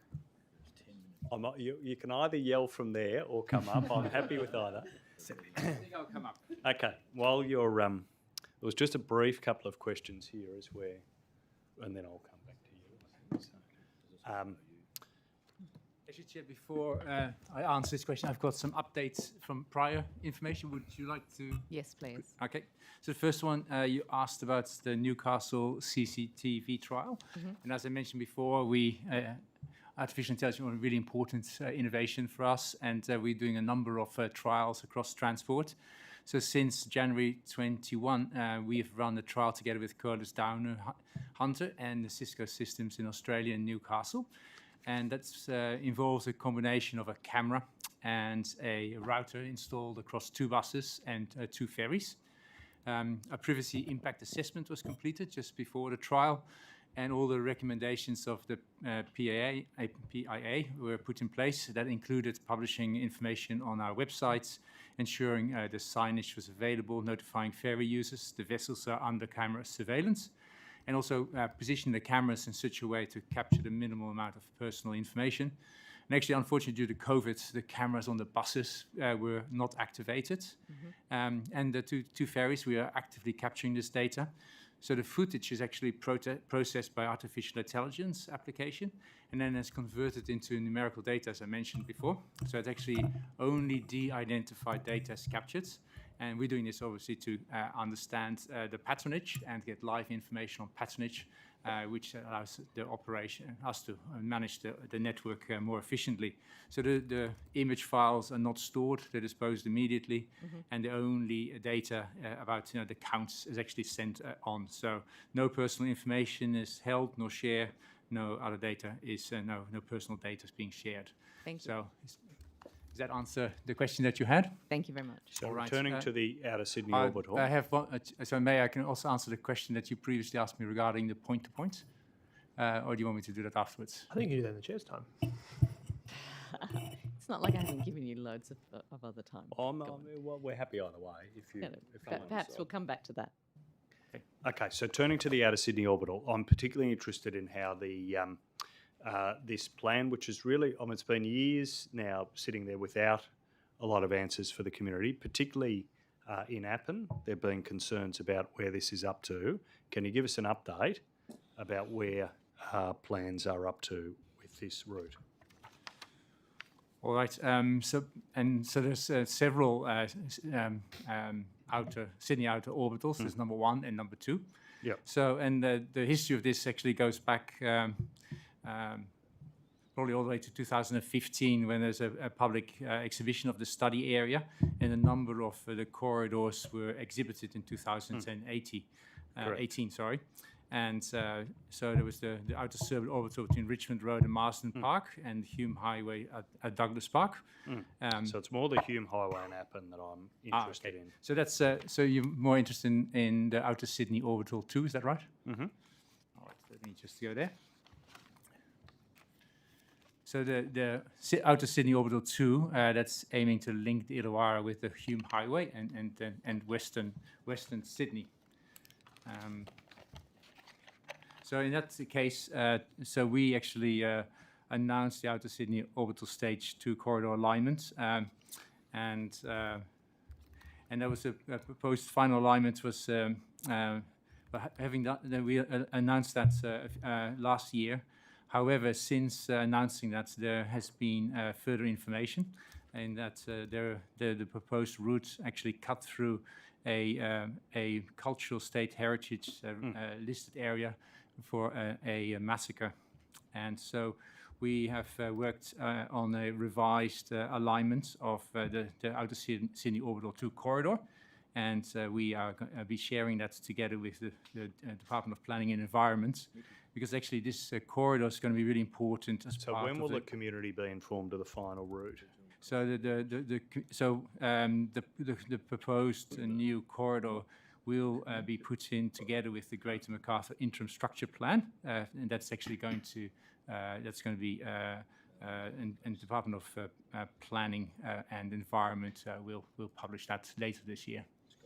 So this year the community will know final the route context for of the broader Greater Macarthur 2040 plan. So as you appreciate, the transport connections are only one part of that broader area. Okay, but that will happen this year, and perhaps on notice, could you take on notice the same question in relation to the Outer Sydney Orbital Route 1?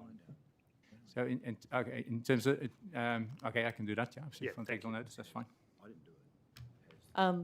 And Mr. Cock, if you wanted to come back to the point-to-point Yes, answer. okay. So a couple of questions that you asked me.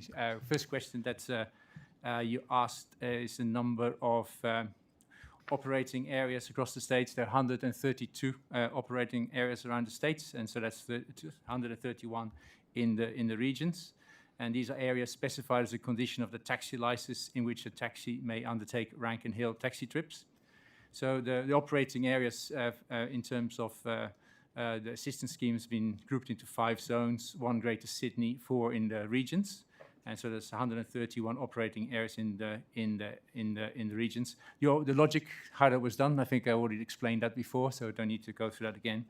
But I do have some information in terms of the data and specifically on the model. And I can just let my team has advised me that out of the 131 operating areas, only 10 operating areas there had been no sales of licenses.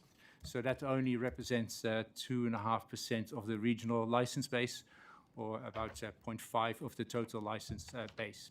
So the vast majority of all of the modelling is based on actual sales information in the various operating areas. So hopefully that's a little bit more detail. Sorry, I didn't have that at my fingertips earlier this morning. Thank you. Mr. Bonacieux. Just briefly, Mr. Collins, did you have any updated information from this morning's questions on the ferry? You said you were going to try and come back to me this afternoon. If you don't, I'm happy for you to take them on notice. Yeah, we can provide those on notice. I have got some information, but in view of the timescales, perhaps we'll provide that for you. Yeah, sure, that'd be good. Thank you. So, Ms. Collin, back to the discussion we were having before. So in relation to that same answer to the question that was the supplementary question, actually, the second part of that, I asked who brought the proposal for Tahi to be a member of the dialogue.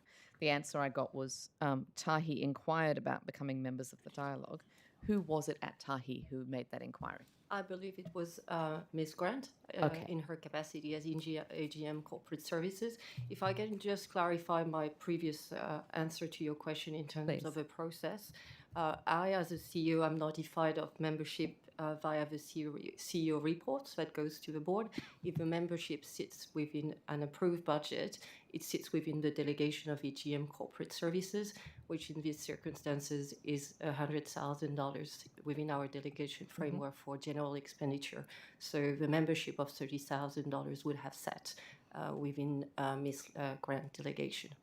Okay, but as CEO, you would have had... As CEO, I would have been informed of it, and bear in mind that we are a very small team, so we surely would have had discussion, but and the board would have been informed through the CEO report. Yeah. Okay. So was there prior to Ms. Grant doing, I guess, making that decision? Was that something that she had discussed with you at any point? Was that, sorry, in terms of her going and actually inquiring about the membership with the dialogue, was that something that she had discussed with you? Had someone else suggested that to her, or was that completely at her own initiative? Surely we would have discussed it. I mean, to be honest, there is nothing extraordinary about us becoming member of the Western Sydney Dialogue, as I explained last time. The Western Sydney Dialogue is a very established think tank in Western Sydney. I'm not talking about that. I'm talking about your corporate governance. That's the question here. Well, I've just explained the corporate governance that we have. And Mr. Morgan, were you involved in this decision to join, to become a member of the Western Sydney Leadership Dialogue? Yeah, I was aware of the discussions going on with Western Sydney Leadership Dialogue. I had previous experience with Western Sydney Leadership Dialogue through my chairmanship of Sydney Water, and as you'll see if you look at the partners that are on the screen for it, TFNSW is a member, Landcomp's a member, many are.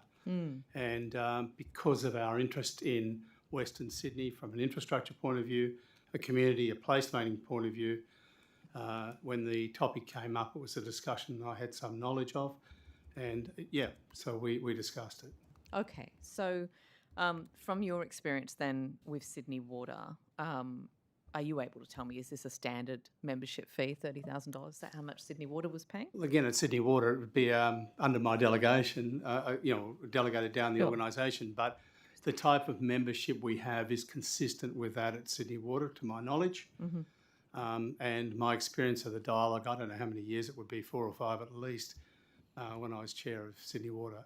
Yeah, and I was pleased to see that the day after we raised this in the last estimates, Tahi was added as a partner, because prior to that it wasn't on the website, which was causing some confusion. I had a look as well, so I did see it also. But our membership is the same style of membership as any other partner.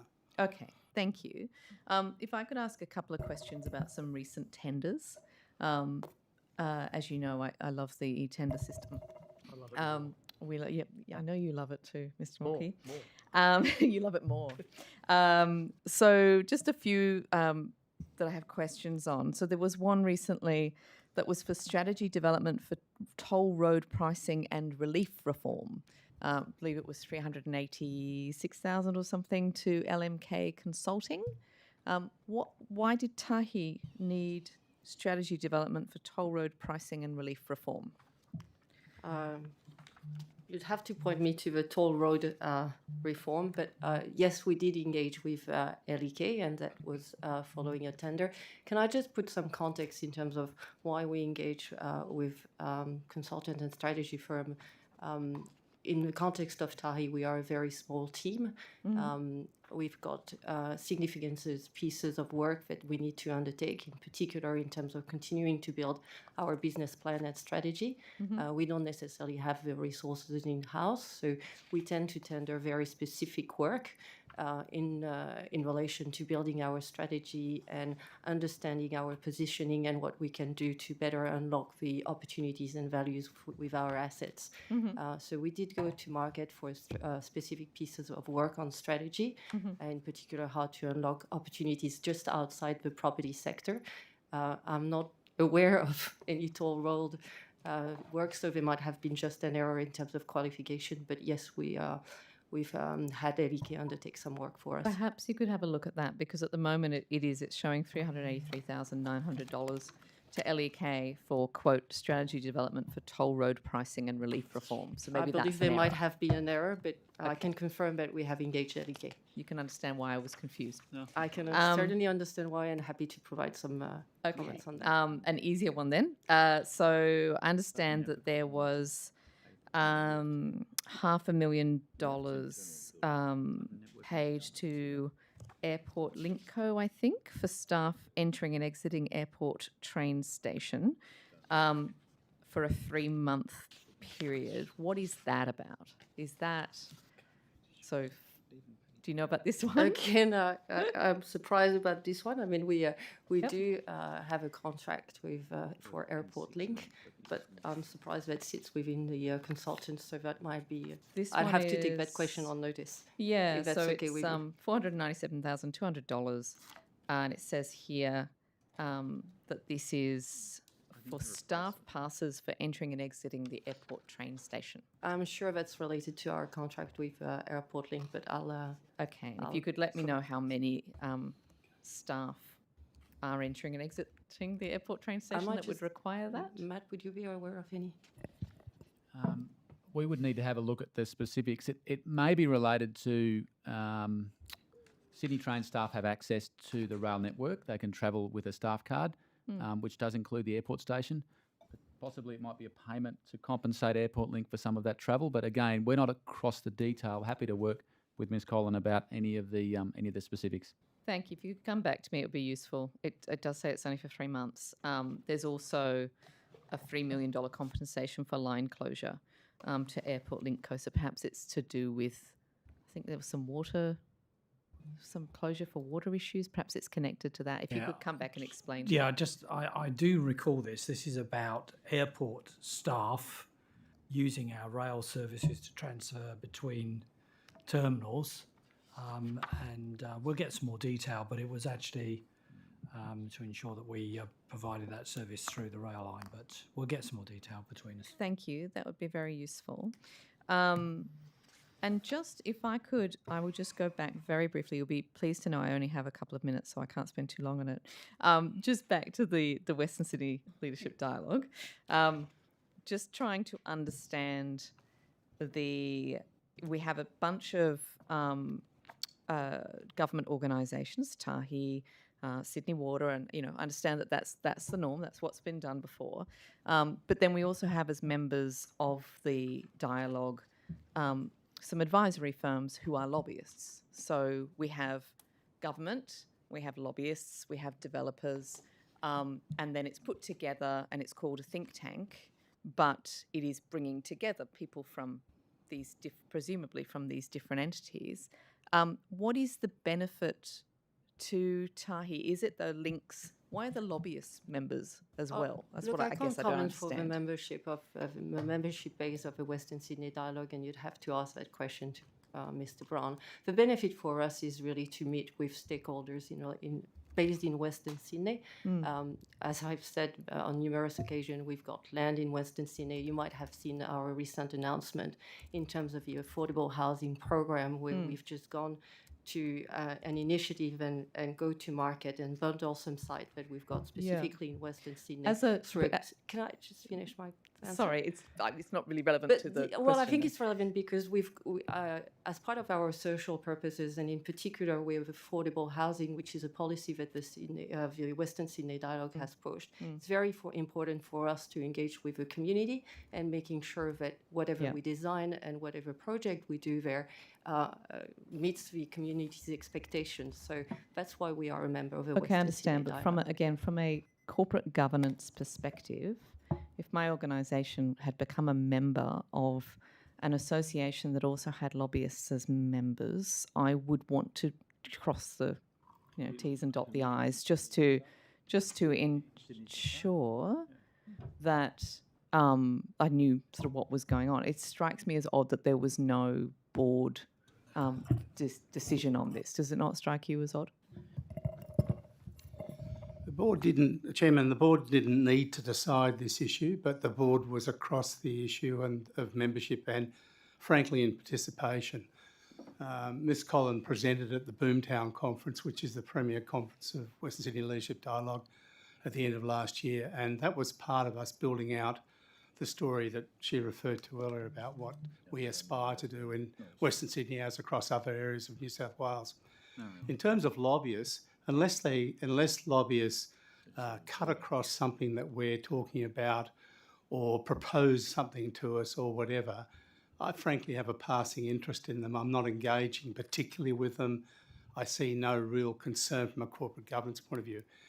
If we were a member of an organisation which frankly stood for something that I found challenged, I found from an integrity point of view was wrong, advocated for things that were wrong, then we would back out of that organisation, because I can assure you, as soon as the board became aware, as the CEO would, it would be time to exit. I've seen no example of that so far. So just to clarify then, and then we can draw a line under this. So you are not aware then, with your experience with the dialogue, that they act in any way as a lobbying organisation? No, I think that you'll find that Adam Leto, the CEO, and the chair, Chris Brown, have broad connections, and they will carry conversations about all of the policy issues they're working on. You would have seen from the website, there's an extensive amount of policy work goes on, but that's unrelated to who we are and what we are. We're not asking them to do any of that specifically for us, but we do align on important topics like social housing, like precinct, like the Metropolitan. Sure. All of those are really important to everybody involved in transport infrastructure in New South Wales. Thank you. Back to the opposition. Thank you, Chair. Does Mr. Regan have those numbers?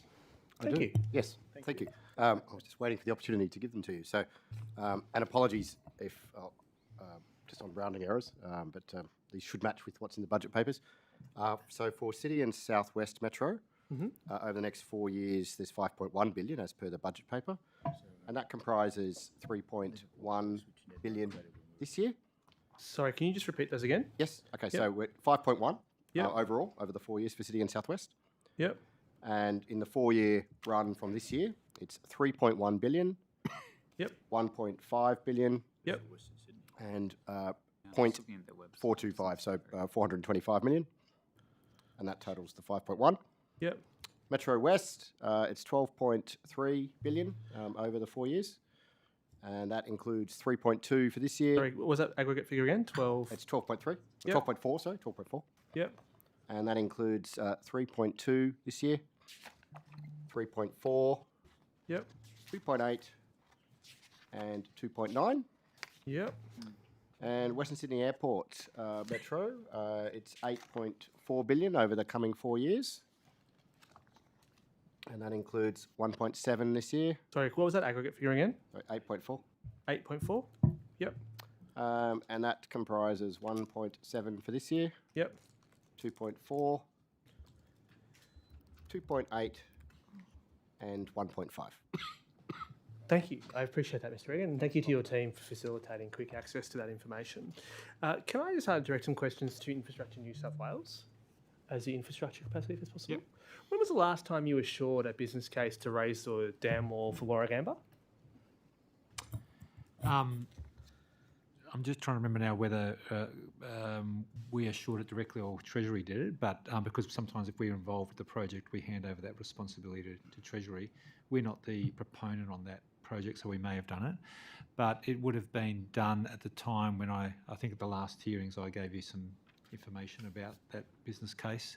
It would have been done prior to the finalisation of that business case, which would have been in 2021, I think was my recollection. 2021. And has there been any refresh update that to that business case that you've assured since 2021? No, because ever since that time, the project has been going through its environmental impact statement, exhibition, and then planning assessment process, which is still underway. Okay. And in respect to the request for federal assistance to this, which the ministers have maintained has been lodged with the federal government, both this one and this prior government, prior to the cut-off that the Secretary was referring to. Why is the federal government, do you know why the federal government is saying that no business case has been received from them, if there was one that was assured in 2021? I can't say why they're saying they haven't received it, no. I And can say that they have received it. have they received it? They have. When did they receive that? They received it in, I believe it was either the end of January this year or within the first few days of February. Okay, so the previous government, Mr. Morrison's government, received it in late January, early February this year? And Yes, was that I what wouldn't that was say, lodged I with wouldn't say it infrastructure? was the Morrison government received it. I would say Infrastructure Australia received it, which is Sure. a separate agency. Yes, I accept the distinction. So it was a business case was lodged with Infrastructure Australia. Well, what were we asking the feds to assess? There were discussions going on at a ministerial level about seeking joint funding of the project. So we weren't asking them to asking for anything particular. INSW wasn't. We were giving them the business case so they could undertake their own assessments and provide advice to their own government. Okay. And then separately, it's been established on the public record by both the federal and all the state governments, the current federal government and all the state governments, that a letter of some form was sent by the former Minister for Western Sydney to the current Federal Transport Minister. Does that accord with your recollection? I believe so, yes. And that letter apparently is the formal funding request, according to the statements that have been made by various ministers, and I think the Premier as well alluded to it, or at least cited that as a reference point for one of the times in which he made a request for federal funding. Is that accord with your recollection? There have been a number of pieces of correspondence back and forth between ministers. So it's not really, and I probably, if you wanted me to give you a really precise answer on that, I should take that on notice and go and check the correspondence. Thank you. What is the benefit ratio for raising it, or assuming that all of its costs are picked up by the state government? The benefit cost ratio is over 1, and it compares favourably to all the other options that are presented in the business case and in the EIS. So that information is actually And does that made available in the EIS, Mr. Mookie, so I can provide that to you. But I'm interested in when the business case was prepared in February 2021, we assumed, or did we assume that it would be 50-50 funded? Because that's been the view So the Premier's the business maintained. case assessment was done on the basis of the total cost, not any funding Yes, arrangements. hence my point, right? So the total cost may have a benefit, but if we have to pay $3 billion of it as opposed to $1.5 billion, clearly the benefit to us is half as to what it would otherwise be, correct? So I'm not sure those numbers don't accord with anything that I'm Well, how aware much of. will it cost to raise the wall? The figure that we've put out, and I think is the latest estimate in the EIS, was around $1.95 billion. That's comprising the $1.6 billion that people have discussed publicly, which was the unescalated cost at the time of the estimate, and there was an allowance for between $250 and $350 million of escalation. So you're telling us we'll get the wall raised for 1.9 billion plus a couple of extra 100 million for escalation? No, the estimate was up to 1.95 billion, including escalation. That was the estimate that was used for the. And when was the EIS again? The EIS was at the end of about a year ago. Okay, and so your view remains that we're still getting 1.95 bill. We'll get it for that. Well, it allowed for escalation. That'll depend on the escalation between the time that was done and whether those escalation estimates are accurate. But yes, it did allow for escalation for an outturn cost of 1.95. Thank you, Mr. Draper. Can I just ask, did you ever get to the bottom of whether or not all business cases after investment decisions are made have been published on your website? Yeah, I think we provided you a reconciliation on notice on that. Great, thank you. Yeah. Can I just, returning to the Great Western Highway, can I ask the state contribution for this, and we're referring here to either the east, or I'm referring principally to the east and west elements of it. What is the money that's been allocated in the forward estimates for this project? I'll just pass to Mr. Drover. Yeah, so for the east and west parts of the program, we work on the basis that it was an 80-20 funding agreement with the federal government, 80% federal government, 20% state funded, and the state component was fully funded. And we were at an advanced stage with the funding allocation. And I think Mr. Fuller has the exact number. Great, thank you. No, happy to help with that, Mr. Graham. At this point, obviously, as you're aware, there's a few elements within the Great Western Highway. So my understanding is that the allocations we've got between Katoomba and Lithgow state and federal funding, this year's allocation is 142.9.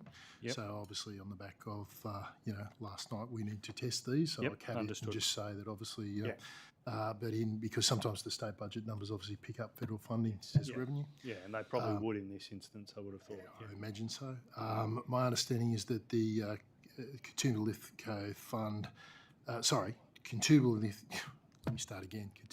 to Lithgow section, the state con fund allocation is 37.9 million. And then the construction of east and west sections, the state con fund is 70 million in this financial year. Sorry, you'll just have to say that again. The east and west sections, the state con fund contribution is 70 million, and the federal contribution was 35 million for the financial year 23. I missed what that applied to. For the east and west. East and west. Yes. Yep. Right. So the state you have gone too quickly for me there. You're right. The state contribution to the east and west sections in total. For 23, $70 million for this financial year. Yep. Federal contribution was 35, as it currently stands in the budget papers. Okay. And what are the contributions over the forward estimates? Over the estimates, and as I say, this would obviously be caveated with the decision last night, and these would need to be reprofiled. In total, it's 142.9 for this financial year, 540.5 for financial year 24, 1.29 billion in financial year 25, and 1.16 billion in financial year 26. Yep. And that's for the east and west. My understanding is that's the total allocations for Great Western Highway between Katoomba, Lithgow and the east and west. Right, okay. Does it include the tunnel section? No. Actually, sorry, I should clarify. Within Katoomba to Lithgow, I'm sure it would include some development, some tunnel funding, planning. but not for delivery. Yeah, so there is zero. So to be fair to say, I take that at point. So the tunnel planning money, but zero tunnel construction money in the forward estimates altogether. The state, New South Wales government had allocated money towards the central section, as in the tunnel section, but it was yet to receive confirmation of federal money. Right, obviously the state's so contribution in the forward was subject estimates, to. I think it's government time now. Okay. We've got some questions. Order. Did you want to just finish that one question and then? Yeah. So in the forward estimates for each of the years in the forward estimates, how much is in there for the central tunnel section? I'd have to come back and just confirm what's there in terms of development specifically for that component. I'm not sure it's broken out in the budget paper. All right. I'd be comfortable with you doing that on the basis of the information you provided. Thank you. Thank you. Did the government members wish to ask any questions? Who's the good cop? Who's the bad cop? Please go ahead, Mr. I'm always bad cop. I have a couple of questions, probably for Mr. Longland, but through you, Mr. Sharp. It's been over a year now of bargaining with the unions, and we've seen Minister Elliott and Minister Tudor-Hope have been calling on the government's offers on wages and conditions to be put to a vote of train workers. What is stopping this from occurring? Look, I'll just preface this. We are very keen to take a package to our staff. We believe our staff should have the opportunity to vote on the package. We believe it's generous, but I'll pass to Mr. Longland in terms of the drivers of the delay. Thanks for the follow-up, Mr. Sharp. Absolutely, both rail agencies have been for some time preparing to take the new enterprise agreement to our staff to vote. We're not able to do that at this time, and that's related to an undertaking that was provided to the Fair Work Commission as part of the earlier discussion we had around the good faith bargaining orders and the case that's underway. We're certainly keen that we can progress that as quickly as possible and that we're able to get the package to our staff. We believe it's a fair package. It acknowledges all of the progress we've made during bargaining, particularly not only on wages but also on all of the other claims that our staff have asked for. So we'll await the outcome of the Fair Work Commission, and we'll move as quickly as we can to get that package to our staff. And what does this enforced delay mean for workers in terms of accessing the pay rise, the improved conditions, and the $3,000 sign-on payment that the government is offering under the proposed enterprise agreement? So at this point, we're not able to make any of those new payments or allowances available to staff. The package, the enterprise agreement, would need to go to our staff for a vote.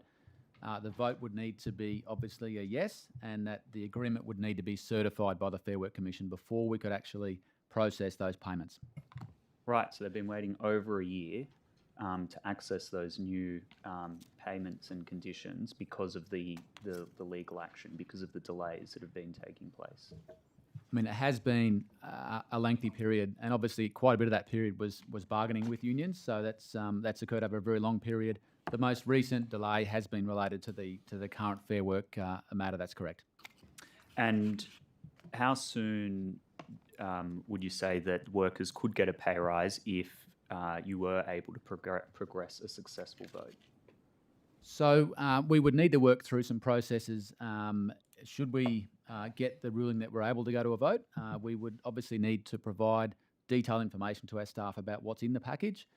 We'd also need to make the draft agreement available for our staff to review, and that's called an access period. And then we would need a number of weeks to undertake the vote. So obviously coming into the back of the calendar year, things are getting quite tight, and we're certainly keen to keep the process moving. Thank you. Great. From me. Anything else? Okay, thank you. That does conclude our hearing for today, and I believe that concludes all of our hearings for the year and for the parliamentary term. Thank you. I know. Chair, if I could say, Mr. View, I have just tabling for the Federal Court originating application, a statement of claim for you. Thank you. And Chair, also just one of the numbers I mentioned earlier about the taxi operating areas, just a correction, that should be 142, not 132. If we can note that in the record, please. Thank you. Right, so that does conclude. I would like to give a heartfelt thanks to all of you. I know that you have spent many, many hours with this committee and also on the other inquiries that have been run in relation to transport matters on the PAC and on the Public Works Committee, etc. You're not saying we're finished. We are finished. Come on. We've run 10 inquiries, which I think makes us one of the most productive portfolio committees. But yes, thank you, members, and thank you above everybody else to the committee secretariat, to Hansard and to our tech team who have done such amazing work for us all. That's a wrap. Thank you very much. Thank you.